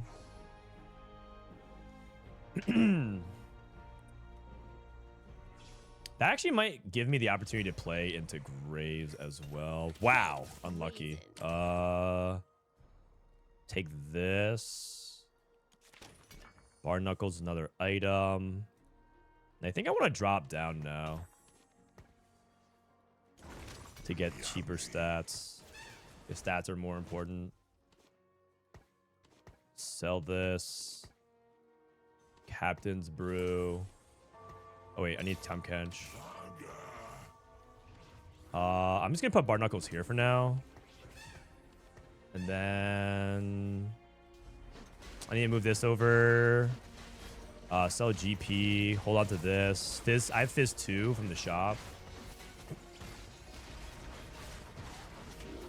I'm getting Diana'd. My favorite. I love Diana.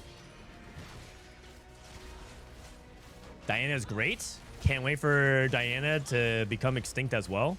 When's the meteor hitting Diana? Anyone know?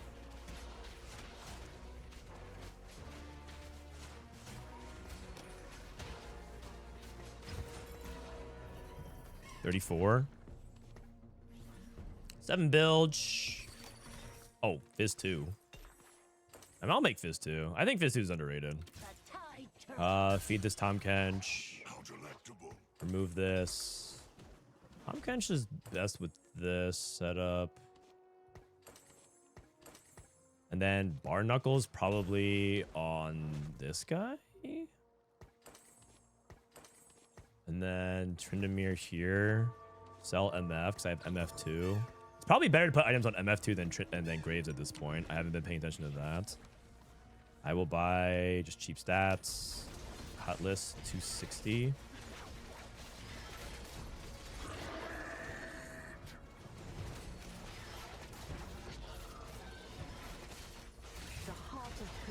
Dude, TK almost 8 and got an item. Okay, so I think I can go to 9 now. Dude, would you ever just go JG Twist of Fate? JG for TF3? Yeah, I'm thinking about it, but I feel like I'd rather just go like Rageblade or something, because like Rageblade, Morello, Captain's Brew is like quite solid for TF3. So I was just thinking I get a single bow and I go Rageblade instead. I'm not sure though. Raves. Always trouble. Feed. 142.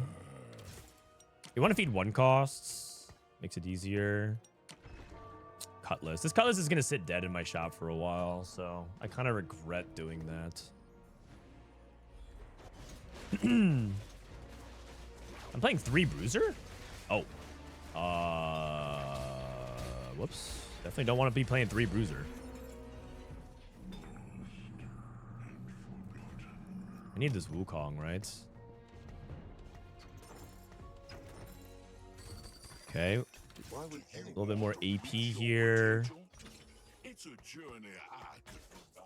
I think actually Tom Kench might be better if it's like Bar Knuckles here. Or Bar Knuckles here. This. Death Defiance TK. IE here. Rageblade. And then I probably go like next turn after that.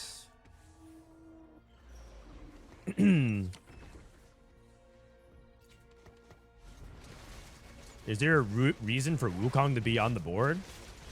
Yeah, because 3 Bruiser is really good. I've seen Mortdog play it a lot of times, and I mean, I think Mortdog's pretty good at TFT.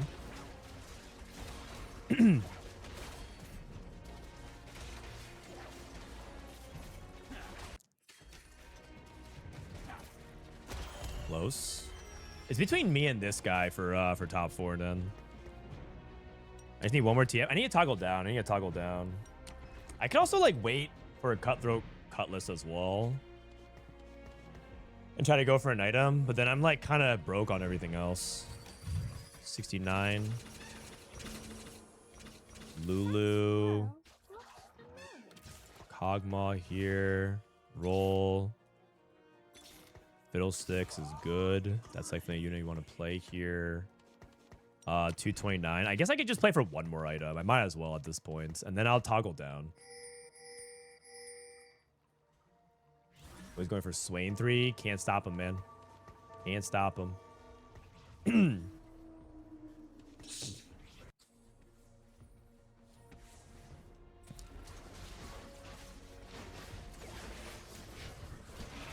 Oh, God.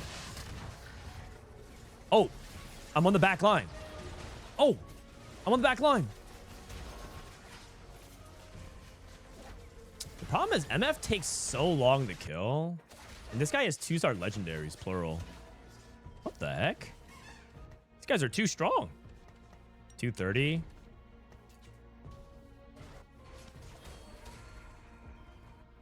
This guy's board is super capped. He has a bunch of the 5 costs already upgraded.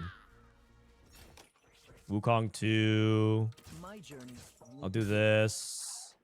I probably have to sell. I probably have to downgrade now and sell these guys. 290. Cutthroat Cutlass. Restock. Dupe. Sell this guy.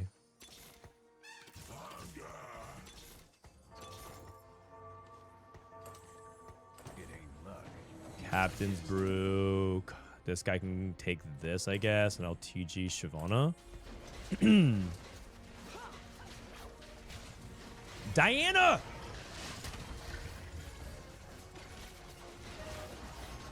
Every single time, man. Every single time.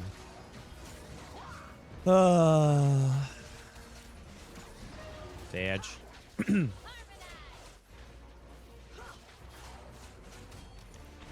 Wait, unless OT? Actually, I almost printed an item. If Tom Kench can print item, I think we'll be. I think I can like kind of come back here. I also need to get the other 5 costs. Kindred with a Noxus emblem. I mean, Kindred's kind of important if I'm going to be playing Quick Striker, right? Horn. Should I just take the Kindred? It's a pretty good unit.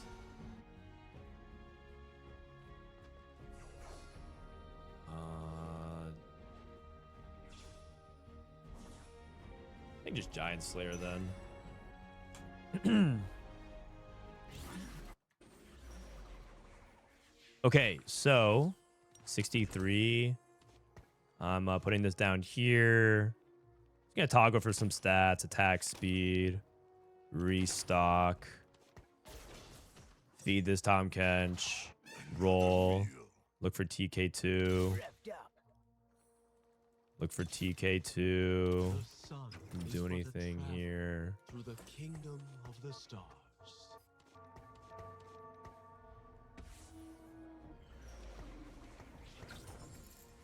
Graves 3. I mean, is it possible for me to like go for a late Graves 3 here? Probably not.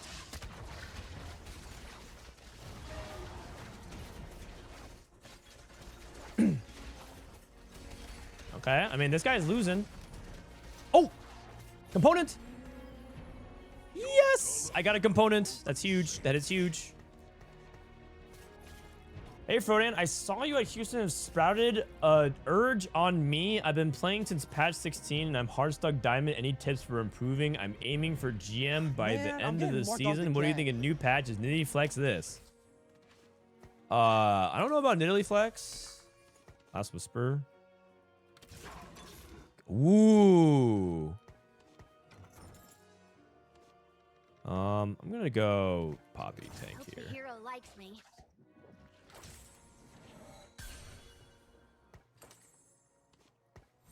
Not sure about Nidalee Flex. But take max HP here. I got this. But if you want to improve and you're at diamond right now, I'd probably say that you probably need to just shore up on your fundamentals. Your fundamentals are probably lacking. Work on those fundies. Work on those fundies. Hey, TK.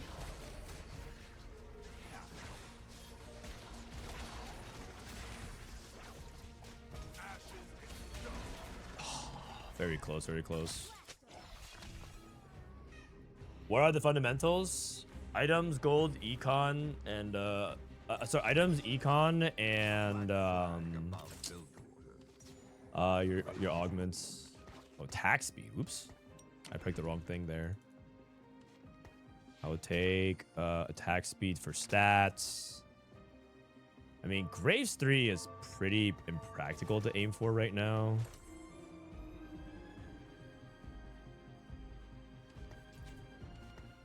He has some 5 costs. My board is like not done rolling for though. I feel like that's not. I feel like that's not really pragmatic to expect here. Like I haven't even hit the Kindred yet. Oh, I hit the Kindred. This moment. Ornn, Noxus, Juggernaut guy.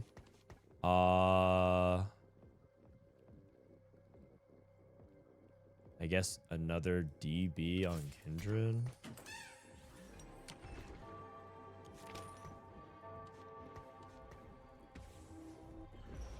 Let's take stats.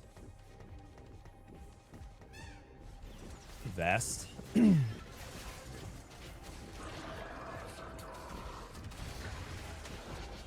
Oh, God. Somehow this Tryndamere waltzed all the way back. Oh, okay, never mind. I got him. Somehow he waltzed all the way back and got to my back line. But yeah, I think we're okay. Volibear. I don't think I could play Volibear here. Kindred pair. Echo. I mean, Fiddlesticks is quite good.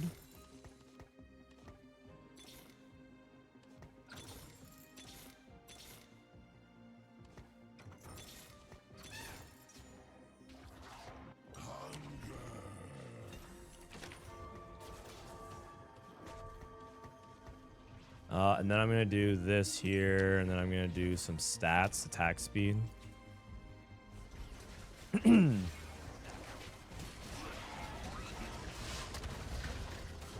Nautilus is in the back line. Oh, is that me? Is that me? Is that me? There's a... I have a stone plate, right? Okay, that guy's dead. Hold on to this Kiana. If I can find Kindred 2 and then eventually get items for what? Kindred 2. 63.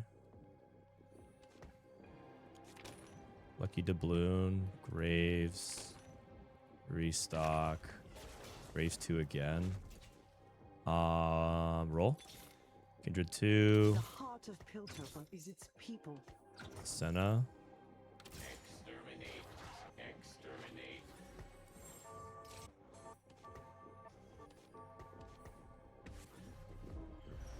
Okay.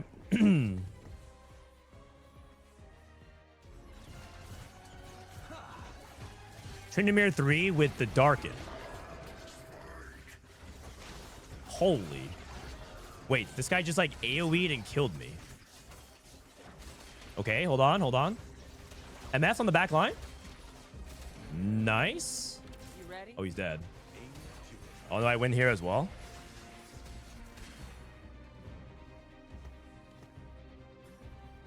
This lobby is pretty weak. Yeah, I don't feel like I don't get the impression this lobby was pretty weak.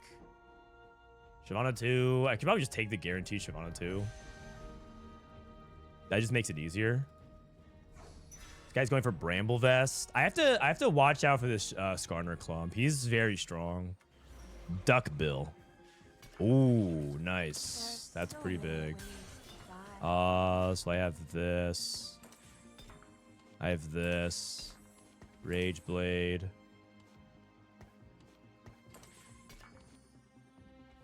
Honestly, I'm just gonna do this. Captain's Brew.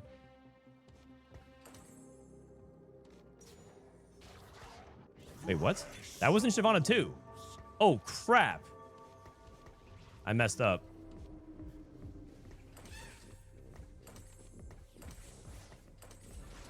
I messed up. That wasn't Shyvana 2.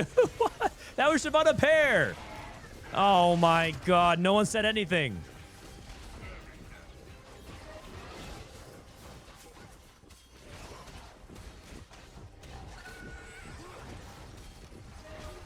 No.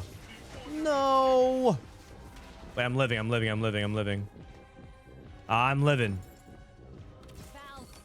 Kindred. Kindred. Your life has led to this moment.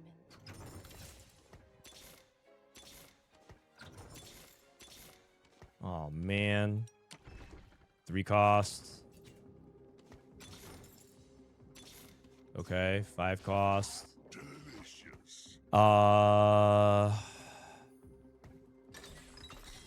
Steadfast.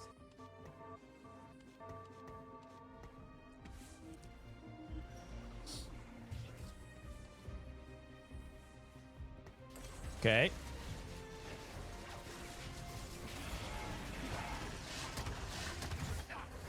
Come on, Kindred, you can do it. Okay, Kindred, clutch ult, except she ulted into, that's not good.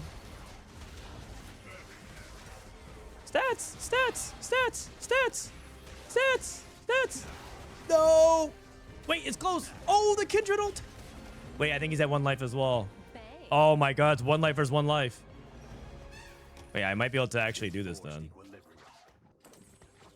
my stats at then right here? 2% attack speed. So Shyvana here out, and this can come out. I thought I didn't have enough gold for it, so I like pause on it. Maybe I just, yeah.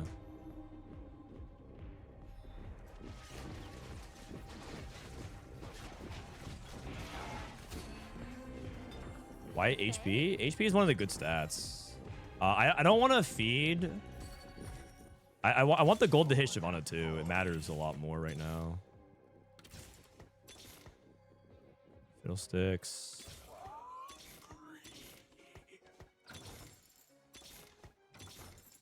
Oh my God, I missed. What else do I have here? Vow.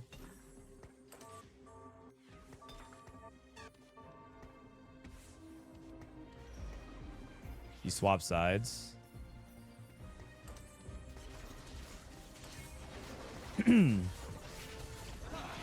Yeah, of course he swaps sides. I don't know why I thought he wasn't going to do that. It's actually okay though.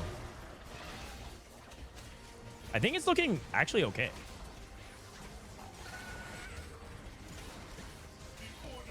Kindred cast again. Yo! Not bad, not bad. Hey, the Bilgewater Master. That's me. Shouldn't you have fed the Shyvana since it's the last turn? Nah. I think I like it better this way. I like it better this way. I want Shyvana to watch what she could have been. By keeping the pair on Shyvana, I need to let the Shyvana on the bench know that could have been her. But instead, it wasn't. It was this one instead.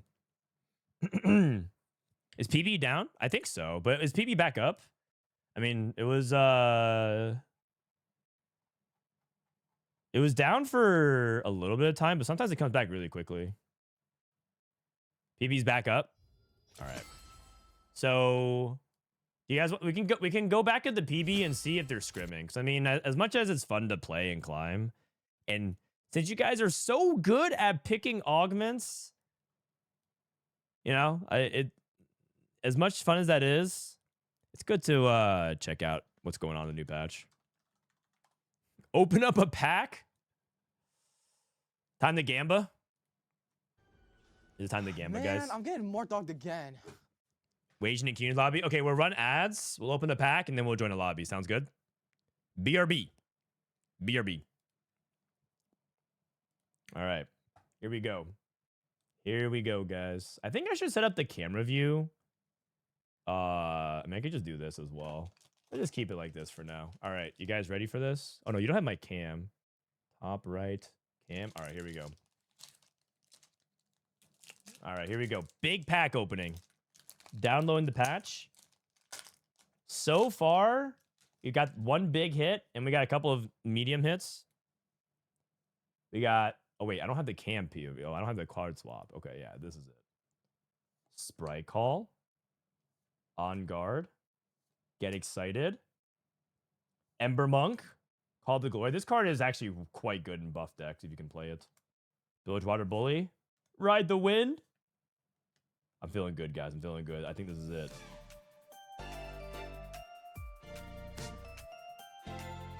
Check out Wasian's lobby. See what's happening there. Cythria. Zon Warrens. Yasuo Unforgiven. That's not good because Yasuo is like the legend. He's an epic legend. I don't really want that. Primal Strength. It's actually a pretty decent card, but I think it gets outmatched in the new set. Ooh, wait. I don't actually have this card, Divine Judgment. This card is a really good control card. Each player chooses 2 units, 2 gear, 2 runes, and 2 cards, and you recycle the rest. So it destroys everything on the board except for 2 of everything. So it effectively resets the board. And so it's like a control card to like lock players if they're behind. If you're ahead, you can just like lock them out. So yeah. All right. Here we go. We're ready. We're getting ready to spectate. Don't worry, guys. You didn't miss anything. You didn't miss a single thing.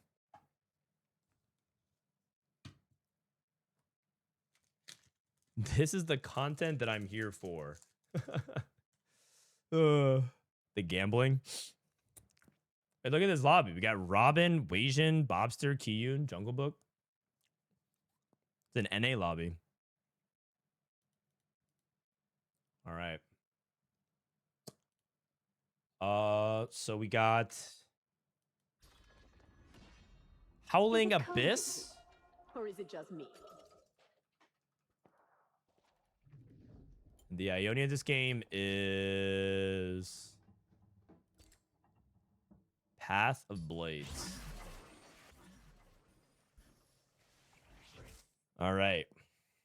We get to see how good Wasianiverson and Robin and Kiyoon get it. This is a good lobby. Is Soju playing in scrims? I don't think so. Oh, actually, he might be. He might be. It's hard to say.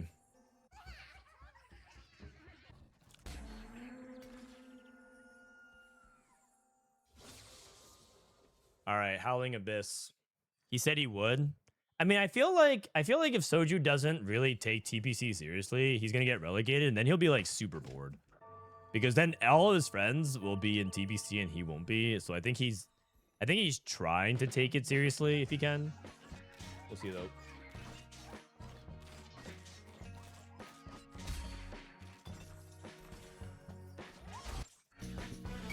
All right.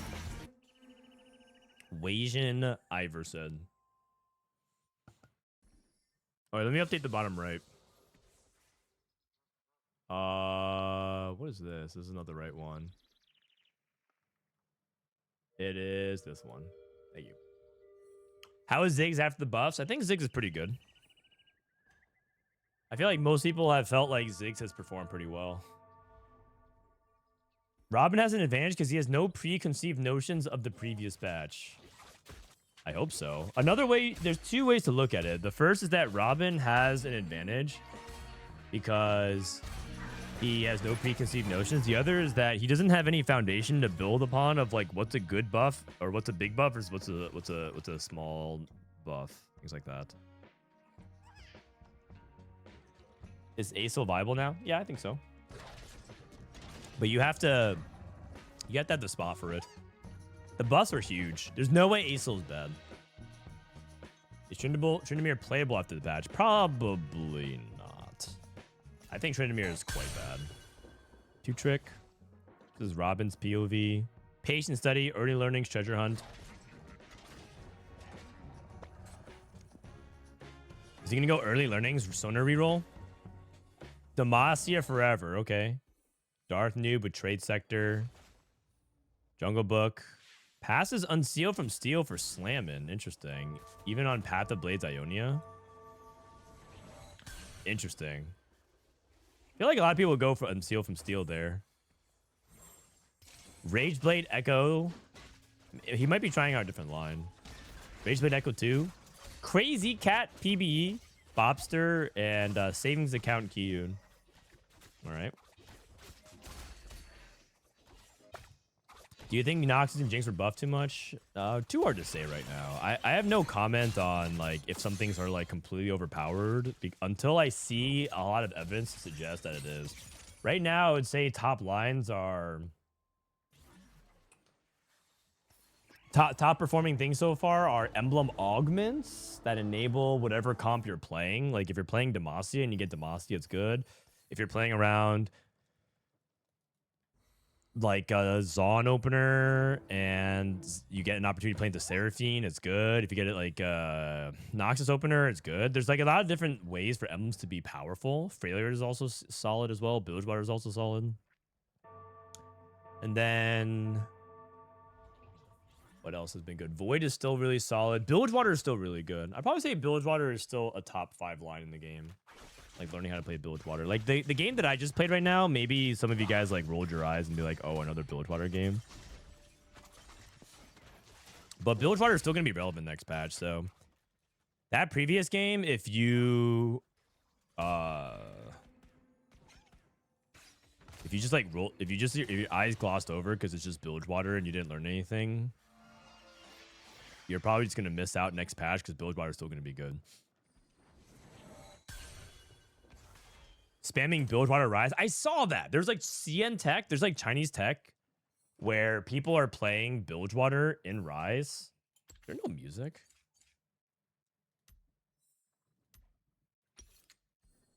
I think I don't hear anything, but all good. Doesn't really matter. There's like tech where like CN is going Bilgewater Rise, and you can put the Bilgewater items on Rise because Rise has every trait. So you can actually play. What was the item? Is it Bar Knuckles Rise? What was the one that was like? Is it Cutlass Rise? There's one item that's really, really, really good on Rise. From the Bilgewater shop. I forgot which one it is. Oh, Black Market Explosives. Thank you, thank you. Yeah, you guys know everything. You guys are like you guys are like TFT AI. I feel like I could just reference and ask like what was it, and then everyone like answers. I mean, I asked you guys for Augment recommendations too. I saw a video where it wouldn't let you put an item on Rise. Really? But Rise should be every trait, so you should be able to hold it, right?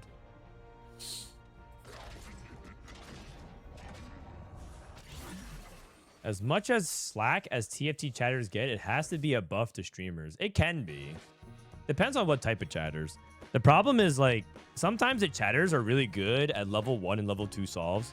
Like, if Setsuko was playing Paris and had his chat open, he would have noted it, and he looked at his chat, and all of them just spammed exiles. He would have seen that. He would have seen that. Level 6? CrazyCat. Level 6-0? I mean, he's going to sell the 10. Definitely helpful for that kind of stuff.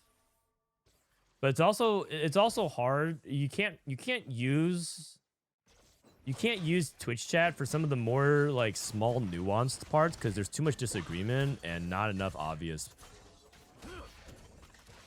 like referential knowledge.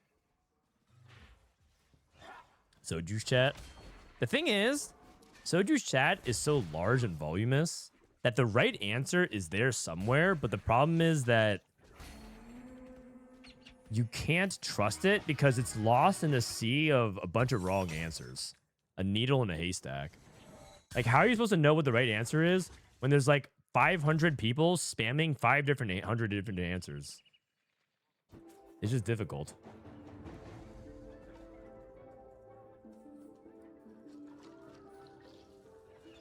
Okay, so what is Kiyoon playing? Kiyoon's playing open into Jinx. He took Pan. He has Jinx too. He's trying not to make Jinx too, but I think he should make this. Okay. And then we have Echo from Wasian. I wonder if Wasian wants to reroll Zon. Probably not, right?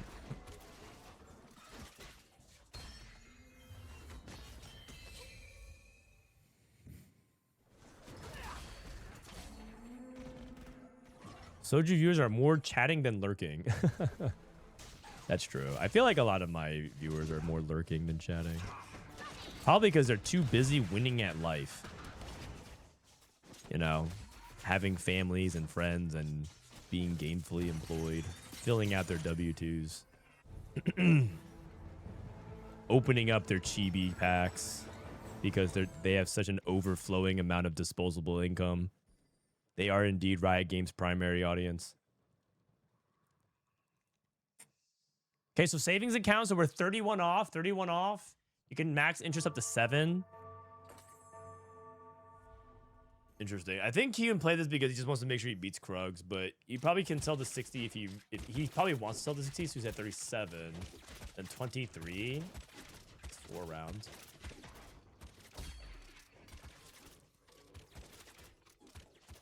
Frodan stream is actually my default second monitor content at work. They don't have a problem with me being on stream at work. What do you do for work?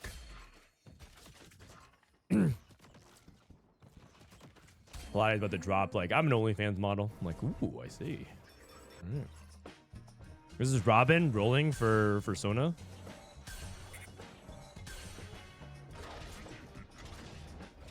Wow. 7 Sonas just like that? He's like hyper rolling. Data analyst. Robin viewers are cashing out their 401ks and getting their AARP up. Oh god, Robin's hyper rolling. Oh, because he's playing Demacia forever, so he really wants like the man. That's crazy. I don't think, believe it or not, I think Robin's viewers are actually quite young. I think Robin's viewers are young that likes to call him old. I think my viewers are actually old or older. Like Robin feels like he has a younger audience that likes to call him old. You know, he's actually grandpa. He's like grandpa, no dads, and he has nephews. Versus I'm the uncle, and I have fellow uncles in chat. I'm not old. Sorry, when I say old, I mean older. None of you guys are old. None of us are old. We're all quite young. The problem with thinking that you're old is that you will actually miss out on a lot of opportunities because you're young. You're not going to travel as much because you're going to stay inside thinking you're old and you're depressed. You're not going to meet as many people. You're not going to save as much money because you're thinking like, oh, it's too late for me. It's so funny going into like a bunch of parenting circles and going into like life planning stuff where they keep talking about how young I am all the time. They're like, yeah, because you guys are so young. I know you guys don't want to buy life insurance, and thinking about what happens if something happens to you guys. Very depressing conversation, by the way. Life insurance conversations are extremely depressing. Holy cow. But they're like, yeah, but like you guys are like really young. I'm like, thank you. Why you get paid the big bucks, Mr. Consultant?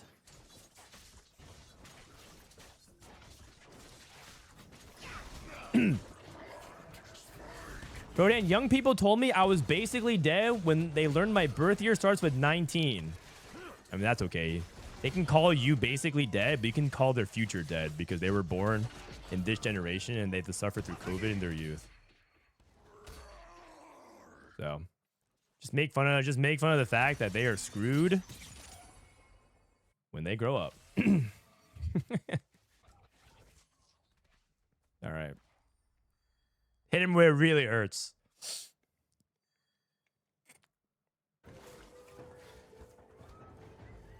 Okay, Dawn Core with Sweet Treats with Bopster. Interesting. So that's a Seraphine item. So Seraphine, so this guy's playing Seraphine. The Sonar reroll. I'm still not exactly sure what Kiyoon wants to do, but he unlocked. Oh, he took Luxury Sub and got Ornn. That's really slow, but I wonder if he can do something with that. But Luxury Sub Ornn can farm you multiple artifacts. Maybe that can get you back in the game. Trait Tree for CrazyCat.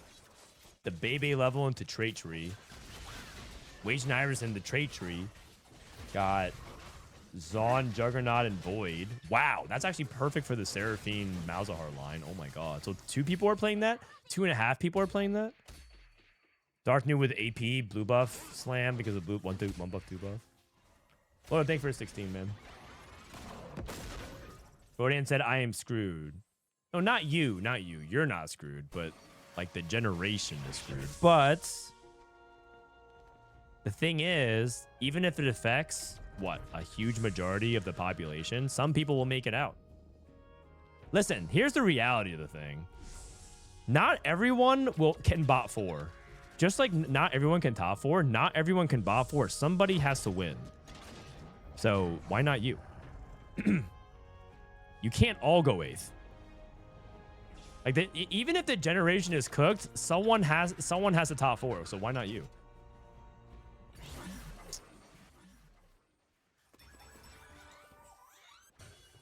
Okay, Scion 2 for CrazyCat. Waging at 7.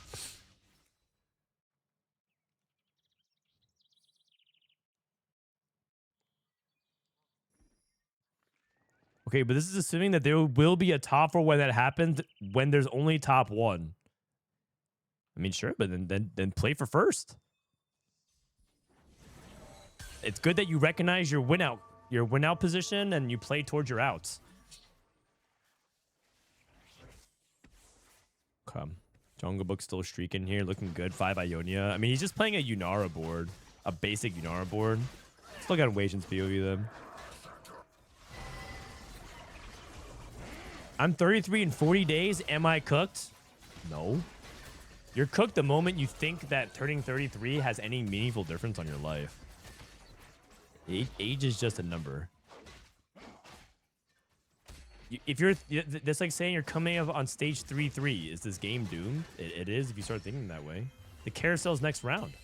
You turn 34, the carousel happens, and then you're 35, and then you have to figure out how to play the mid game. Don't FF. Okay, Bopster's still playing. He's playing lose 4 combats, and he's going to have 470. Kiyoon. Has Kiyoon unlocked this yet? Yeah, he's unlocked savings account. He's looking. I think he's playing Jinx reroll.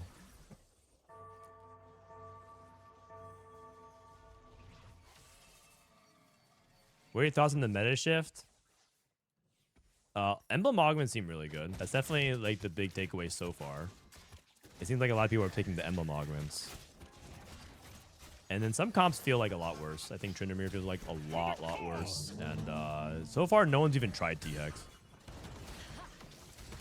What happens if your parents had no econ and you're broke and no interest? Well, I mean, it's time to open and lose streak and then roll for Bard.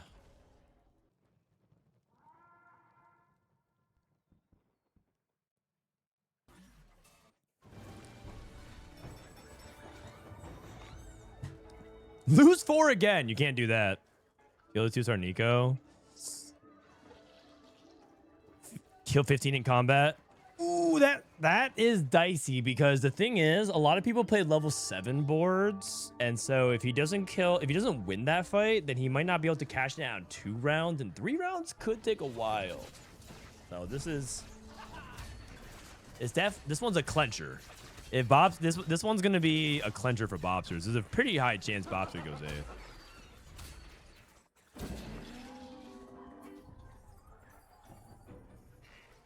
Frodan, can I have a brief meta read? Yep. Just sub real quick. And I got you, buddy.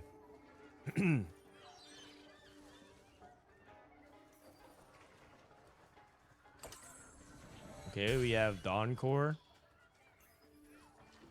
Tarek 2. All right. And then he's trying to go for Lysandra. Frodan, I am 78. Am I cooked? Yeah, you're pretty cooked, man. Just give up. 78, it's over. Or you could run for the most powerful job in the world, the President of the United States. Because apparently that's okay if you're 78. I mean, you could always do that. Oh, walk sub. Thanks for the sub, man. Meta read. I think playing around Seraphine as a core game plan is pretty good as a default forecast for AP. I think Yunara is still fine. People are just not playing a lot of Yunara, but I think you still have to have like a good tempo opener for it. And then I would say that Emblem Augments are really high priority because they give so much stats. A lot of people click Treachery. I think Void is also still really good, and Demacia is a good vertical to play around. So I think those are some of the core game plans to try to build around. Try to see if you can take like a vertical that's uncontested. But I would say that I would say 7 Noxus and 7 Zon are not still that impressive. But like the boards that play around some of the good forecasts like Seraphine and Yunara is still pretty solid. And with Yunara, the build changes. You don't actually want to build Kraken as much. at least at the moment. And again, this is all just like based off of half a day. So if it ends up being, it might change a little bit tomorrow. But I would say definitely explore a lot of Seraphine gameplay. It's definitely going to be something that you need to learn how to play because there's multiple boards you can play for it. It just says Noxus is good mid game. Yeah, it just falls off late game. But Noxus is definitely good. Oh yeah, LeBlanc. Try to play around LeBlanc for an AP opener as well. LeBlanc is a very good AP opener, from what I've seen. If you can find a way to get her to 2-star in tempo. I think if you're playing like 1-star Scion, 1-star LeBlanc, 1-star Briar, it's not good. But if you have like 2-star Shen, LeBlanc, like 2-star Shen, 2-star Alawi, LeBlanc, Sona, that's like very good. You can just play that. Don't play like no tempo opener LeBlanc. And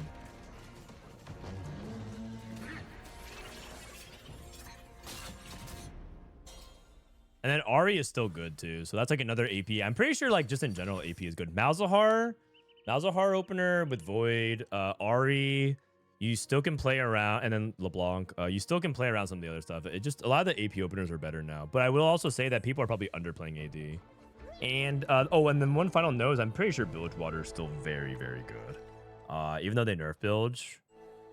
And the nice thing is, because so many people are contesting tiers now, you should be able to get other components that you need better. Like, because AP seems so much more likely to be contested, people are taking more rods and tiers now, you can probably get more of the AD components.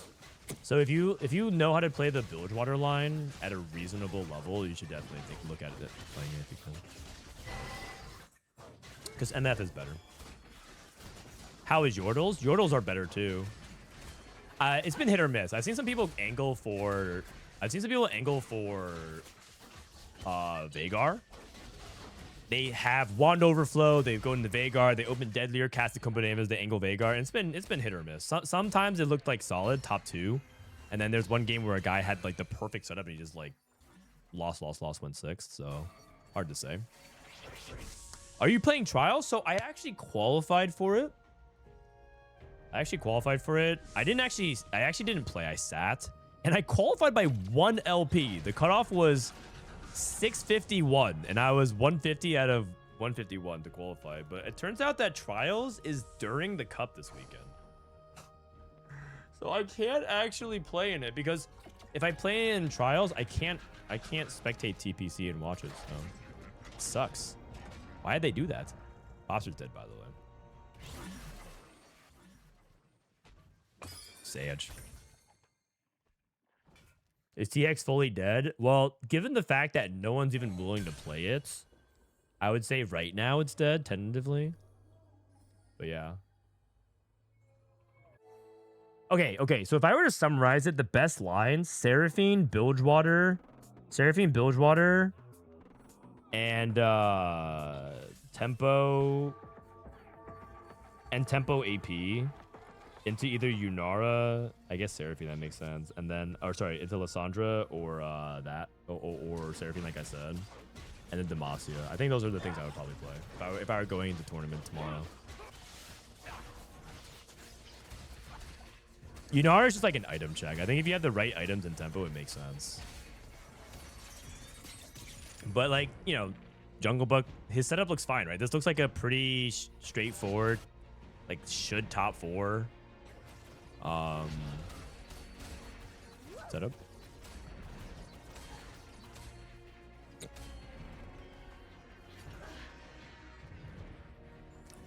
Tempo and Fast 9 to Annie sounds ideal. From Yordles, I can see that. I don't think you're supposed to play that unless you're super win streaking AP. It still seems like the only loose streak comp. No. You can play loose streak. You can play loose streak. This guy, he's back. Singed.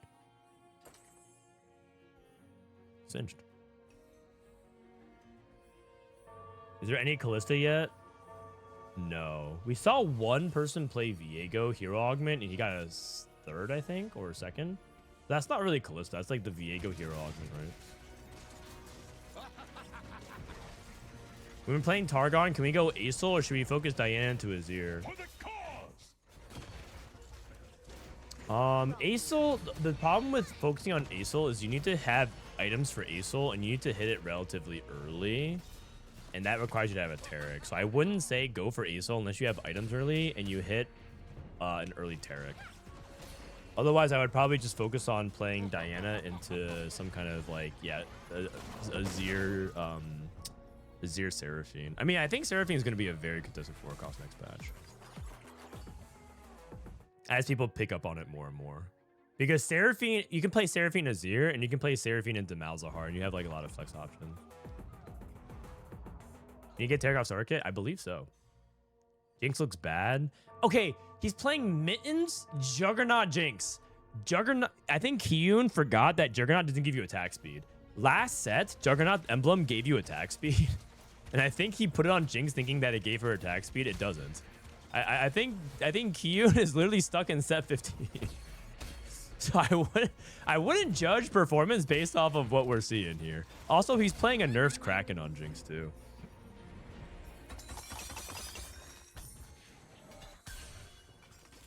Warren 2. Mittens. Reforge. Sniper's Focus. Okay, I mean, that's probably playable. Sniper's Focus, Mittens, Jinx. That sounds good. You can also stack Ord.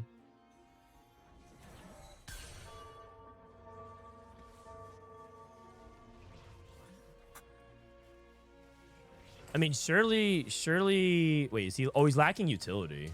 Double Kraken is good.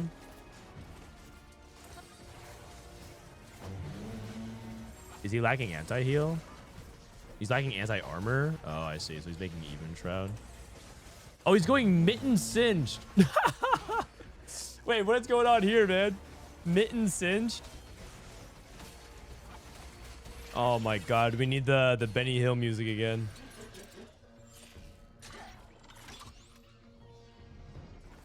For this Singe running around. Mel 2. Okay. Wait, CrazyCat do be cooking. Kindred 2. Wow, his board is good. His board is good. Skarner 2. You definitely make that, right? I mean, Skarner got nerfed, but surely you can still play Skarner 2.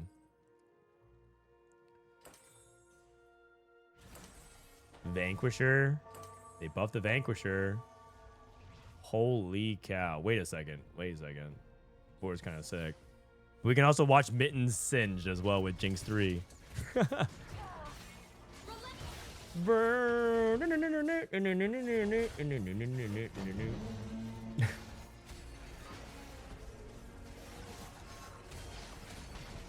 Just imagining the clown circus music playing. It's so funny.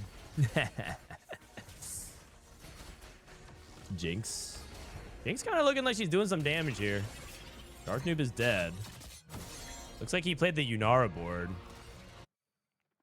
You know what, man? Yunara's kind of losing a lot here. Jungle Book's board, I kind of thought was going to do better. Oh, I guess he hasn't reached real cap, though. He hasn't hit anything besides Wukong 2, Yunara 2. Rise. Kiyoon. Mel. Yo, his board is so good. He just hit everything. Okay, surely this wins, right? My god.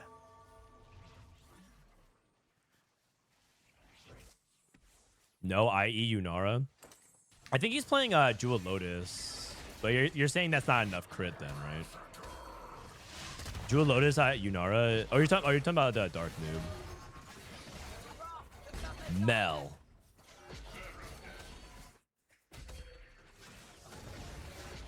I mean, that being said, I think CrazyCat's board is very, very strong. He hit so much power.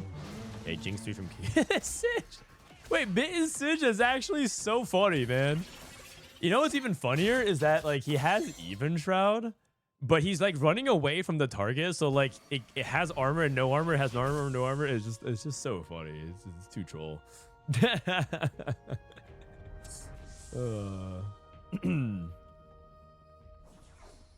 Man, it's a struggle. This lobby ended up hitting cap. Also, Robin, Demacia forever. Old man still got it. 8 Demacia.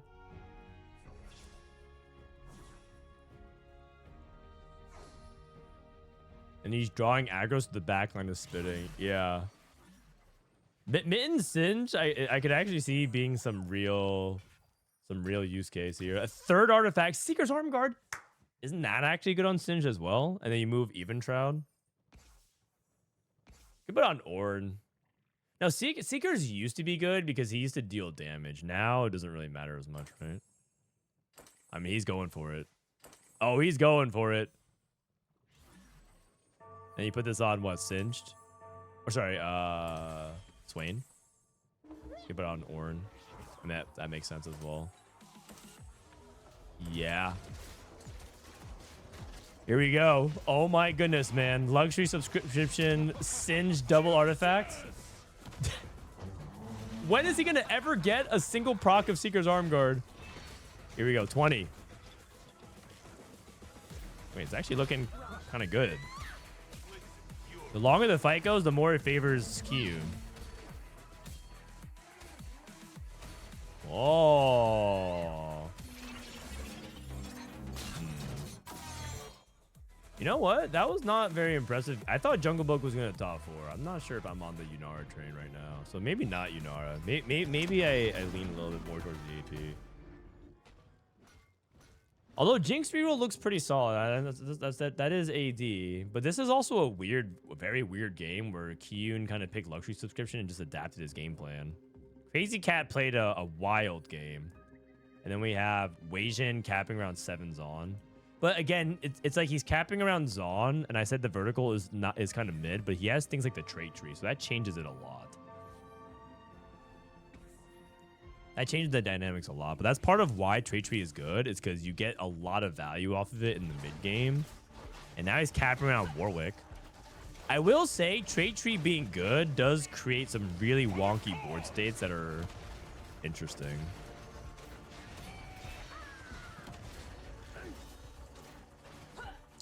We'll see if that stays the case right now, but it does create like, oh, that's like you're playing like a Void Kindred with like a module, you know?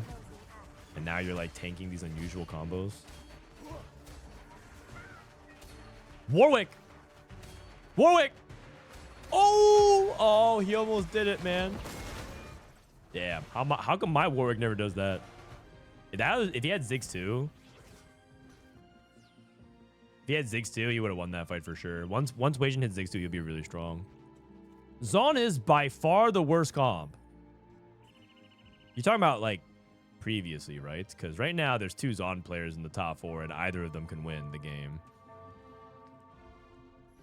So, you're talking about previously, right? There's literally 2 Zon comps that are the highest win share of the lobby. Chat, what does capping around a unit mean? Capping means max power, like the max power or the strongest version of whatever, like reaching the ceiling of your composition's power. Like the salary cap.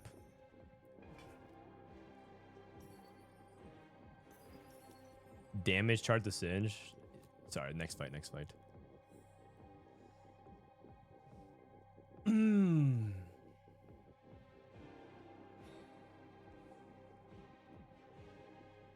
Lucian Senna. Is Jinx reroll real? I'm going to actually go out on a limb and say something kind of crazy.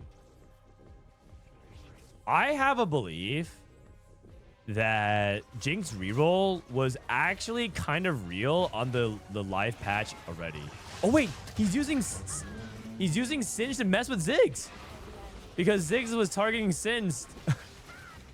Wait, Kiyoon might be a genius. Kiyoon might be a genius. He's using Singe to like mislead the Ziggs. The Ziggs just keeps chasing the Singe and bombing everything but the center of the board. Oh, man.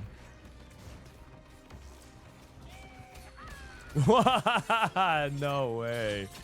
Oh, God. Oh, God. I already... Wait, CrazyCat lost to Robin? What the... That is wild to me. I thought Robin was just playing for top 4 with Sona reroll. He does have 7 Demacia, 4 Invoker. Curse Crown? Wait, Robin's at 1 life.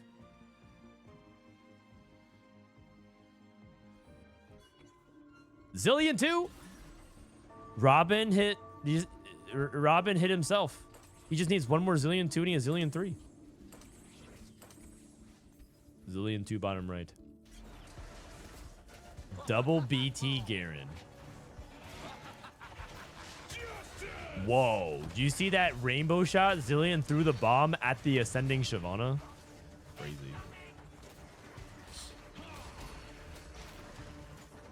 The heck? He's looking so strong. Wait, Ziggs! Oh! Oh!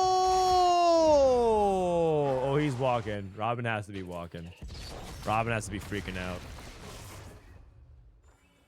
Oh my goodness. That was crazy. That's a curse count difference. The extra stats. Another. Oh yes. Wait, you have to. Kiyoon, you have to. Kiyoon, you have to. Yes. No, this is actually the final stage. The Talisman of Ascension. He has to. He has to. Oh no, not that one. Oh. No, Veg. No, he knew what he had to do. He knew what he had to do.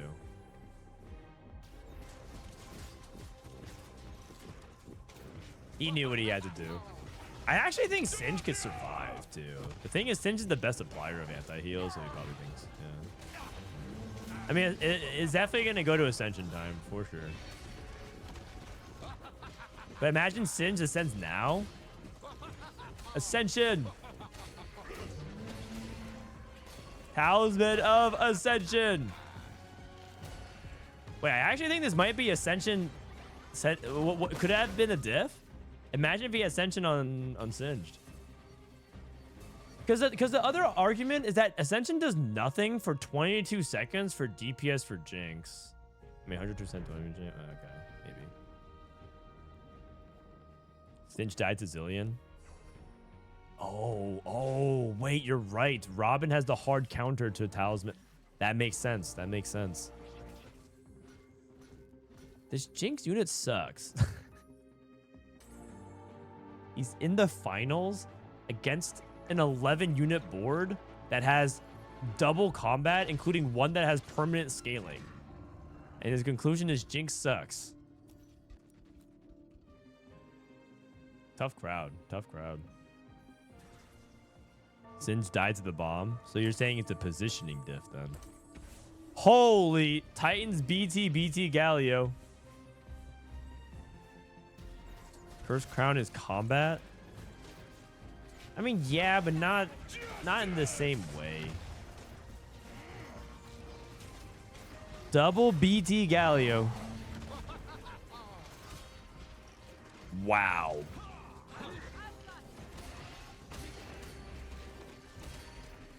And here comes a Jinx Ascension. Oh no, the Zillion died. Dude, Robin is crazy, man. Robin is crazy. That's why you can't ever count out you can't count out Unk. First Scrim game of the new patch. Went on vacation for a month. No clue what the hell's even in the patch notes. Queue up Sona reroll and just go first. Like a beast. All right. You guys want to check in on Dishsoap? Dishsoap, I think he's practicing. He's probably practicing with the... He's probably practicing with Setsuko and all of them. All right, let's check it. Let's check in and see how he's doing. Robin played some Sona yesterday. I saw Robin's scores yesterday, and it was not looking too hot.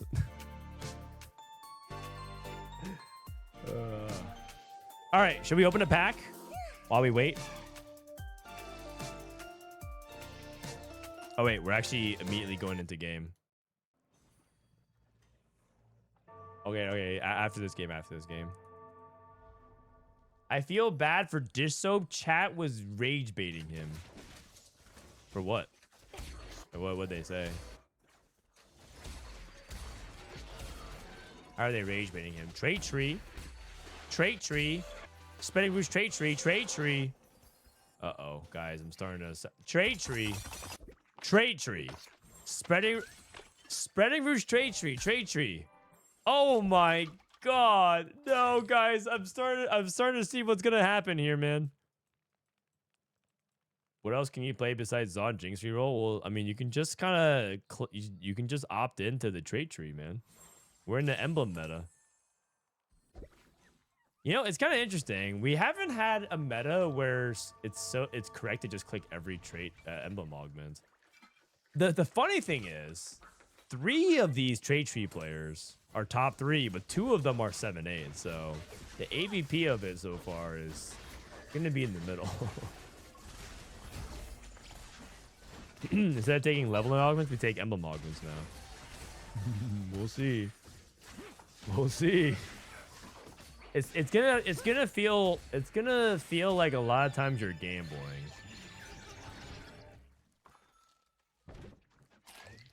But we'll see. They're interesting. I don't disagree from a viewer's perspective. I do think from a player's perspective, Dishsoap is probably not very happy with his emblems. Oh, big grab bag and to reforge the emblems. This looks like it's Augment swap. Augment swap. Man, I'm getting more dogged again. Isn't a 7 Ishtal a win out? Sure. This guy should pivot Brock. He has 32 HP and 0 Sun Shards, but... Oh, you mean this player? Oh. Excuse me. After winning combat, find 50 shards and unearthed bonus loot. Maybe. I actually haven't seen too much of 7 Ishtal. Synchronous tier 1, man.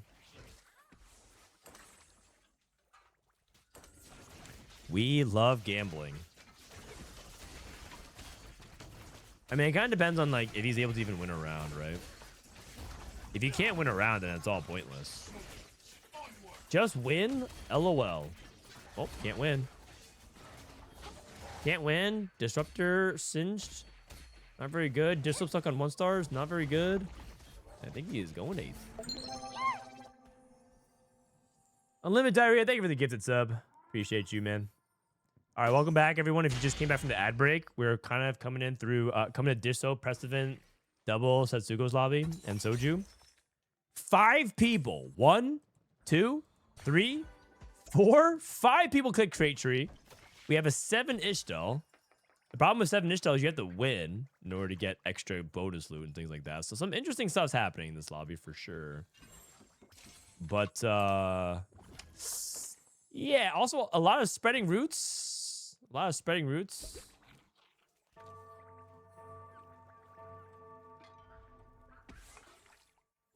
But Soju's in a good tempo spot. You know, I think Soju is actually really good. I think Soju's actually really good at tempo and just like make random emblems work type of style. I think because I feel like that's like right up his alley. I remember when I worked with him at EWC for bootcamp, some of the way he approaches board building is really interesting. He has a good way of webbing things. And he's very quick at understanding how to fit the puzzles. Partially just because of his mastery of TFT and playing for a long time, but I think that's just like his preferred. I think that's just what he likes doing in the game. It's just like the way it's like his skill set that he has honed the most. So I actually feel like he could be very good at making it work. Assuming there's no like 11 Demacia, 10 Bilgewater, 10 Noxus stuff happening, I think it favors his skill set. I think Mortdog is panicking. Nah. He's good. I think Mortdog is enjoying his Wednesday afternoon. Watching his favorite streamer. With his favorite chatters. Why don't TFT pros get signed to major orgs for a long period of time? Is it because they're not good enough or they don't win enough? The answer is TFT pro players. In fact, this is actually true of... Let me step back. in general, there are very few pro players of any game, period, that actually make money for the organization. There's probably a list of like 10 to 20 people in general. Oh, Emily, thank you for the raid. Welcome, Emily viewers. We're watching some pro scrims of some of the top players that are going to be competing in TPC in 2 days, and we're learning the new patch. And we actually have a really interesting game where not 1, not 2, not 3, not 4, but 5 people took Trade Tree, and 2 of them took Spreading Roots. So we're watching some cooking. Watch them cooking. A 5 Trade Tree, a 5 Trade Tree game. And this guy has 7 Ishtal, so every time he wins, he's gonna find some bonus loot. So it'll be pretty interesting. We'll see. We'll see what happens. So these are all scrims for the upcoming TPC happening in 2 days, which of course you guys knew that because Emily will win Tactician's Trial this weekend, and then win a spot at regionals, then win regionals, and then make it to TPC next set. So, I mean, you already knew all that. Nico 3. Wait, this guy has another pan. You can make a Bruiser Emblem? No Greg? Well, Greg can get second. I mean, second place still makes it as well. I mean, someone has to win, but someone has to also lose and get second. Prestivent's playing Void. This is Soju. Soju's playing Trade Tree into Dark Will's Invasion and also cooking with MF, Disruptor Graves. He's just like making it work. He's playing Captain's Brew Fizz. Anyways, one of the questions right before the raid was, how come TFT players don't get signed for orgs for a long time? It's because not just TFT players, but in general, a lot of players just don't, they lose money giving contract to the players because they don't make money off them. There's only like a list of, there's very, very few individuals by signing them to your org, you actually can make money back on it. Through merchandise sales or sponsorship opportunities or things like that. There's just very few of them. Because those players will demand salaries and benefits and things like that that you can't recoup those costs. So it's a losing proposition. It's a losing proposition. There are individuals out there like Faker for T1 makes sense. Someone said Zywoo, right, for Vitality. There's a handful of like these iconic people, but I would probably say, how many of you have bought a single thing to financially support Vitality? Because they have Soju and Milk and Setsuko and Prestivent and formerly Toronto Tokyo and formerly Frodan. There's probably some of you, a few of you out there, but I would probably say I would guess the amount of money they've generated off of that is probably in the 4 digits. And I'm just going to say that the money they spent on that roster is a lot higher than 4 digits. So why would orgs do that? It doesn't, it's not profit. It's a losing proposition. Unless they just hate money. Which I don't think a lot of them do. It's all advertisements. Yes, but it's advertising what? Advertisements supposed to convert to sales. If you advertise and sell something, it's supposed to convert to sales long term. There's some brands that don't want to, that don't focus on that, right? They care about brand awareness, right? Car companies aren't expecting everyone to buy a car. They're trying to fight for that spot, but there's not that many slots that do that, especially in gaming right now. And it's only reserved for the very, very top visibility things and not reserved for TFT. There's not that many people that look at TFT events and professional players and think about that type of sponsorship. They'd rather go to the very top ends of like Counter-Strike and Valorant and League of Legends. And that's from my time working behind the scenes. It just doesn't make sense financially to do that. If you're going to be spending marketing dollars for maximum amount of exposure like that, you'd rather do something else. Or you sponsor streamers that have the audience. Unironically, one of the most valuable pros you can ever sign in TFT, and I say unironically because it sounds like I'm flaming, but I'm not. But I would say that the most value that you could get out of your dollar in sponsoring a player in TFT is probably Emily. I'm not saying that as like as a way to flame it. I actually legitimately believe she is one of the most highest ROI streamer you could sponsor in TFT. And I'm pretty sure anyone who has any industry chops at all would 100% agree with me.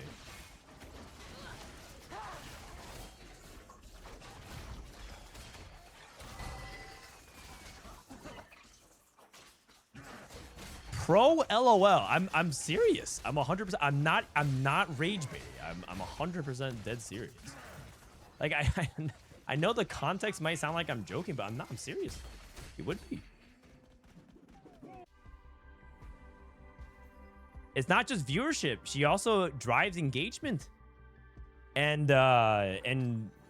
Brand, she's very good at that. And also, oh, Clemou gets the Brock. It's also about like audience that's willing to spend money too. Because the thing about some people that have a lot of audiences, that a lot of people have audiences that won't spend a single dime. You guys are worthless. Not like as people, but like to the advertisers, you're considered worthless. Like for example, there's a lot of Russian streamers. There's a lot of Russian streamers that have like a huge amount of viewership for other games that they play, but their viewers are worth like pennies. Like their versus US viewers are worth dollars. That's a really big difference.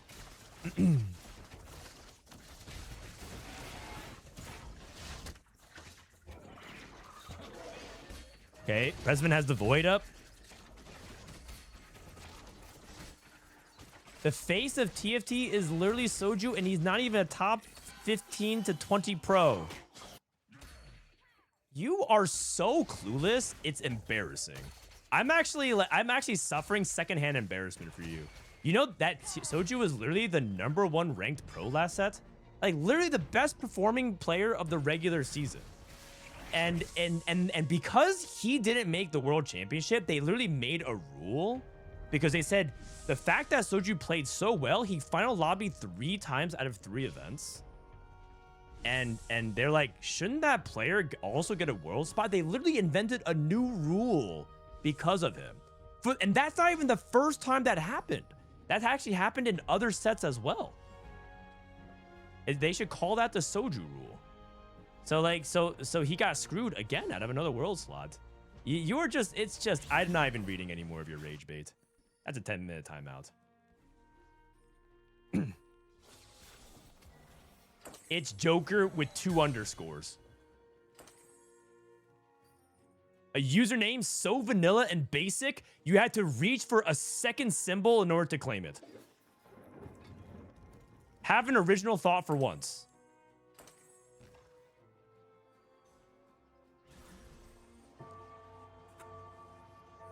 All right, where are we at, by the way? Oh, wait, Soju, 63 HP, leading the lobby, flexing like a beast? I mean, that's just old news.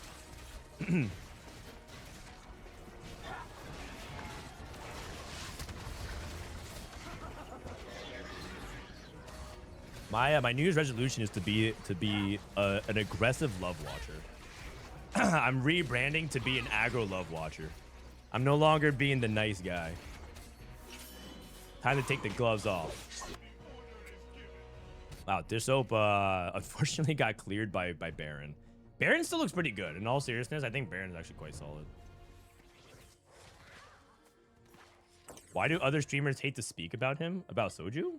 Wait, what? Isn't he like the most talked about TFT streamer? In fact, they've literally created an entire personality based off the way he speaks in honor of him. Two failure emblems. What the heck is this? 2 failure emblems, Demacia? 7 Demacia with 2 failure emblems. Interesting.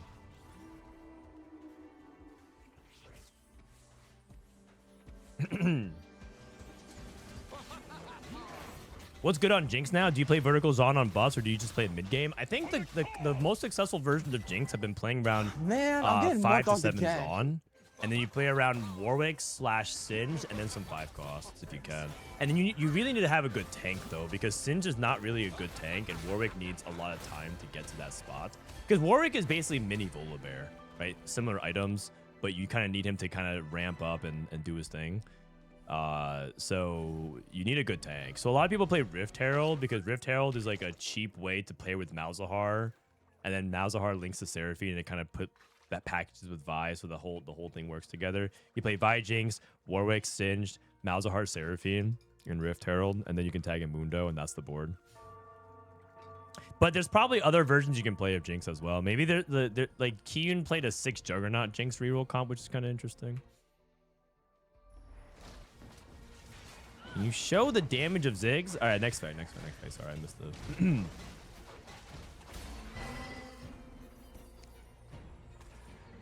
The next person to complain about bad RNG below Challenger, I'm challenging you to a boxing match. No. Okay. Okay, man. I don't want to catch those hands. That's all you. That's all you. Slayer emblem on Baron. Interesting. Okay. Wow, this lobby is actually really, really close.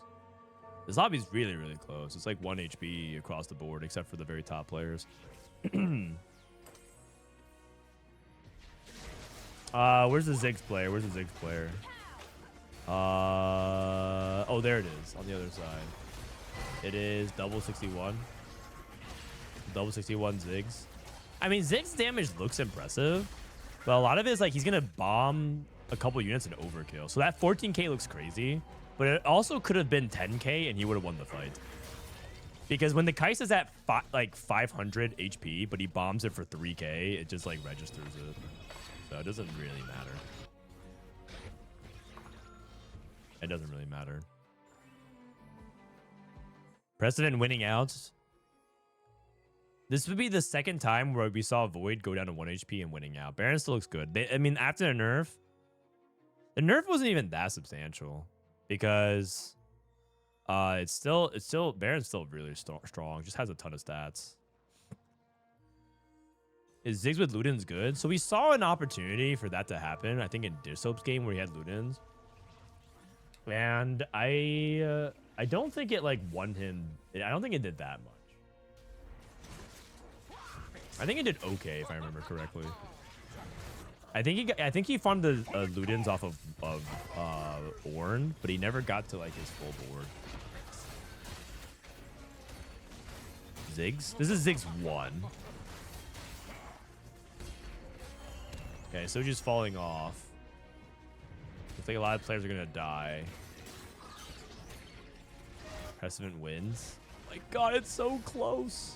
Wait. Oh. How do you play Zilean? Try to play around like Lysandra and then just tag Zilean in. It's a good duo. Right now, Setsuko is trying to play around Rise. His board is good. He definitely wants Zilean too, though. I think you could also make Lysandra 2 here and move items, but I'm trying to figure out how to do that. Ooh, I don't think he can. He has to sell Galio, and that's just not very likely to happen. So I think he just has to. I think he has to hope that he can win this fight and then make Lysandra 2 next turn. Going against Baron for Prestivent.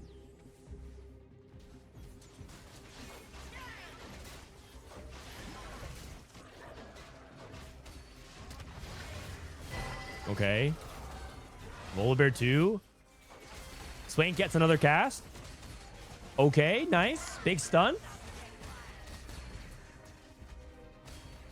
Come on. MF. No, why? What was that? The walk up. No. It got like mixed up and didn't walk up. Oh, and Prestivent outplaces by 1 HP. Setsuko actually beat the Baron? Wow. Crazy. That was very, very close. Is there a Rise Ziggs board? Yes. Yes. In fact, there's a Rise Ziggs board that is gaining more and more popularity now. But yeah, now Setsuko is... Oh my god, he's playing 7 Demacia, Lysandra. Spreading... He just literally took 3 emblem augments. Spreading Roots, Trade Tree, and Earth. Oh my goodness. Okay, I'm emblem augments every game. Holy cow. Imagine if like Exotech was in this set where you just get rewarded for playing a bunch of items. 1, 2, 3, 4, 5, 6, 7, 8, 9, 10, 11, 12, 13, 14, 15 items equipped. And it's just scouting party. It's not even anything crazy. Absolutely nutty. We're in an emblem meta. Have we ever had like a emblem meta quite like this. I think in set 9 we had tome popping, but that was different because you like pop tomes to try to play for a vertical.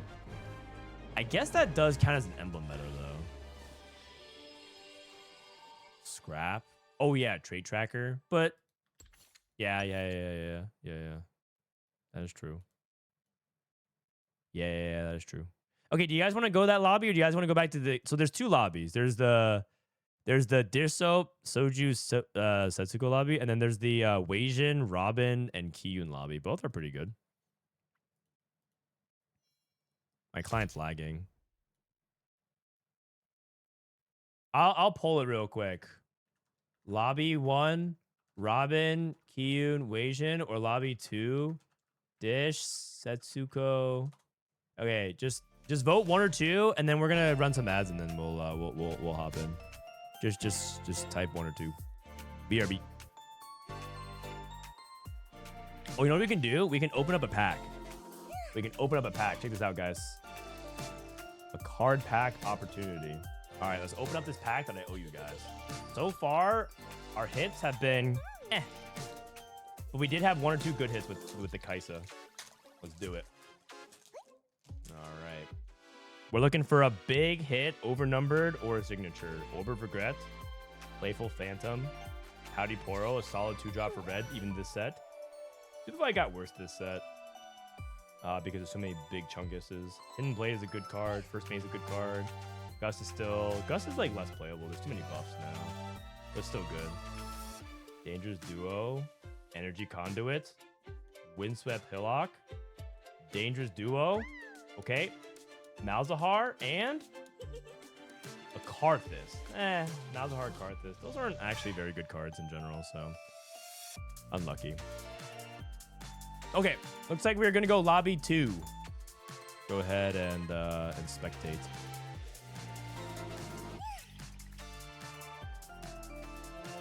Dude, the client is dying. So laggy. What's going on here?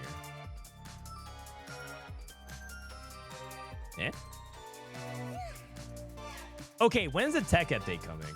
I need a tech update to come in now. What on earth is this?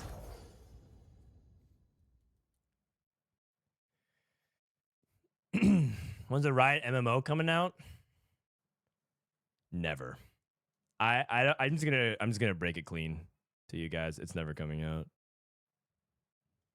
It can't. Because when it comes out, then you're gonna be faced with reality, which is it's not gonna be as good as you think it's gonna be.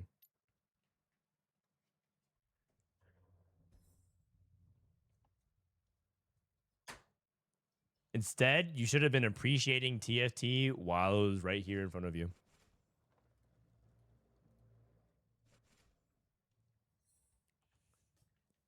All right, here we go. What lobby is this? This is Prismatic Prelude. This is Prismatic Prelude. And then the Ionia is Path of Transcendent. So it's 3 stars. Transcendent. All right. What do we got here? Living Forge. World Runes for Dishsoap. Worth the wait. Shinzao. Yo, worth the wait, Shinzao. Okay. Prismatic Destiny to Radiant Relics. Deadlier Caps. The Trait Tree. Ionia Longshot and Yordle. And Expected Unexpectedness.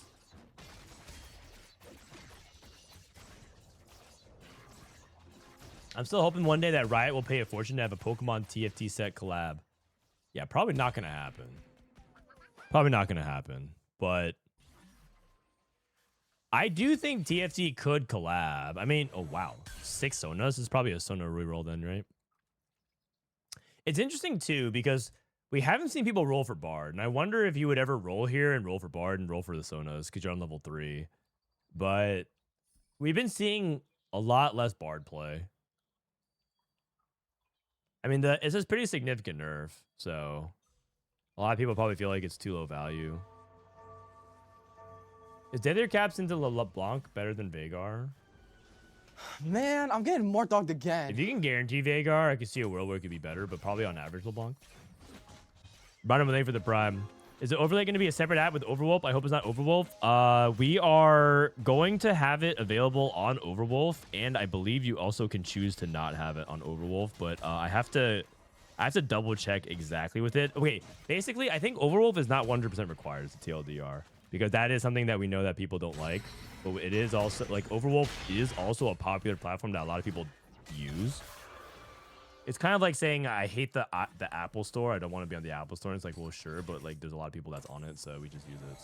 But we do want to increase the options that you have to not have it on Overwolf. So yeah. What do you think about Ariel? Extremely situational, but surprisingly good if you get the spot for it.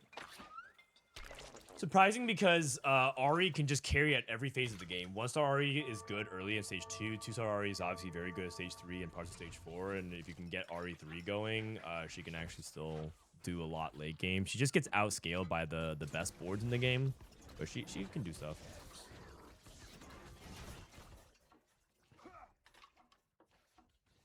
Is LeBlanc reroll back? We saw a couple LeBlanc rerolls. One of them did pretty well. The other one, I think the other one did like okay.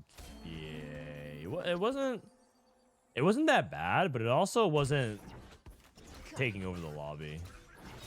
You know, not like a Tryndamere, because I defined in my mind, the ceiling was like the Graves reroll of Bilgewater and the Tryndamere. And Graves is not even really Graves reroll. It's more like Graves Bilgewater. But those are like the 3-star comps that I felt like were taking over. I guess Piltover reroll is another thing, because the T-Hex is actually a straight reroll comp. Yeah, nothing like that. Nothing like that. There's a lot more like Vayne, where it's like very solid, and if you get the 3-star of it good, a lot of times you use it to tempo though. As a new player, is it better to play standard TFT instead of learning Fast 8 and Fast 9 to learn Econ, even though it's been a Fast 9 meta? If you're a newer player in TFT, I would say that you should just play comps that you think are fun, that you vibe with, or champions that you think are hot and attractive, and just play those comps. So, and like really understand the deep nuances about all those lines. So that way you can use that knowledge to build upon other skills for the future. Sounds like box advice. Well, I mean, it's true though. I mean, the thing is, that's like Box's main advice. Like that's his like priority 0 and 1 and 2, and then there's like other things that you would factor in. Like I'm trying to have like a sample platter. Like there's like a little bit of everything there. There's like fun, there's like interesting, and then there's sexy. Like it's like the 1, 2, 3. There's nothing wrong with that.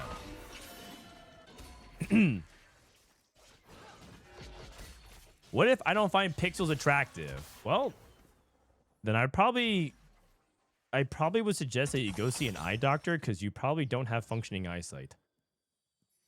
So I feel like that's literally impossible. We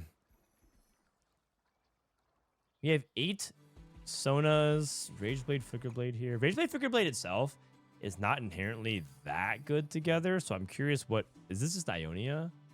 Path of Transcendent? It might be. It's because Flickerblade is the Rageblade, and it used to be the case where the Rageblade would get better with Flickerblade because every time you attack, you get the stack of attack speed. But now that you get this, it's like a little bit, it's not as good as it used to be. Have you seen any cool games in the Scrim? Yeah, I've seen a few. It's hard to like go through all of them, but in general, there's been like a lot of emblem play, a lot of like verticals, but there's also some like I'll take a bunch of emblems and flex. There's also been some huge deviations. There's people who take things like, you know, worth the wait or hard commit, and then they pivot into something else completely, like very much subverting expectations.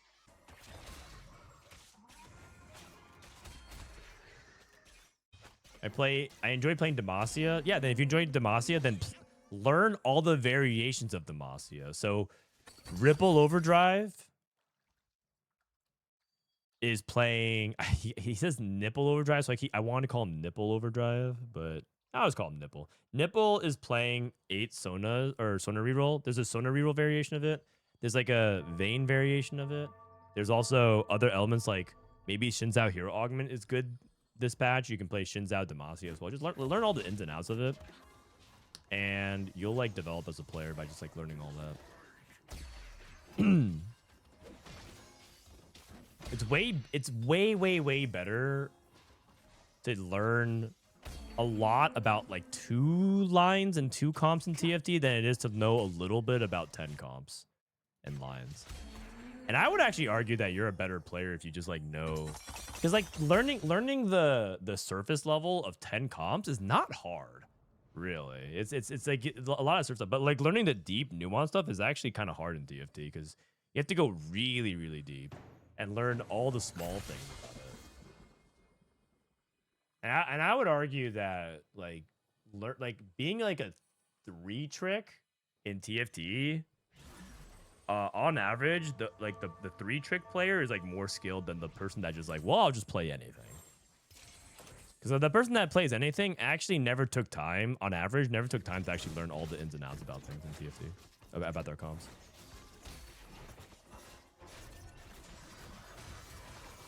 Wait, so this Soju actually rolled for Jarvan 3 with Priz tickets. He's actually contesting Sona? What the heck? So this guy has Sona 3, but Soju has Jarvan 3. That's actually okay. Because what Soju can do is that he can... The whole point of going for these 3 stars is to get the Galio anyways. Like, you want the star level. Like, part of the reason why you go for 3 stars is to get the early star levels going. So he can actually just push levels and now play for Lux instead of Sona. I think that's fine. I think it's actually fine. Wow. It's a TX game. Oh, man. Missed the T-Hex pivot. Wait, how come... Wait, no one's willing to try even one T-Hex game? He doesn't have the items for it. But, like, I feel like one person should try T-Hex one time. Just to see where it is. Well, I guess no one's going to do that. Setsuko hit a Yunara on 6. How does he do that, man? With 50 gold left. How does he do that every time? Isn't that just illegal? Isn't that just illegal?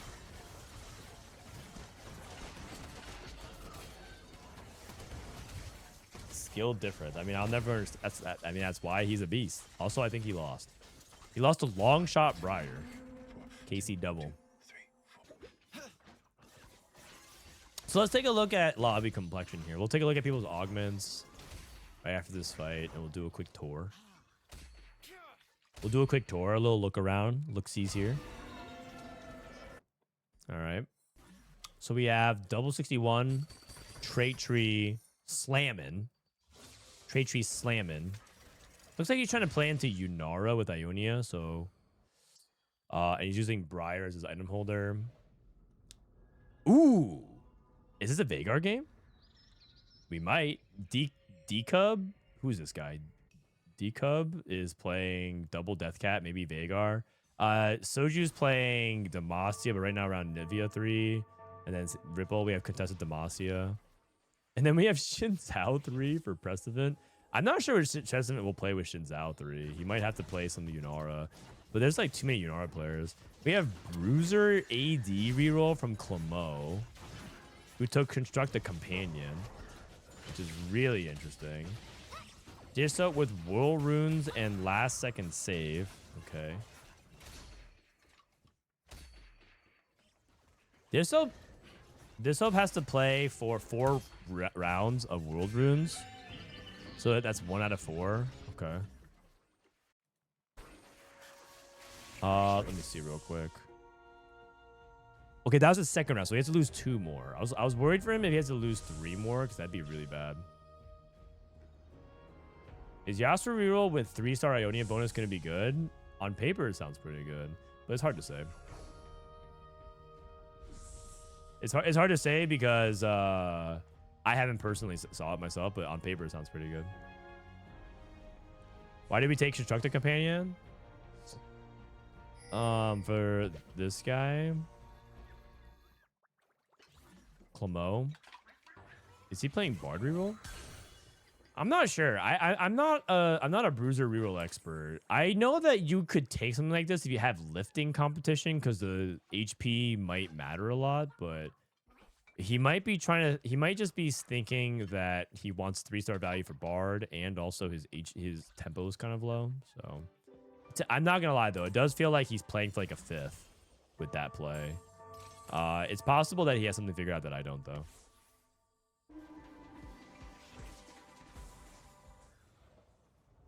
All right, so Dishsoap needs to lose 2 more. We'll catch up with him in 2 rounds. Take a look at Soju's AP board. Anivia 3, huh? He's also playing around Anivia pretty thoughtfully. He's playing Nico, and Nico is really important for Anivia to crit. But the issue is that he has JG, so there's a little bit of a weird dynamic where fire and ice shard at a target, if they are chilled, the damage critically strikes. So if he has other sources of chill, that JG is not necessary. Oh. Ooh. Unlucky. Unlucky. That's one of those things where I think if he just literally side swapped to the other corner, his Anivia might have actually won. The Anivia kind of got trolled by the walk-up timing. Oh. Thoughts on Bilgewater Anivia. Captain's Brew TF. 100% chill uptime. Chills. That sounds good. That sounds like some Dishsoap certified tech that he would approve on TFT Academy. He definitely won't fire you.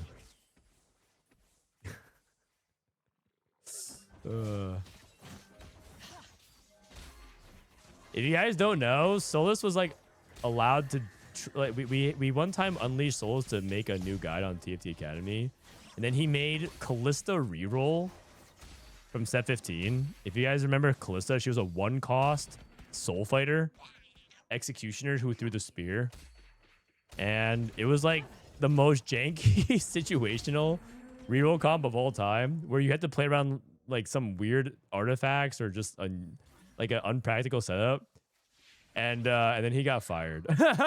Not fired, but like Kai was like, yeah, you know what, Solus, you can update the other stuff. Just leave the tier list stuff to Dishsoap and Frodan. I guess the equivalent would be like if Solus created if Solus created like Jhin reroll. Like if there was some darkened bow Jhin reroll tech or something and this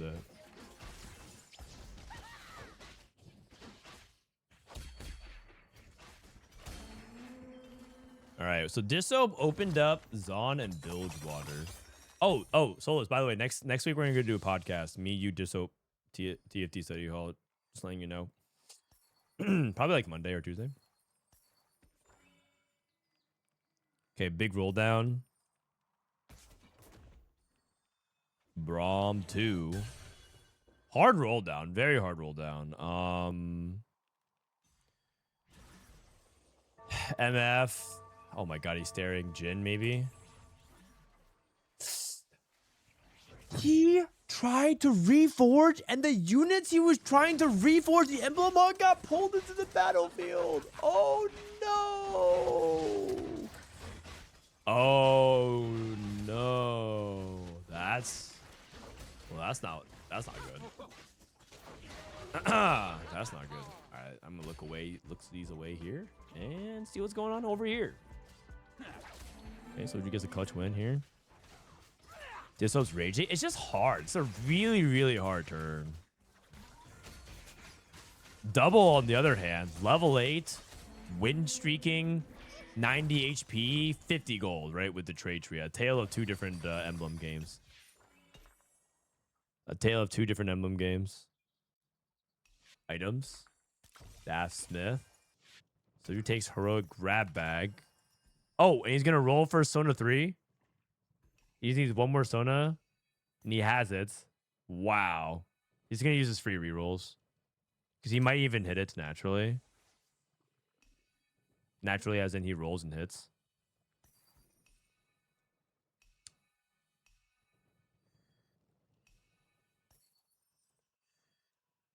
Sona? Okay. I think you should just do it. I think you should do it now. I think because he needs to get another star level for Galio. Just do the shins out. Just do the shins out, right? Oh, no, he's one off. He's one off. Oh, he doesn't have Vayne. Oh, he needed Vayne. He needed Vayne or shins out. He's one off. Oh, I see. I see. Unlucky. Contested Demacia reroll. Wow. Wow. These guys must value Demacia reroll a lot. I mean, it was a pretty decent comp before the patch, but now they nerfed all the other things, and Demacia might have gotten better. By the way, we're not playing Veigar for D-Cub.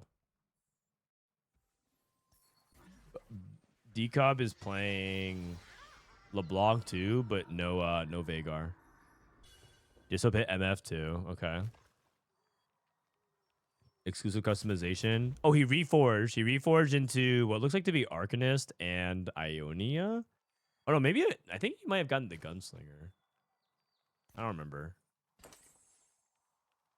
Gunslinger Volibear. What does that even do? Dealing physical damage reduces their armor by 2. Okay, cool. He started with Ionia. Okay, so you got Arcanist and Gunslinger. Doesn't sound bad. He's a little bit clumped, so he's kind of getting punished by this Fiddlesticks. And then Imbessa found his way to the back line. Ooh, if his positioning was a little bit better, it would work out. I think it's just like 1 or 2 rounds away from being stable. But the problem with being stable is that he's at 9 HP. The race at the bottom. The race to the bottom. Hmm.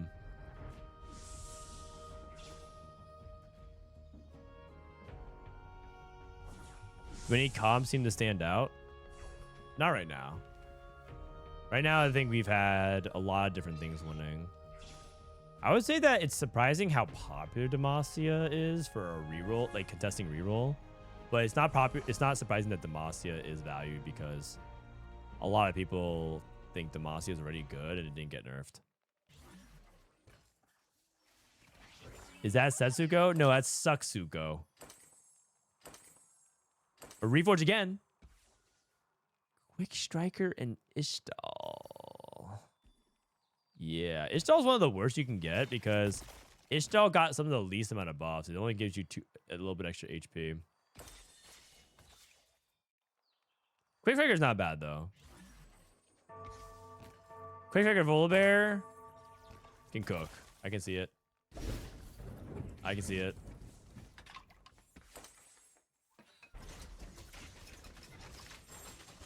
Shen 3. Oh my god, Talisman Ascension Scion. Okay. The Aphelios is getting soloed by the Shen. Okay. I think this is close to being strong. Prestivent played Demacia this game. But he's playing a very contested Demacia tree because he hit worth the weight shins out, right? It's a 3-weight Demacia lobby. That is a little too much. Is this live on the new patch? Can you do a quick rundown? I've done like 5 rundowns in the past hour. So if you have Twitch Turbo, you can try to rewind and look at some of them.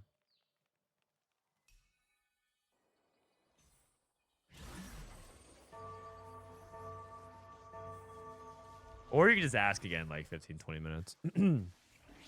Okay, so we have Dishsoap on 1 life.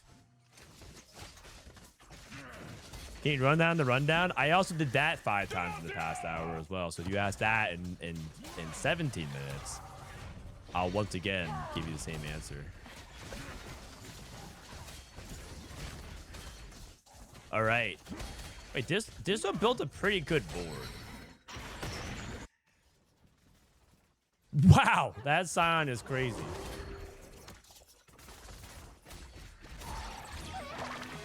Prestivent's dead. And that's good for the other Demacian players, but I wonder if there's a world where Dishsoap can win out. Okay, what is this guy? This guy's coming to the LeBlanc reroll, right? Scion 3. Nope, sorry, Scion 2. So he's going for Draven and LeBlanc, and then Kabuko is like a bruiser plus invoker, so it ties into Scion and helps LeBlanc. He's just committing to 7 Noxus. He also has like some awkward items. Like IE on Draven's like quite bad, especially with Jewel Lotus. Do you ever do gambling pulls with the points? Oh yeah, we do. It's usually when I have my mods around, but my mods in general have been working overtime, so they've been on break. Can you do a rundown of the rundown of the rundown? Yes, but ask me again in like 10 minutes. We're in the middle of something right now. Okay, we're working with 6 LeBlancs. We need 1 more to guarantee it. Oh, there it is, but yeah, you probably have to rip it. You probably have to rip it. LeBlanc 3. Deadlier caps with Jewel Lotus. How much AP is this? 70. Wow, that's a lot of AP. 156 extra AP. Jewel Lotus. Holy cow. Jeez, that is a lot. And lose anyways to Sona. Dishsoap is dead. I can't help but feel... Oh, I mean, I think Double's probably going to cap out. I can't help but feel that if you go deadlier caps, you're better off capping around maxing your crit than a second death cap. Like, because you only crit 45% of the time, it's actually not going to hit as hard. The double death cap thing might be bait. But maybe he didn't have a choice. I didn't look at other components.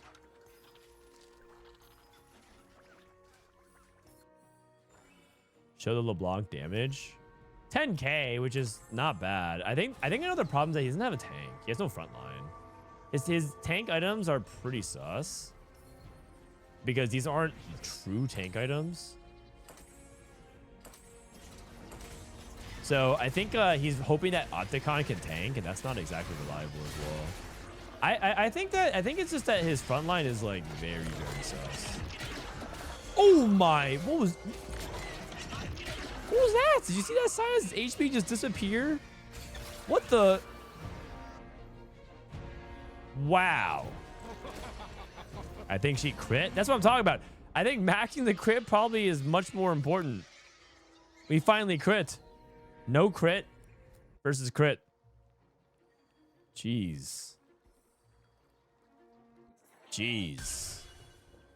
So if I'm decubbed, then I'm looking for something like Guard Breaker or whatever way I can amplify it.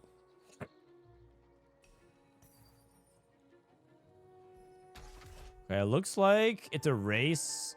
It's gonna be a narrow race for top 4. Let's go lost. Lost versus double. Okay. Okay, going up against Ghost. And Bessa too.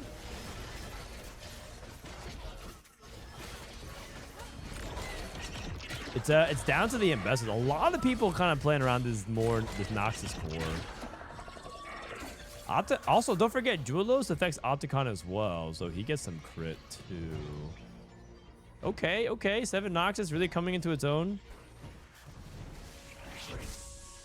So far, vertical LeBlanc reroll, vertical Noxus. Yeah, I think that's mainly been the way. Another death cap. It's too late for that though. Oh, Nashers actually might be kind of good. Actually, you might do Nashers and then move the death cap over if I'm decup. If I'm not taking a frontline item. I think he wants to take Vow, but Nashers is intriguing because of the Jewel Lotus. Because Nashers gives a pretty good amount of crit. How much does it give? Anyone have a Nashers by any chance? Let me see. Nashers gives 20%. That's pretty decent. Pretty decent. Ban yourself for 24 hours. Okay. See ya. Seems pretty strong. He's on Swain 1 and still rocking. Yeah, I mean, he did hit Mel. And then he did level for the Kabuko. So he got invoked. Part of it, he was playing 7 Noxus, no Invoker, no Bruiser.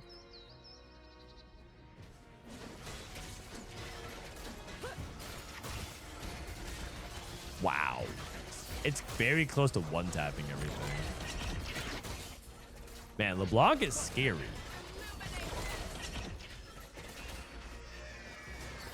Just not enough front line, though. I mean, double 61 looks like he's primed to win the game. So I don't think losing to him is that bad of a sign. I think he's probably the second strongest player in this lobby. Soju went 5th. Okay, so in first place, we have Yordle Fast 9 into Yordle Rise. And then we have Noxus, LeBlanc. Then we have Demacia, Sonar Reroll. And then we have Draven Fast 9. Or Draven level 9. This is actually a pretty impressive game from Setsuko to get to this spot, given that I wasn't... Remember, he opened forward stage 2. And this would be a hard spot to navigate to with low HP.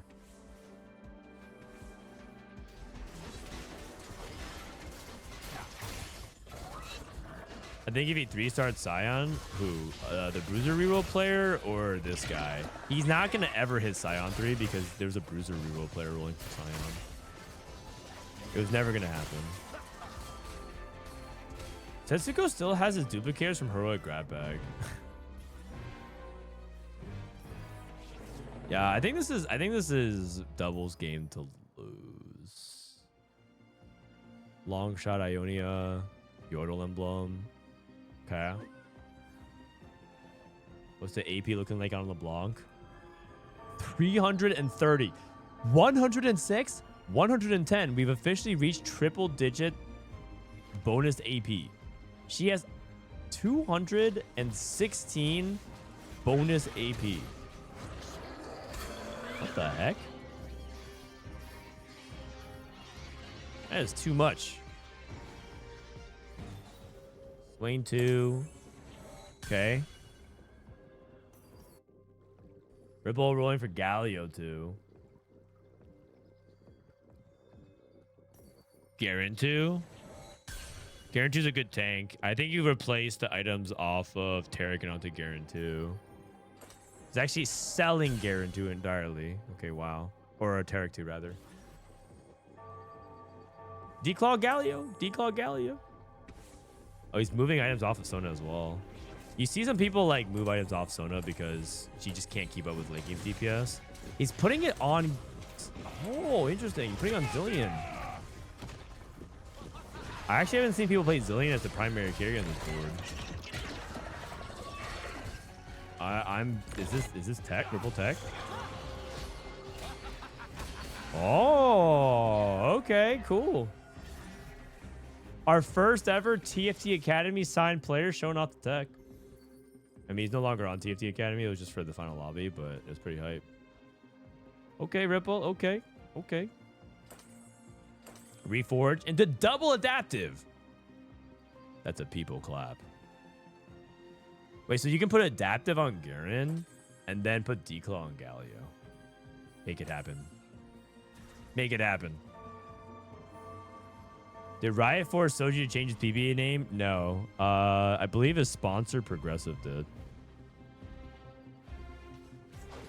Because, well, I don't know if you want to keep that username because it's very not sponsor friendly.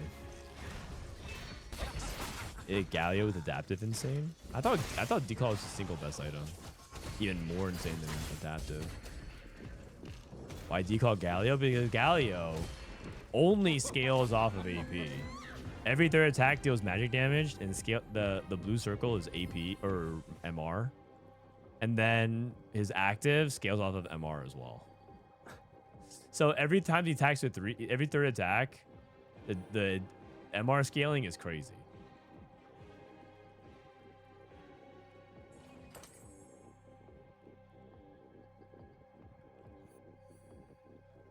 Duck said adaptive is bis on Galio. The duck said that adaptive is based on Galio. I mean, let's look. I mean, it may be reflective in the stats. Let's take a look at that. Galio with Dragon Claw versus adaptive. It does look like it's both look really good. It does look like adaptive is slightly better. Maybe adaptive on Galio then, because you do get resistances, and maybe the mana regen is pretty valuable.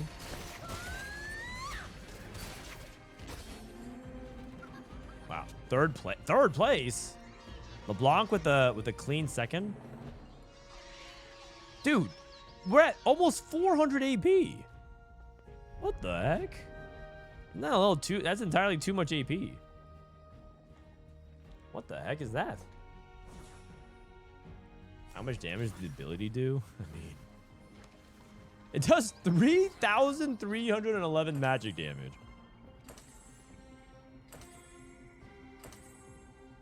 That is enough to one-tap anything on the board that has no mitigation. The thing is, these guys have resistances, right? So that 2840 gets reduced by 60%.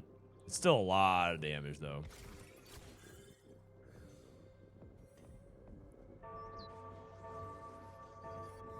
Other side swap.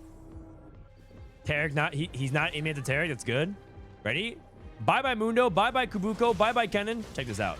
3, 2, 1. Boom! Almost a one tap. And yeah! And yeah! Backline dead. Achoo! No! LeBlanc! No, what was that? I think she got like frozen and was there like a cast with AoE CC on the other side? She got stunned. I'm thinking she does so much. How much overkill damage she do? She did so much overkill damage. I think double mana might be better on LeBlanc. Just having her cast more often matters. Like who? It felt like no matter what, it would take 2 casts to kill. So if it takes 2 casts to kill, who cares if you do 90%? Do 70%, and then play like a double mana so she casts more often. Holy cow, what is going on with this client? It's so laggy. Do I have to restart something?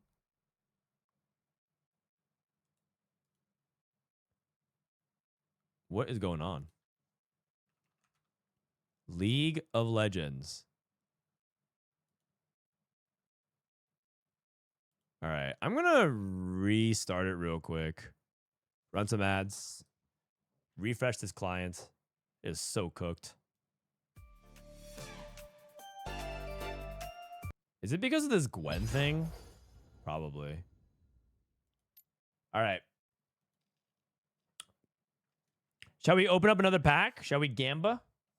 You guys ready for some gamba, guys? Let's do it. Let's do it. Gamba. How many packs do we have left? Wait, this is my last pack? Guys, it's my last pack. I'm down to my final pack. Uh-oh. And all I have to show for it is a Kaisa? Oh, dear. Oh, dear. Okay, here we go. Here we go. Last pack. It better be a good one. It better be a good pack, because I gotta say, this is one of the worst boxes I've ever opened. But there's a chance that all turns around. If this pack is it. Flame Chompers. Orb of Regret. Water. Wielder of Water. Mobilize. Sneaky Deckhand. Call to Glory. Challenge. Okay. Aspirant's Climb. Increase the number of points needed to win by 1. Herald of Scales. All right, here you guys go. My first foil. Kaisa. Oh, not the right Kaisa. This is the wrong Kaisa. It's the wrong Kaisa. The other Kaisa we're looking for is the red Kaisa. The red Kaisa is better, that I opened earlier today. I got the other Kaisa. Sage. All right. And a Karma. And that's it. Oh, no, I got it. Oh, wait. I got my Bay. I got Leona Zealot. That's awesome. Actually, I only have literally one of these. So, I was thinking if I wanted a second one. So that's awesome. Okay, you know what? I'm happy with that. It's a good pull.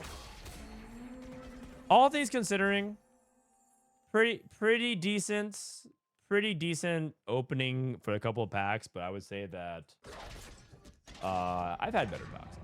I've had better boxes. Damn, I thought I pulled another Kaisa. That would have been sick. 2 Kaisas in one box is unreal.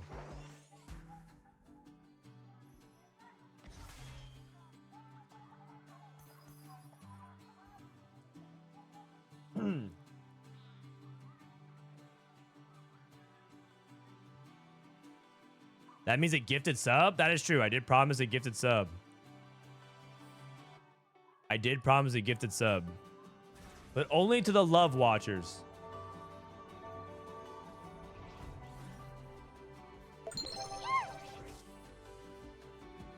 A deal is a deal. Alright, who do we have? Who do we have?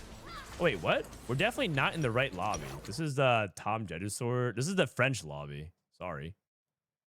Wait, what? I definitely clicked the right one. Let's spectate this one, see what happens. Sorry about that.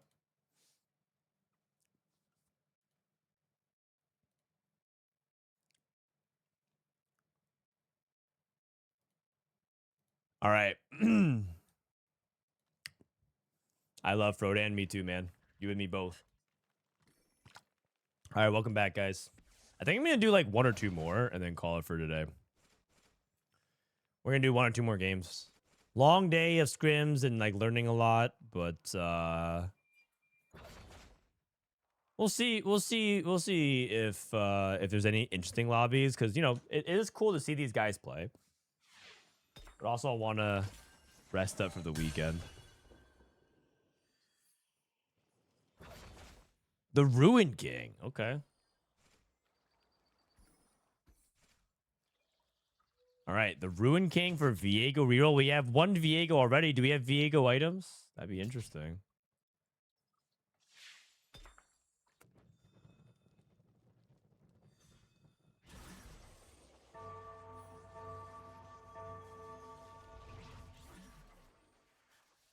All right.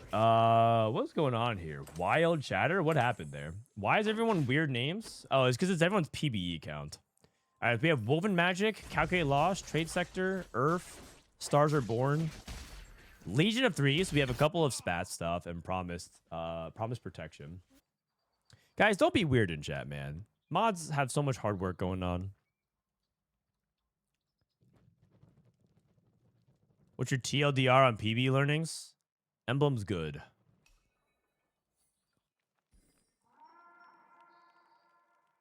All right, what are we looking for? So what is Dishsoap looking to play right now? Let me actually get the encounter. So it's Gwen. Oh, it's the new one. Gwen's Gifts. After first 3 carousels, Gwen gives players 1 component and pairs that cuts items in the components. Okay. Gwen's Gifts. And then the Ionia is Transcendent. Same thing.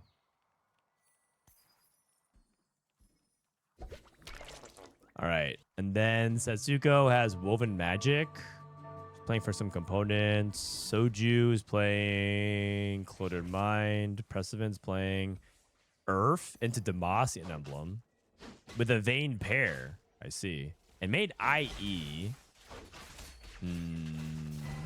IE I'm less of a fan of, but maybe he's going to play... Oh, I know why. It's because he's going to play IE into Kaisa. He's going to play AD Kaisa, Demacia Kaisa. Okay. I'm interested if this actually works out for him because I can see where he wants to go. I don't think IE is that good on Vayne early, so I can imagine him losing a lot of fights. Even if he hits Vayne too, he's not going to be as powerful as you think he would be. Just because it's not an item that she wants very much. But if he hits Vayne 2, he still should be strong. He's just not gonna, you know, like guarantee streak him all the way to stage 4. He also can split it. Oh, that's true. I didn't think about that. So a lot of the things that he can slam. Oh yeah, so you should just always slam then. And then on stage 4, you can always fix your items. After the first 3 cases, so stage 2, stage 3, stage 4. So you get it at 4, 5. Yeah, split your items. Interesting. What's Biz Vayne? It should be Crack. It should still be the same thing. It should be Kraken, Gunblade, +1. It wouldn't surprise me if it's still double Kraken. They did the nerfed attack speed definitely hurts though. So hard to say. Maybe you want to play something else for attack speed compensation. It could be that Rage Blade is now better again on her. We'll have to see.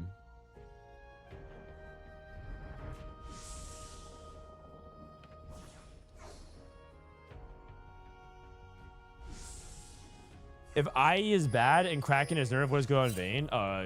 Kraken.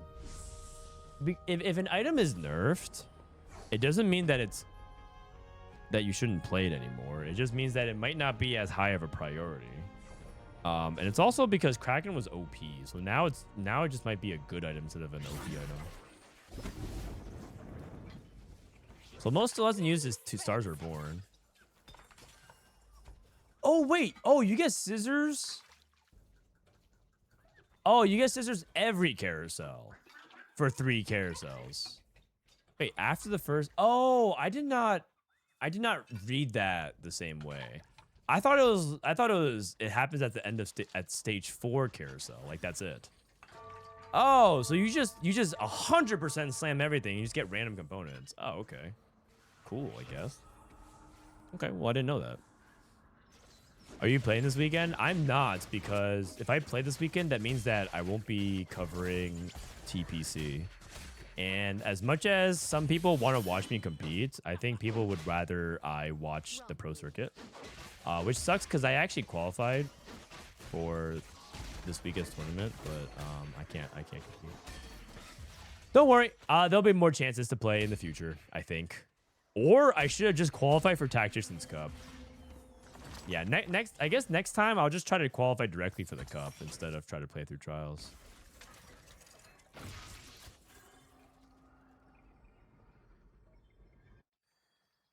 Problem is protection, trade sector. Oh, that's Draven. That's a Draven too on stage 2. Man, Dishsoap must be sweating the PBE results because he has to resort to cheating in scrims now. He had to pull out the world champ packs. Okay, well, he must have been pretty upset about the last couple of 7ths. I'll be around to help. Thank you. Are you updating the TFT Academy tier list soon? Well, the patch isn't even out yet, so if you want us to update for the next patch when it's not out, I guess if you're playing on OCE, the patch is out, but I would say right now anything that we update on the website is purely speculation. And the thing is, updating the website, there's like a lot of like responsibility with that, because I know that you guys don't do that, but some people, if TFT Academy is a little bit wrong, we get some heated messages from time to time. I remember one time I got a message from somebody who gave me a sob story about like the state of their life, about how like their life is not going great. They're trauma dumping on me, and that like TFT has like their one escape, and if because the information is wrong on the website, it like ruined their day. And it wasn't even wrong. That was like the plot twist. The thing is like, it's wrong. I forgot what it was, but it was like, this item and these augments are not good for this composition. And the fact that like you would not like quality check this, and I'm like, it's not even wrong. That's right information. Like I'm getting yelled at and trauma dumped by a guy who was wrong about what the website said. Anyways. Like, at least if you're gonna do that, it's like, just be correct about it. Because then, you know, we understand there's nothing. Sometimes we get things wrong. It's, after all, it's something that we editorialize. It's not like a raw stats output. This guy still hasn't used his Stars Are Born. Wow. What is he gonna use it for? I'm not sure.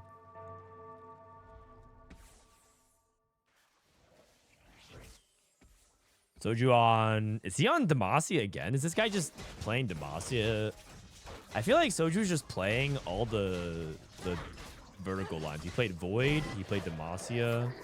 He played Anog. Actually, he played that one trait tree flex game with MF, which is pretty cool. He's back on Demacia. For now. I mean, he might play something else. We'll see. Who's the best Fishbones holder? Well, last patch it was T-Hex. This patch... Whoever's the best AD carry.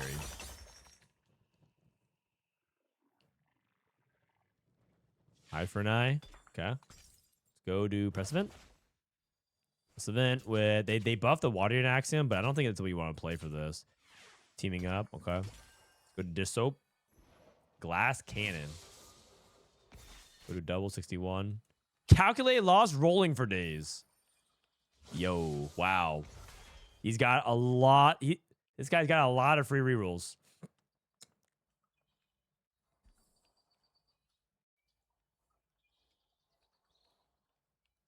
I remember the website a few sets ago had Deep Roots as a suggested anomaly when it was the set that Singe Hero Augment, and the Singe didn't move. Yeah, it was because we had an error. Okay, we had an error one time with the website where the anomalies that you would have, we couldn't separate from the hero augment. So sometimes we would give you a suggestion for the tank version of Singe versus the carry version of Singe Hero Augment. So some people legitimately trolled because they followed the website too much and didn't like think about it. They just picked the anomaly and they picked Deep Root Singe on the Hero Augment, which would turn Singe into the current version of him, which would walk around. So a Singe that needed to walk around to deal damage wouldn't walk. So yeah, it was that's our bad. Oops.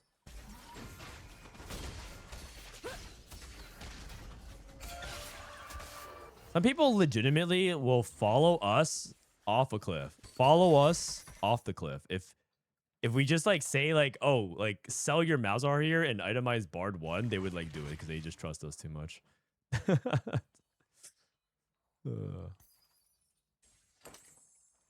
What's the scissors? It's the way you can break up items. It's like the feature of the encounter. She gives players a component and a pair of scissors, and you can use it to cut items. Oh, it's also a remover. Use on a champion to remove all their items and break. So it's both a remover and an item. Oh, okay, cool. I like that. I'm glad you can laugh about your Singe here because I lost my house because of it. Good. I hope you lost a dog in the car too. I'm coming for those next.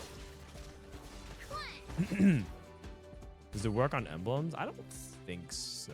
You can't salvager or salvage bin emblems. I'd be surprised if it could work on emblems. Is Singed OP now? I don't think so. I don't get the impression he is.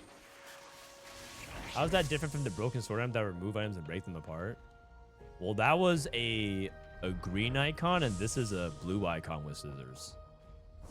That's the difference. This one's more whimsical and thematic. So, you know what to do. Time to open your wallet and pay Riot some money. It's just so cute.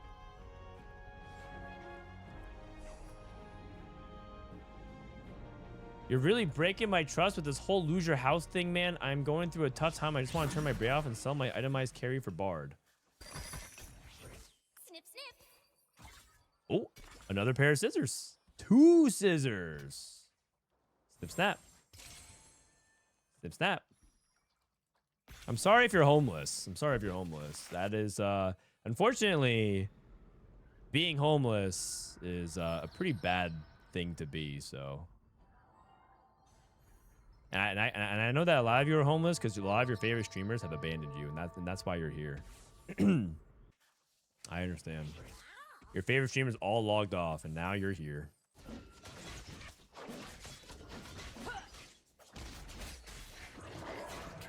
Decub is still playing. Decub's been playing a pretty good tempo game plan a lot of these games. I don't know who this player is. It must be someone known. I just don't know if they're on the Smurf account. Caitlyn. Sniper. Dishsoap. How is Dishsoap not on the win streak? Who did he lose to? He lost to Soju. Soju's on a mixed streak.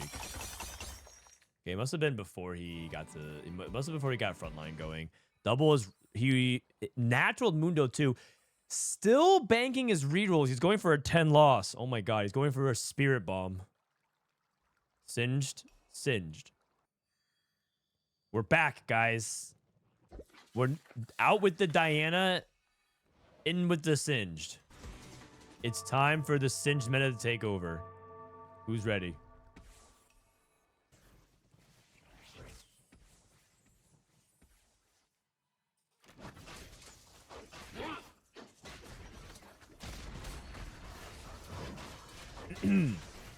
I actually made an error because TFT Academy is set and it's not changed. The text for the Alawi Hero Augment is roll for Bard before Carousel, but that's before the Alawi Bruises version. The same text shows up in Alawi Hero Augment in the Bilgewater version 2, so I was playing Bilge Bard. I mean, it sounds like you gained LP. Bilgewater and Bard while rerolling for a 1 cost? That sounds like you won the game. You're welcome.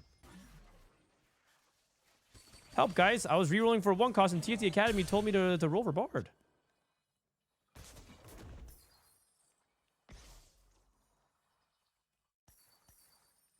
You can just say thank you next time. All right, okay, here we go. Let's see what Double CC1's able to do here. I'm pretty sure he's gonna roll for the Seraphine Singed board, right? Seraphine Malzahar.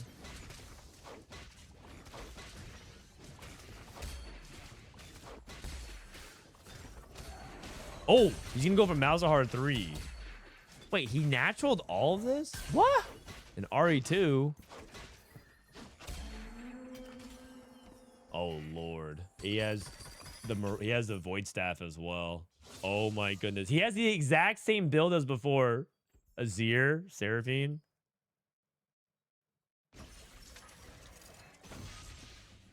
Electrical Overload, Singed. You know, I'm interested by that. Wouldn't you be more interested in playing Azir here? I guess he wants to play Seraphine too, though. Async and Malzahar 3. Limited by gold. He's limited by gold. There's not enough gold to pull this all off.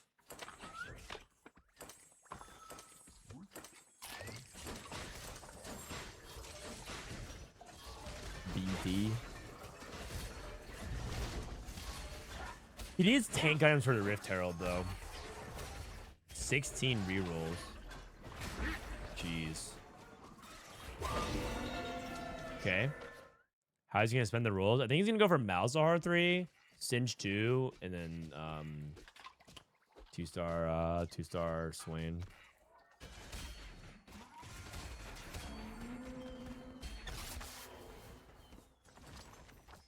Warwick unlocked.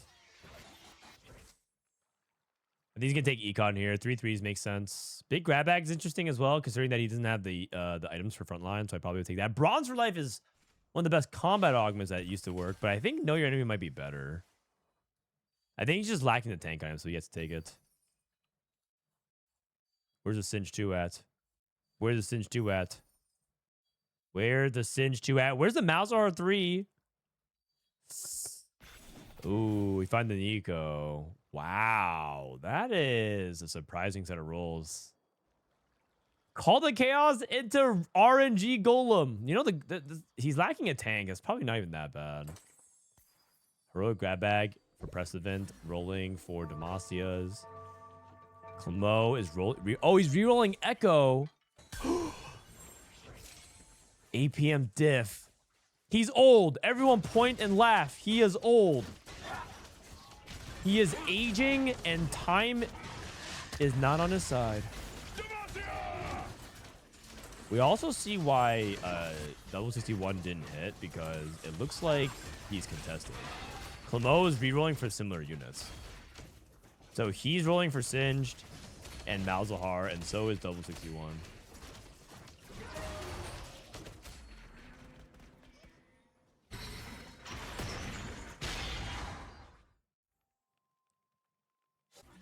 Do you have a tier list for this patch?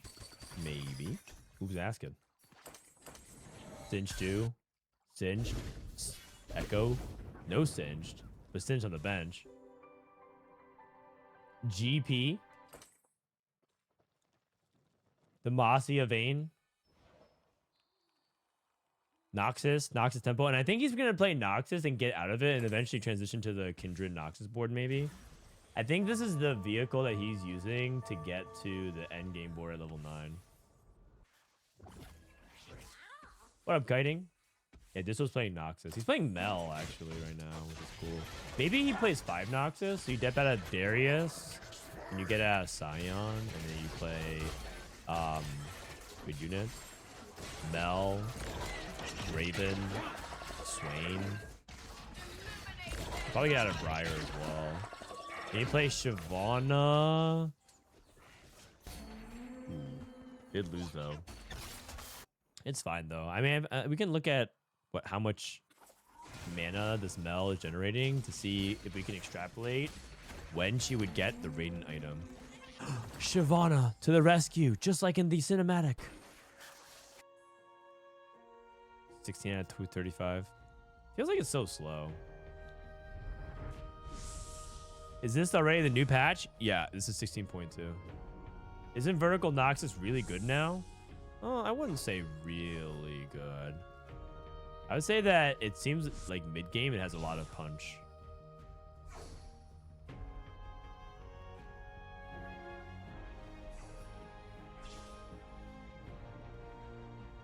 Okay, double. Is that Swain 2 for double? It might be. I think Nipple Overdrive might be in Drub. He tried to roll for Seraphine. I think he got squeezed out of the game. He tried to play a very contested line. And this is actually going to be very... I think this is a big thing about this patch. I think a lot of people are going to be trying to play into AP. And they're going to try to play around Seraphine. And I think right now too many people are trying to play loose streak into Seraphine. In the sense that it's just... You can't play it like 3-wayed like this. You're gonna have games where you're gonna eat the dirt, and I think right now Ripple is just like, he's carrying Ari too. He's doing a good job like trying to build a board by not hitting, but his board has no future. I think this is an 8. But double is like the version of the board that hit everything, and so his board is very good. So I can see double making the comeback.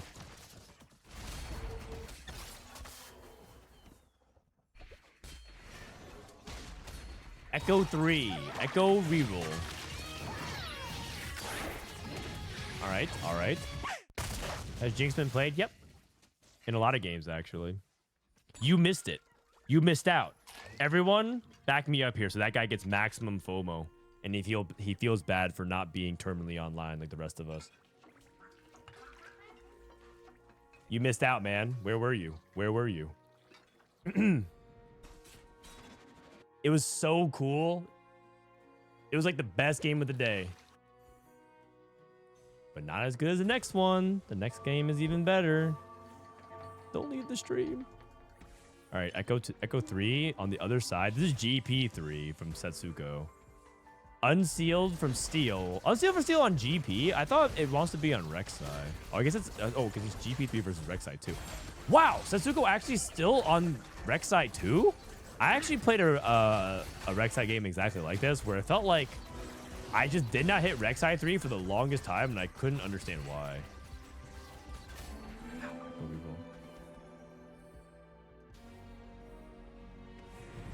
What are those Gwen scissors? They're item removers that also salvage. They snip snap. They give your items a vasectomy.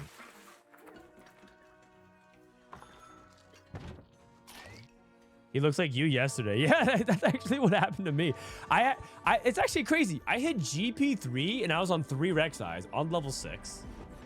And I had Dark Insight and everything ready to go. And I just could not for the life of me hit Rek'Sai 3. This is actually exactly what happened to me.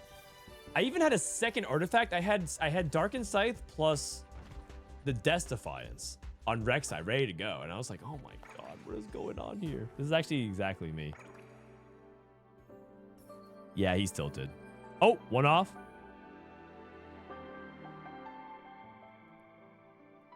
Did anyone else play T-Hex? I don't think so. Were there any Veigar games? Yeah, there were a couple Veigar games. There's also people who could have played Veigar who didn't play Veigar.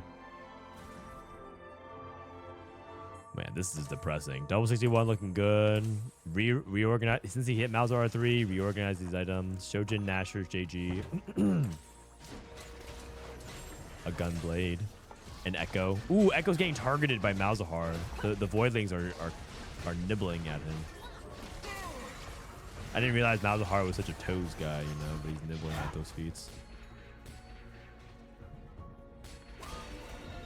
Okay, Clemou. I mean, that's a pretty bad loss. Unfortunately, he's on the wrong side.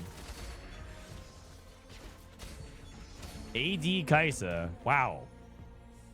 A lot of people very low HP here. Lux 2. Clemou gets to level 8. Setsuko hit 3-star Nautilus and did not hit Rek'Sai 3. Unbelievable. I'd be tilted if I was him. How's Dishsoap doing? Dishsoap's transitioning out of Noxus, using his Azir to get Nasus 2. Okay, and then he's going to transition out of Briar plus Darius. Man, I'm getting more dogged again. Rock, thank you for 25, man. Appreciate you, brother. Hope you're holding strong. Is this PBE? Is that why 80 Kais is a thing? Maybe. Maybe. Who knows?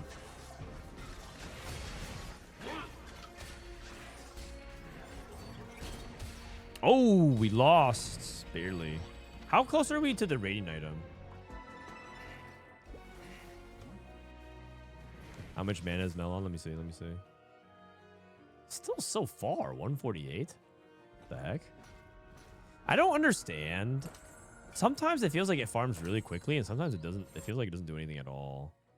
I'm wondering if I need to do some science around it. I have some ideas of what exactly farms Mel more, but I don't want to say anything until I can confirm it. I might need a load up a Talker Trials game because I have a couple of theories on it.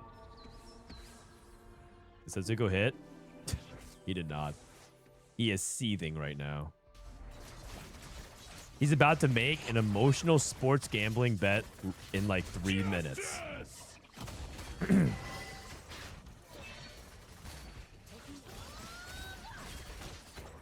Yeah, he's out of here.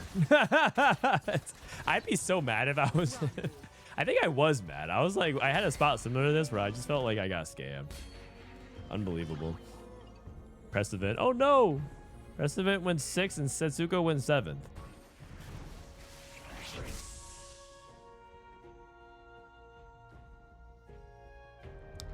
I don't exactly know how, but one time I farmed a raid item, I think it was in 4 rounds. Yes. Wait, what is this carousel? An all tacticians carousel. Oh crap. Wait, I think NA it went 6, 7, 8. And if Dishsoap or Soju go 5th, then we went 5, 6, 7, 8. Unlucky. Guys, it looks like Zon is really good. Zon. 3 Zon players. This guy's going for Warwick 3. He's playing Warwick reroll. Lyyyress. Jinx.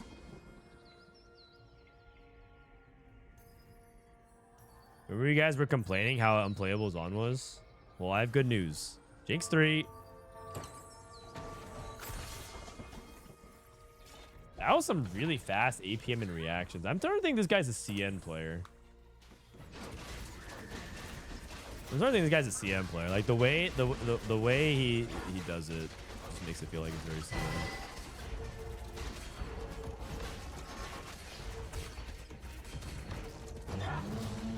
Warwick.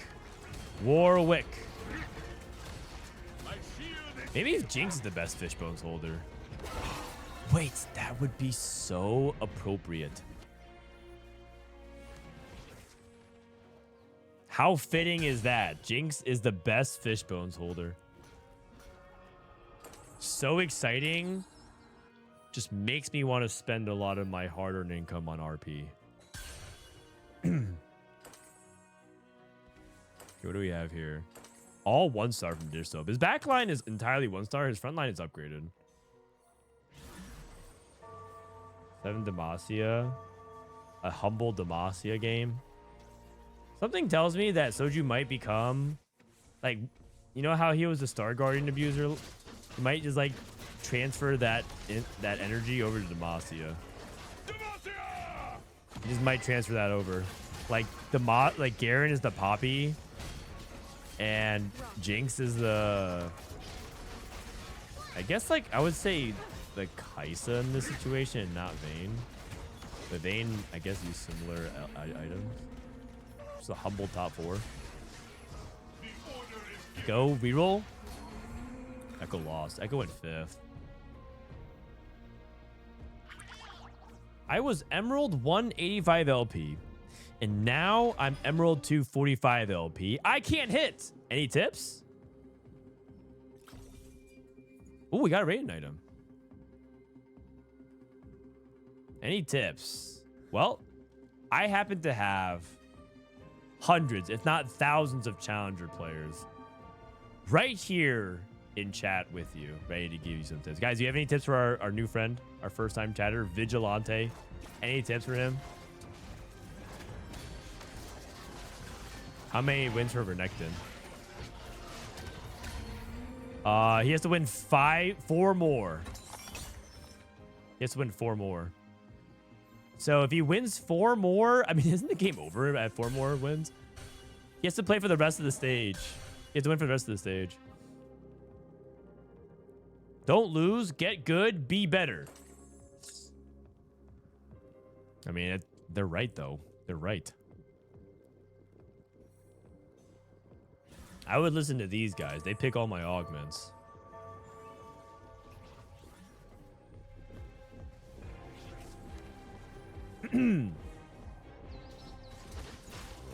All right, Dishsoap. I mean, if he somehow wins 4 in a row by 1 HP, is it possible?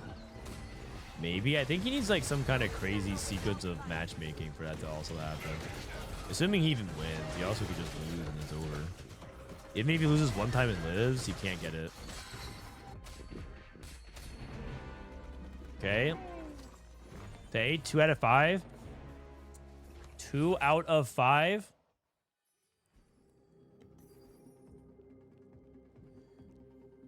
Okay, so the sequence goes like this. Dishsoap plays against Soju, wins by 1. Casey Double wins against the Ghost. Then Casey Double plays against Dishsoap, barely loses against Dishsoap, and then the Casey Double lives, and then those guys play each other, kill each other off. Dishsoap beats the Ghost, and then we get Renekton for Shurima for the final fight of the game.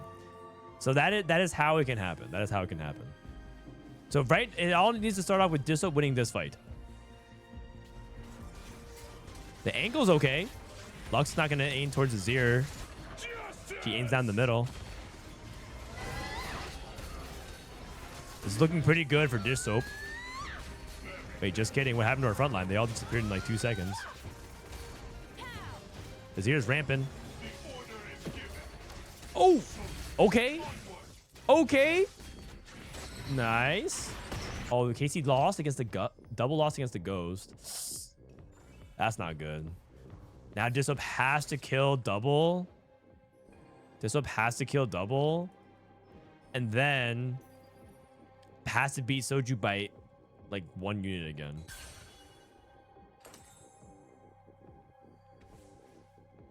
The fact that he hasn't hit Melt 2 is absurd. Yeah, I mean, it's all good though.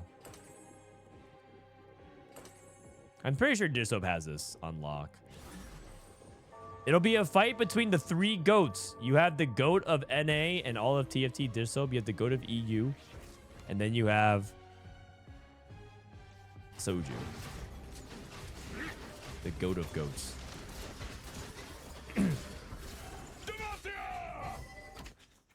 The goat of influencing. The goat of Star Guardians. AKA my goat. Oh! Soju lost. Wait, Dishsoap lost? No! The Renekton, the Shurima. Missed Shurima. Unlucky.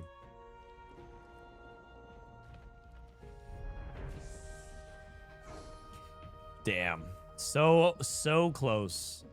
Wait, it actually is close. Look at this. 6 HP, 3 HP, 3 HP. Should have sold Azir. Yeah. I think I'm gonna ban a new phrase.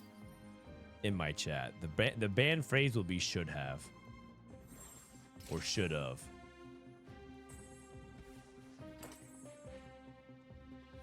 How much did Mel do? Let me see. A solid 4K. I mean, that's not bad.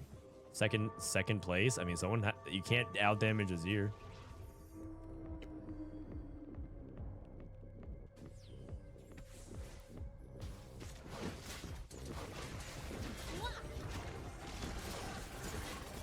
I mean, Lux is actually doing a lot of AoE damage as well. This board is not bad. I do think the Soju's outcapped because it didn't have Ziggs too, but his board is not bad. Wait, this Garen! Oh, the Garen almost casted. The Garen almost casted. Oh, he was actually so close to winning. These fights are actually very close. I mean, did he have combat? It might be in like if he had a combat augment.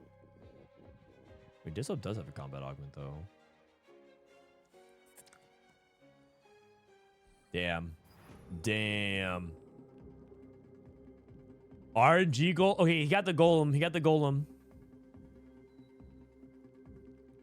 Dishsoap has Zera 2. Oh man, surely there's is there a way we could have gotten Zera 2? Okay. Dissover's double.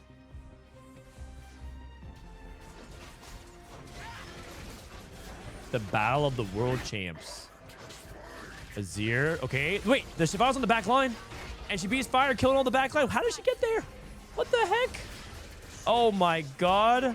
Cinematic Shyvana. She just got to the back line and assassinated everybody. What the heck was that? That was crazy. I had no idea how... Did he figure out a way for that to happen? That was crazy. Sell fiddle for the Malzahar. Yeah, probably not. I trust the PP. I trust the dish soap. I'm trusting the dish soap. All right. How about we do one more? Do one more game for today's stream. I've been yapping a lot. The thing about spectating streams is that it's a lot of talking. It's a lot of talking, so it is a little bit energy consuming. Let's run ads, and then do you guys want one more time same lobby? Do you guys want to check on the Wasianiverson, Robin, Marcel lobby?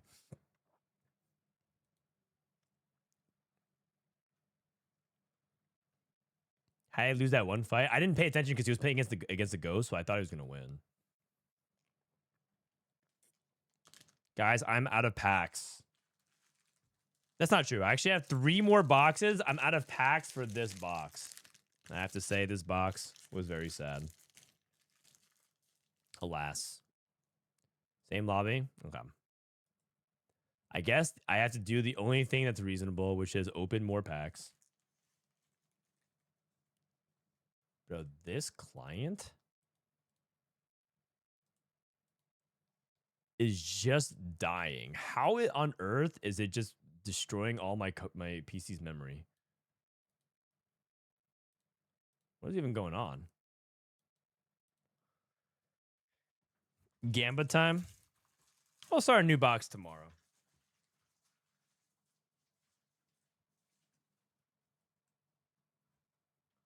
We'll start a new box tomorrow. Ugh. These packs were more expensive than cigarette packs. That is true. That is true. Cigarette packs are pretty cheap actually these days. Because they want to get you addicted. Oh my goodness. What is happening? I'm going to close this client. Because it is garbage. League of Legends.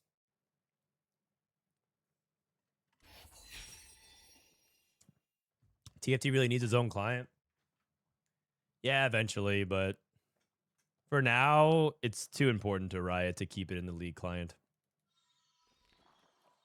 Is it cold in here? All right, final game of today. We got Howling Abyss. Blades, which is attacks.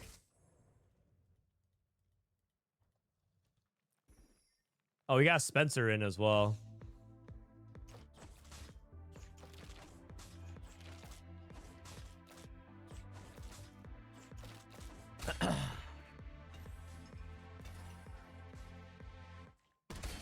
Frodan, in your opinion, what LP game would would indicate your MMR is higher than your current rank? Probably if you get more than 40 for first place.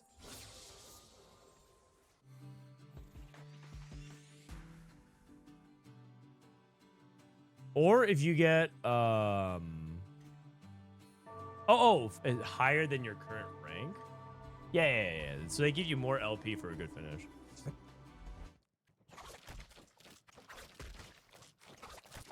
All right. Let's see. So what do we have here? Double 61. Travis is one of the best performer players from EU last set with the Worlds for his first time. We got Spencer in the house. Viego. I want to see a Shadow Isles game. Come on, Spencer, do it. Show me the Shadow Isles. Let's play the Viego. Let's rip that bad boy. Come on.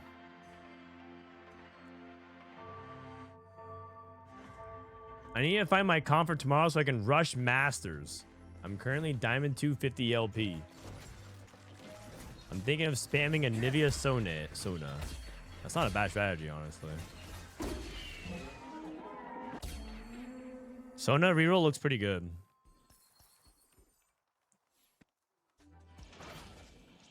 No scout, no pivot. Probably not for Setsuko. A lot of people are holding Demacia. I feel like Demacia is too contested for that, so maybe Speedy double kill. Slammin', I'd probably take Slammin' to be safe. Speedy, like, who do you want to play Speedy with this items? Rod, Tier, and Glove?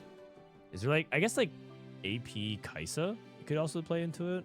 Kaisa's going to be really contested this patch, though. Especially with Demacia being as popular as it is. Is the patch live? Yes, the patch is live. The patch is live. You should log on now. Tell them, guys, the patch is live, right?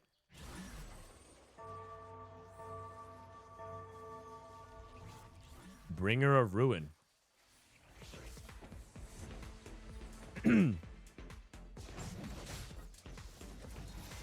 Yes. Yeah. Now the tricky part is you're gonna need an account. You're gonna need an account on OCE, but the patch is live. Why does no one play full Yordles? It's insanely broken on PBE right now after fixing Vhagar. What the hell? Why is no one playing full Yordles? I mean, you should tell him, man. Here, why don't you do it? Why don't you write a letter to Dishsoap, and I will send that letter on your behalf and let him know. But make sure to, like, make it a formal letter so that way you don't seem rude. I would start off with Dear Joseph.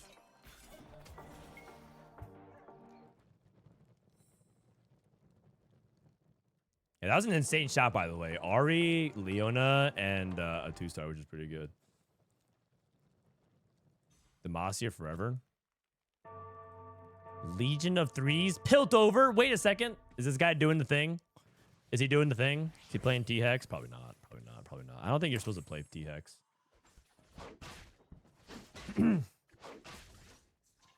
Why are all the pros playing on this patch and not the Worlds patch? I would wait until the final patch to come out and then play TBH.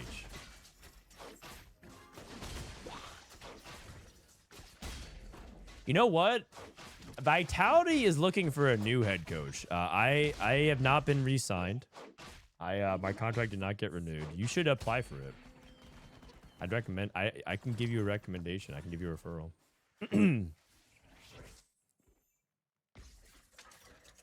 That's the kind of thing they need over at a winning org like VIT.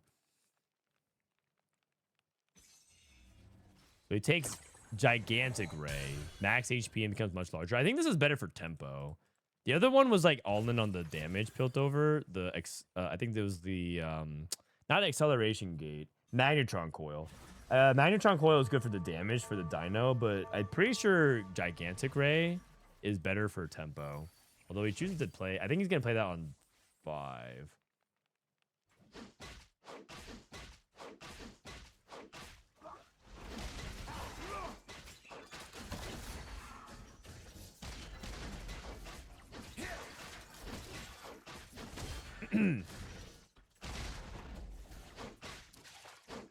All right, so what do you have? Lyyyress 2 here for double 61.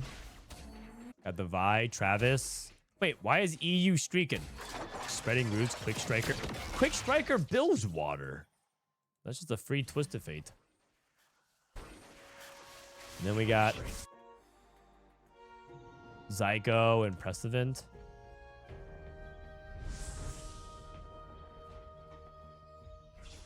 House 7 Noxus. It's all right in the mid game. It's pretty solid. It's a good tempo vehicle. If you can play around Noxus early, it'll help you win streak. Have you tried LeBlanc or Vertical Noxus yet? Noxus is okay. It's decent as a mid game streak option, but late game it falls off, so you can play it for early win streak. How come no one's playing LeBlanc Mundo? Well, LeBlanc is pretty good in the mid game. Can help you get some win streak going, but it falls off late game.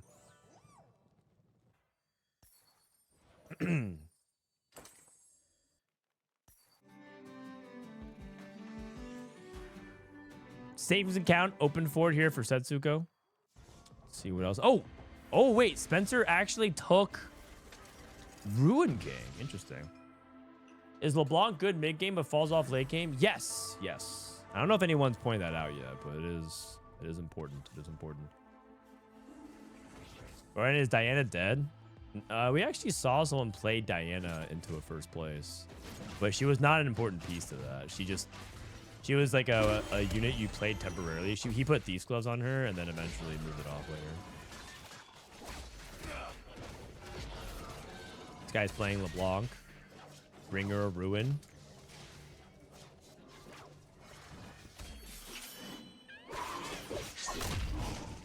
Does Jinx actually do things new?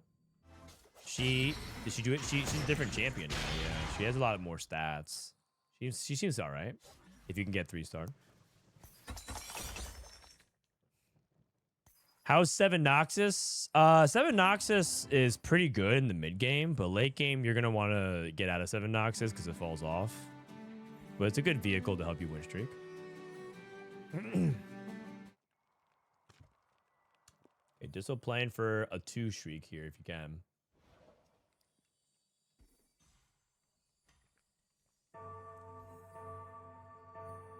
See, Prestivent can also get a 3 streak here as well. What's Soju playing? Soju's playing Demacia again. I knew it. He's branding himself as the new Demacia's fries in the bag guy. Oh man, but the thing is, it was fun when you called him SGA because he's a Star Garden abuser, and because SGA in the NBA, if you guys don't follow basketball, he was the MVP last year, and he has like a perceived to be very boring play style, and so it like had really good fitting. I don't think Demacia rolls off the tongue the same way, so we need to come up with a better nickname. An actual merchant. This guy just plays Demacia every single game. You guys have to. That's up to you guys, though. You guys are way funnier than me. Have we seen Ace or Veigar? We've seen Veigar a couple times. Nox is good mid game to streak, but falls off later. Yes, very good, very good. That's exactly right. DMCA, Demacia. I like it. DMCA. Is Krakener still Bis or Vayne? I think so, yeah. I think so, but maybe the stats will tell a different story. Because I've seen a lot of people play Vayne without the Kraken. They played like IE and like the Rageblade, Gunblade. And it felt like Kraken. It didn't feel like Vayne was doing anything. And then some people played Kraken and it was doing better, so.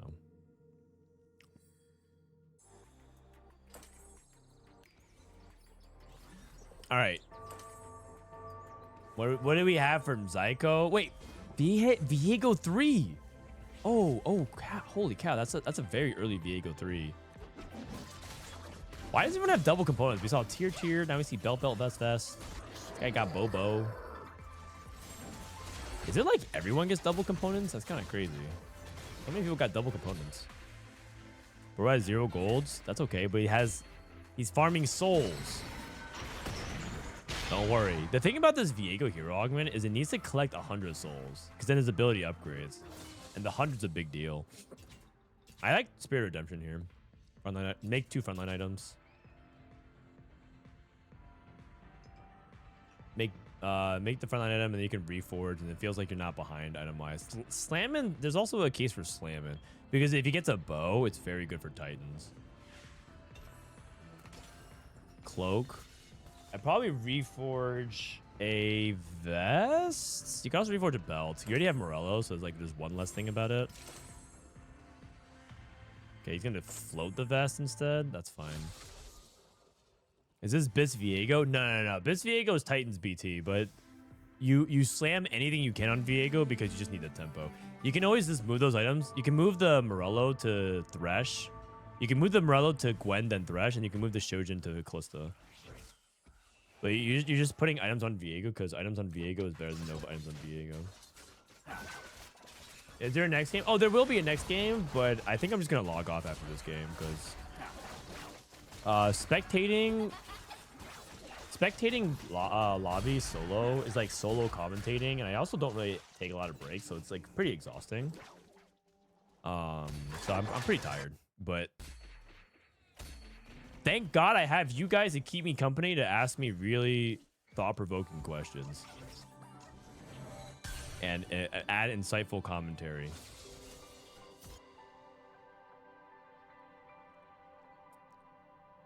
And GA, yeah, Edge of Night is really good. Titans BT Edge of Night.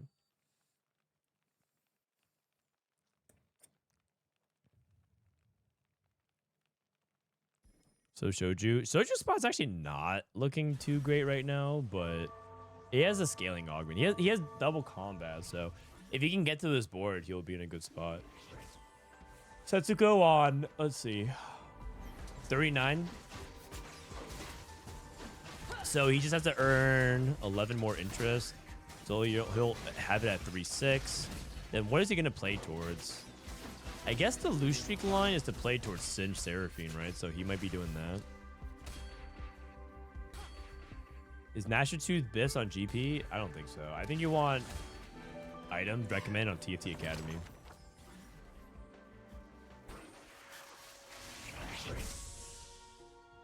Are any of them online so that we can watch? I mean, they're online, but I don't think they're streaming. But they are online, all right. They are always online. Is Noxus strong early and falls off late? Yep. What is Singe good again? Yeah, Singe is good again. No one else is streaming this lobby. You could be streaming this lobby. Think about that. It's time to fire up your streaming career. Who am I rating after this?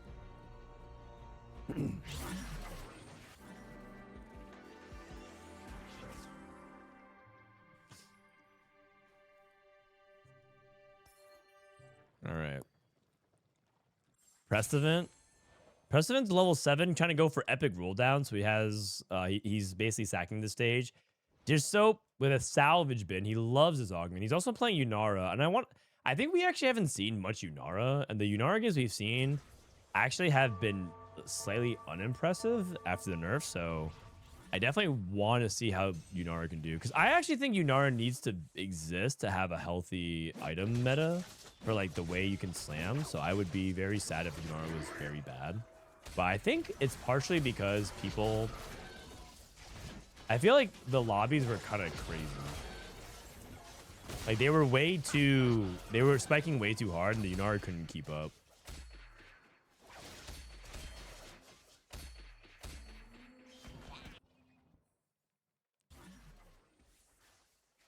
Can I spectate this lobby too? I mean, it's a public lobby that everyone's allowed to stream if you have them on your friends list. So just add them. Add name change 1996. You got it.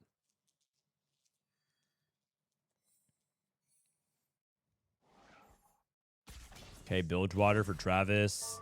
Right now, EU is driving the lobby. AP. 4 Piltover, Lysandra AP. With Lyyyress too. Interesting. And is he going to stay into Lysandra? I mean, his items are good for it. This is like leaning into like a forward Invoker setup because you don't have the mana on Lissandra. Oh my gosh, it hits so hard.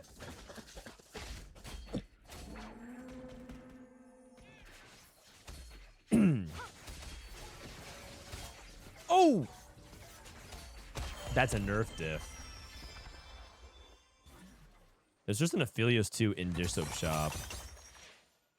Okay, another item, another cloak.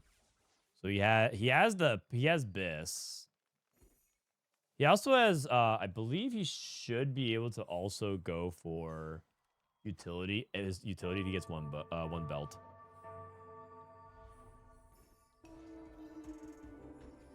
Wait, Setsuko going fast 9? Oh, he's going true fast 9. He took savings count. I thought he was gonna go for like the Singe Seraphine, but Setsuko's going for a fast 9.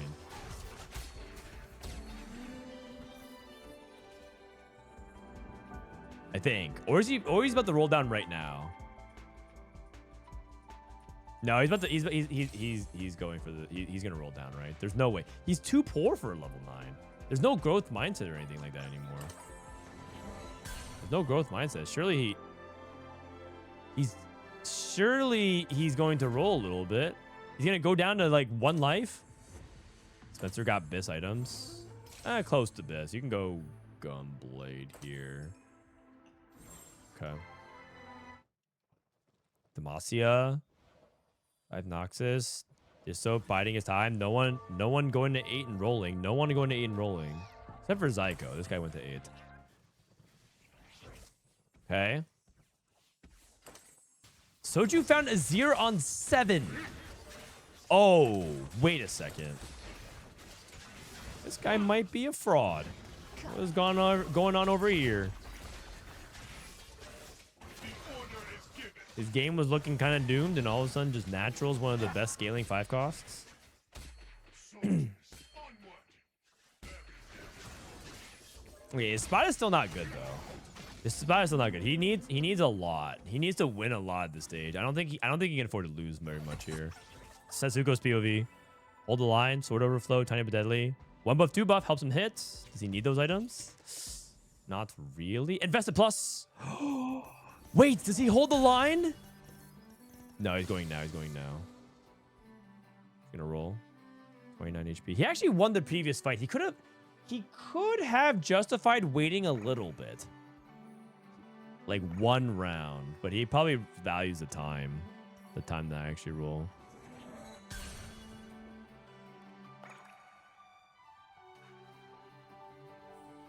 Does he not want to play Azir here?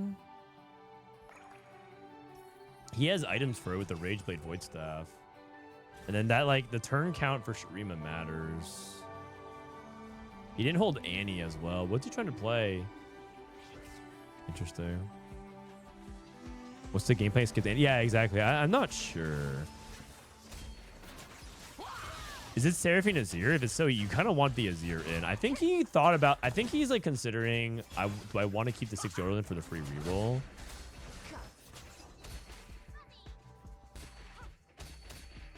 Oh, wow. He gets the win trade from Soju. Nice. Full 4v4 practice. We got the swing. We got the swing where Soju sacks the life for Setsuko. Nice. Good 4v4 teamwork. Oh, he's trying to go for Ziggs. Oh, right. I see. Okay, so now this is Ziggs setup. Wait, he sold his Kaisa. He's going to play Ziggs Teemo.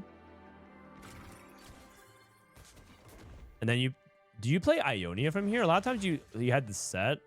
So you play Ziggs, Kennen, Wukong, Set. And then you go for Rise. I see. So he's unlocking Rise. Okay. And then he's going to take out. All right.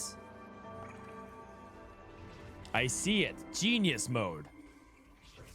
So now he's going for Ziggs, Rise.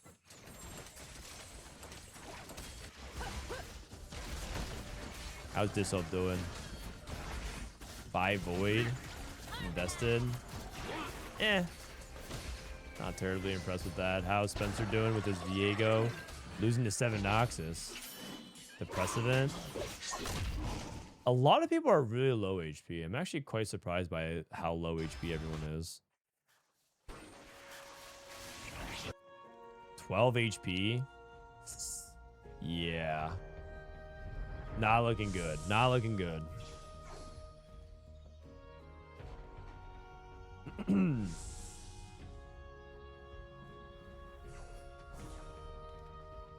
It says Setsuko takes the tier. No one takes the center with the rod. Fascinating.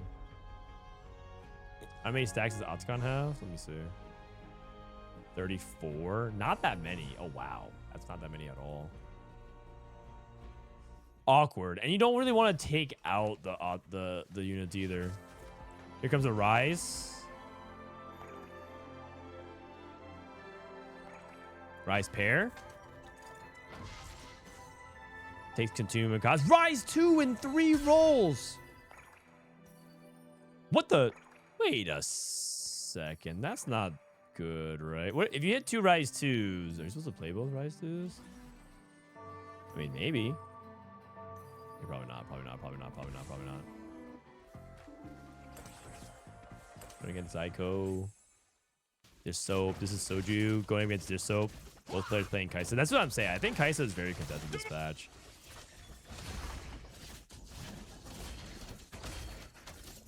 AD Kaisa versus AP Kaisa.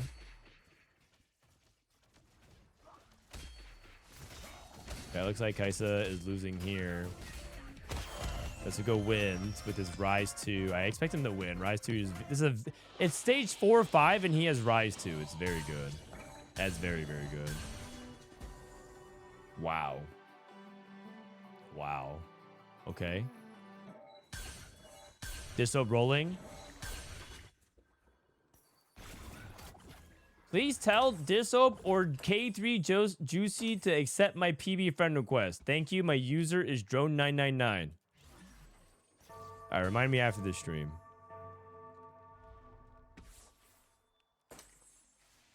Frodan, we see your Discord. Wait, what? How come you see my Discord? How's that even possible? Wait, what? How's that even possible? What the heck? Wait, who you guys are hacking into my stream?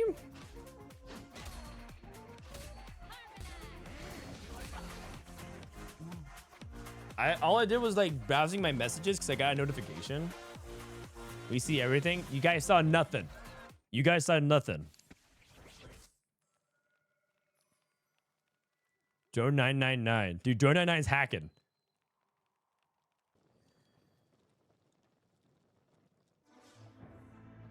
Sadly, guys, I don't know if the Shadow Isles tempo is enough. I think the problem with this, you have to win streak. He was lose streaking so much early game. I think Setsuko made it. I'm pretty sure the top 4 is these 4 guys. I feel like none of these guys actually win streaked and got it going.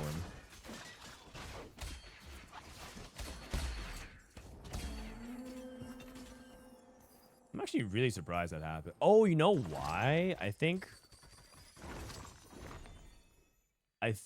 there was a I had a window up of the Discord window and then it automatically grabbed it from the screen.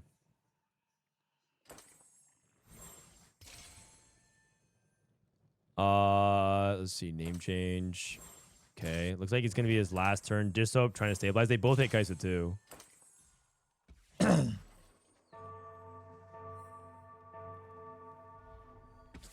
If you were at no choice, would you rather date Soju or Emily Wang? Truth, please.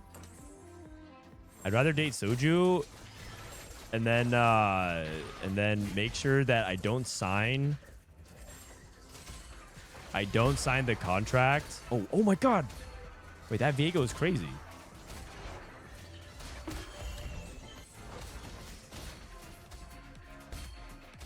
Anyways, I date Soju, make him fall in love with me, and then I leave him for the alimony.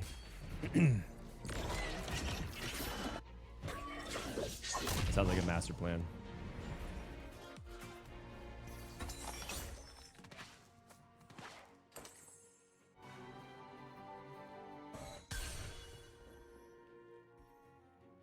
All right, Double is on a 4 loss, and now he's pivoting his board. He's pivoting to the same Rise board. This is like the Rise board that everyone's playing. Rise, Ziggs. Rise, Ziggs. Riggs. Wow, what a transition. This guy's kind of clean with it. He's a Piltover Emblem. That's actually not bad. Piltover Emblem's quite good to splash in. You can take out a Piltover Emblem now. Wait, he's 7 out of 9. You can go Dino. You can go Dino Rise, and then Dino can eat the Rise. And get 4 mana per second. Yay. Riggs 2010. I heard my name. What? Whoa. Wait a second. Did you log on to your alt account just to type that? It's crazy. Oh, Soju kind of hanging in there. Just went 8th. Setsuko lost and went 10.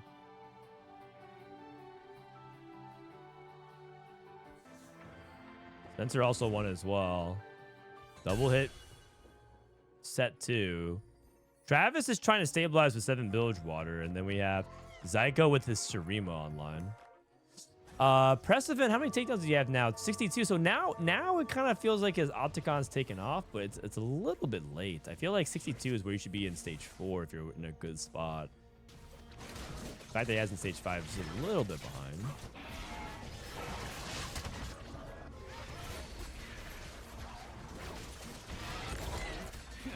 Wow, this Opticon is actually cooking though. Swing cast again. Oh, and Travis lost now? Yo. Wait a second. It's the NA clapback against EU. Wait, all 4 members of NA won and all 3 EU players lost. Wait a second. And Soju's making the comeback. He's making the comeback. How are the Azir players playing before Azir? Dispatch. How are the Azir players playing before Azir? Dispatch. Sorry, I think I'm stupid. I don't think I understand the question. I read that question 3 times, and I don't think I get it. How are the Azir... So I can't really read.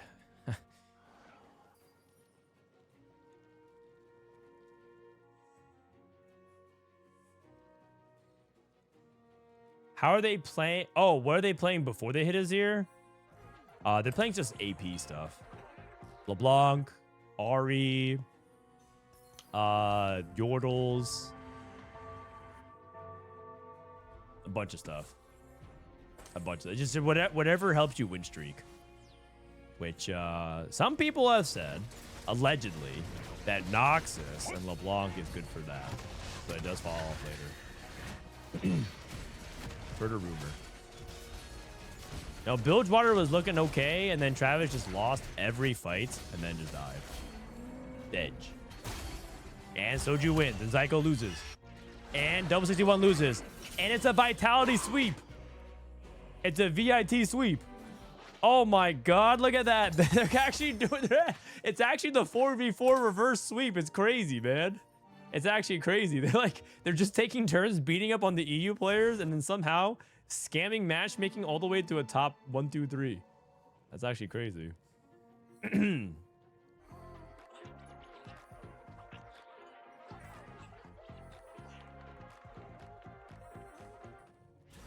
Vid is EU, not in TFT.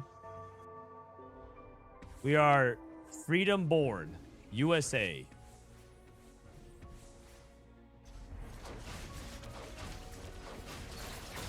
All right, name change. I mean, as soon as he got the 2 stars online, it's just really good. I'm pretty sure this board is very, very good. Just Garen, Kaisa, random stuff. I mean, he got taken out by his teammate, but that's okay because everyone else is dead, and it's a 4th scam. Top 4, and it's NA 1, 2, 3, 4, baby. You love to see it.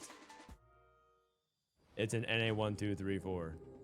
And an 8, but that's okay. Dishsoap was the spy. Dishsoap was the spy. We sent him in the back lines behind enemy borders, and he's an honorary EU 8th. He's an honorary EU 8th. I mean, the big surprise to me was how much 7 Noxus spiked with as soon as this started snowballing. Like he took a long time to get these takedowns. But that is the big story to me. This did not fall off late game because Bringer of Ruin plus combat augment. I was not sure about Prestivent's spot. And then Shadow Isles, Thresh 2, Kalista 2. Okay. What do you think Bis 6 is? I'm not sure yet, but if I were to guess right now, it'd probably be Rageblade, Deathcap, Void Staff. That's probably my guess.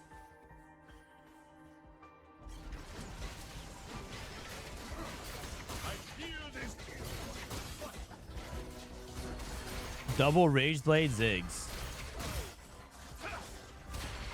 Ziggs Rise. I think Setsuko is extremely strong. I'd be surprised if he loses this. Wow, 2 people alive, 2 people win streaking. That's crazy. Oh, and you just know that if these 2 guys are the last 2 alive, they're just shit talking each other so much right now. The thing is, I'm pretty sure Setsuko has it made. Like I have a hard time imagining him losing unless the double combat from Prestivent is that good. I'm actually gonna say it. If Prestivent wins this, I'm pretty sure Bringer of Ruin Noxus is busted. I feel like Setsuko should win. Then again, he is playing like random like Caitlyn 1 type of stuff, so it's possible his unit quality is not high.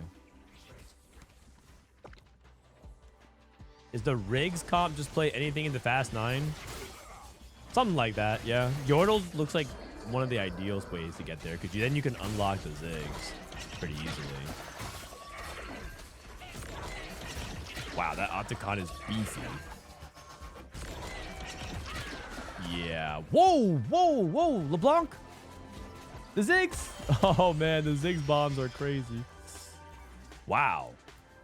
I actually think this has some... I actually was talking about... Wasn't I talking about this on the patch notes thing, which I said, if Noxus is solid, then an augment that will naturally help you snowball and give you strong direction into Noxus, like Bringer of Ruin, would be very good. And that's exactly what's happening. Mel 2. Mel 2. I mean, that could be a big difference maker.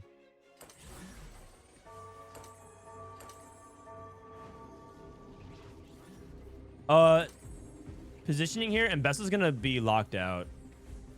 And Bessa's locked out. Prestivent! Prestivent!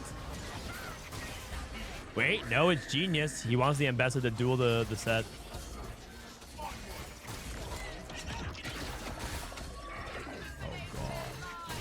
Oh, God. No. All right, well. GG's. Mel, no mana items? Yeah. I mean, I think second is good there. I think second's really, really good. Second's really, really good there. All right, and it looks like they're down. They're done actually with that lobby.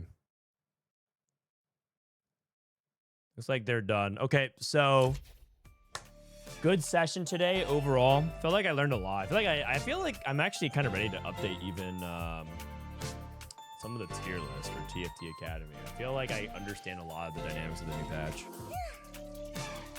That was a really good day of scrims. I'm glad I sat there and watched it for 7 to 8 hours. So to summarize, let's do a quick summary here. Let's do a quick summary for that. So 16.2 first impressions. I would say it's hard to say S tier, but I'll just say S tier for now. I'll probably say stuff like Seraphine of some kind. So it's like Seraphine Singed or Azir is really good. What else is really good? I would say I would put Demacia at like the top of A tier, but like consistency wise, it's really high up there. And it could be reroll or tempo. I think Bilgewater is really high up there as well. I know that didn't do very well that game, but Bilgewater has proven itself to still be really good. It's probably like around somewhere between Demacia and Seraphine right now. Ziggs plus Rise, aka Riggs. I'm gonna put Rise plus Ziggs. Is really good. That's definitely like one of the top AP comps. Other stuff that looks pretty good, I think Lissandra has had some game, like Lissandra Volibear, some capacity seems okay. Stuff I'm not really sure about. Yunara seems like kind of mid slash bad. I'm wondering if Yunara is actually not good anymore, straight up. What else? Sorry, let me read this real quick.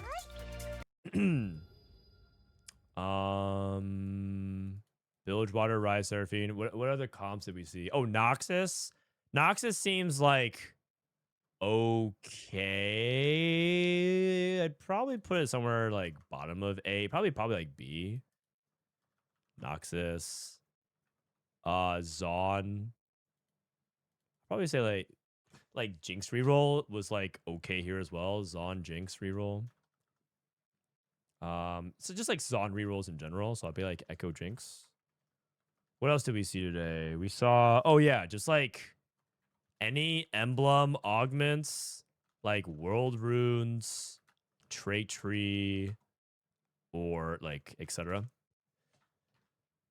Because they enabled a lot of other compositions. Like there was times where Lissandra Volibear would just destroy the lobby. There's times where Yunara was destroying the lobby. That's because of the emblem augments. It was really, really good. Void. Oh, Void seems solid. Void is solid. Yeah, Void is here. Void into Baron specifically. What else? Asol didn't see very much. Emblems are just artifacts. Yeah. Yasuo reroll. Yeah, Yasuo seemed okay as well. Yasuo definitely seemed okay. We saw a couple of games of it and it did well. There's a good amount of mix of level 8 4 cost rerolls and level 9. Kindred 80 cap seems also fine. Is like okay. But yeah, that's pretty much my first initial impressions. Anything else? Oh, Shadow Isles. It did not look that good. I'm gonna put it here. B tier and below. How good is Callista? Inconclusive, not sure. It got top 3 though. It got top 3 with the Viego hero augment mainly. That's kind of how we've seen it so far. AD Kaisa, she goes under Demacia. AD Kaisa seems pretty solid in Demacia setup here so far. That's kind of the impression we got. Bilgewater still S tier. It's probably like realistically something like here. It's probably like here. This probably looks correct. Bilgewater with like a really good snowball is really good because MF got buffed a lot and that helps. Do you have Wage on the friends list? Yeah, he's also streaming, right? You can also look at all of his POVs here. I mean, you gotta look at other stuff too. 4th place. Looks like you went GP3, Zahen hero augment. You went Slayers, Ziggs, Zon, Invoker, Lissandra, Bilgewater. Oh no, this is PBE. Oh, whoops, sorry. Yeah. Okay. So yeah, this is like reasonable as a starting point. Am I missing anything else? Let me look at Dishsoap's POV here. Kaisa, Azir, Bilge. Oh, this is like emblem stuff.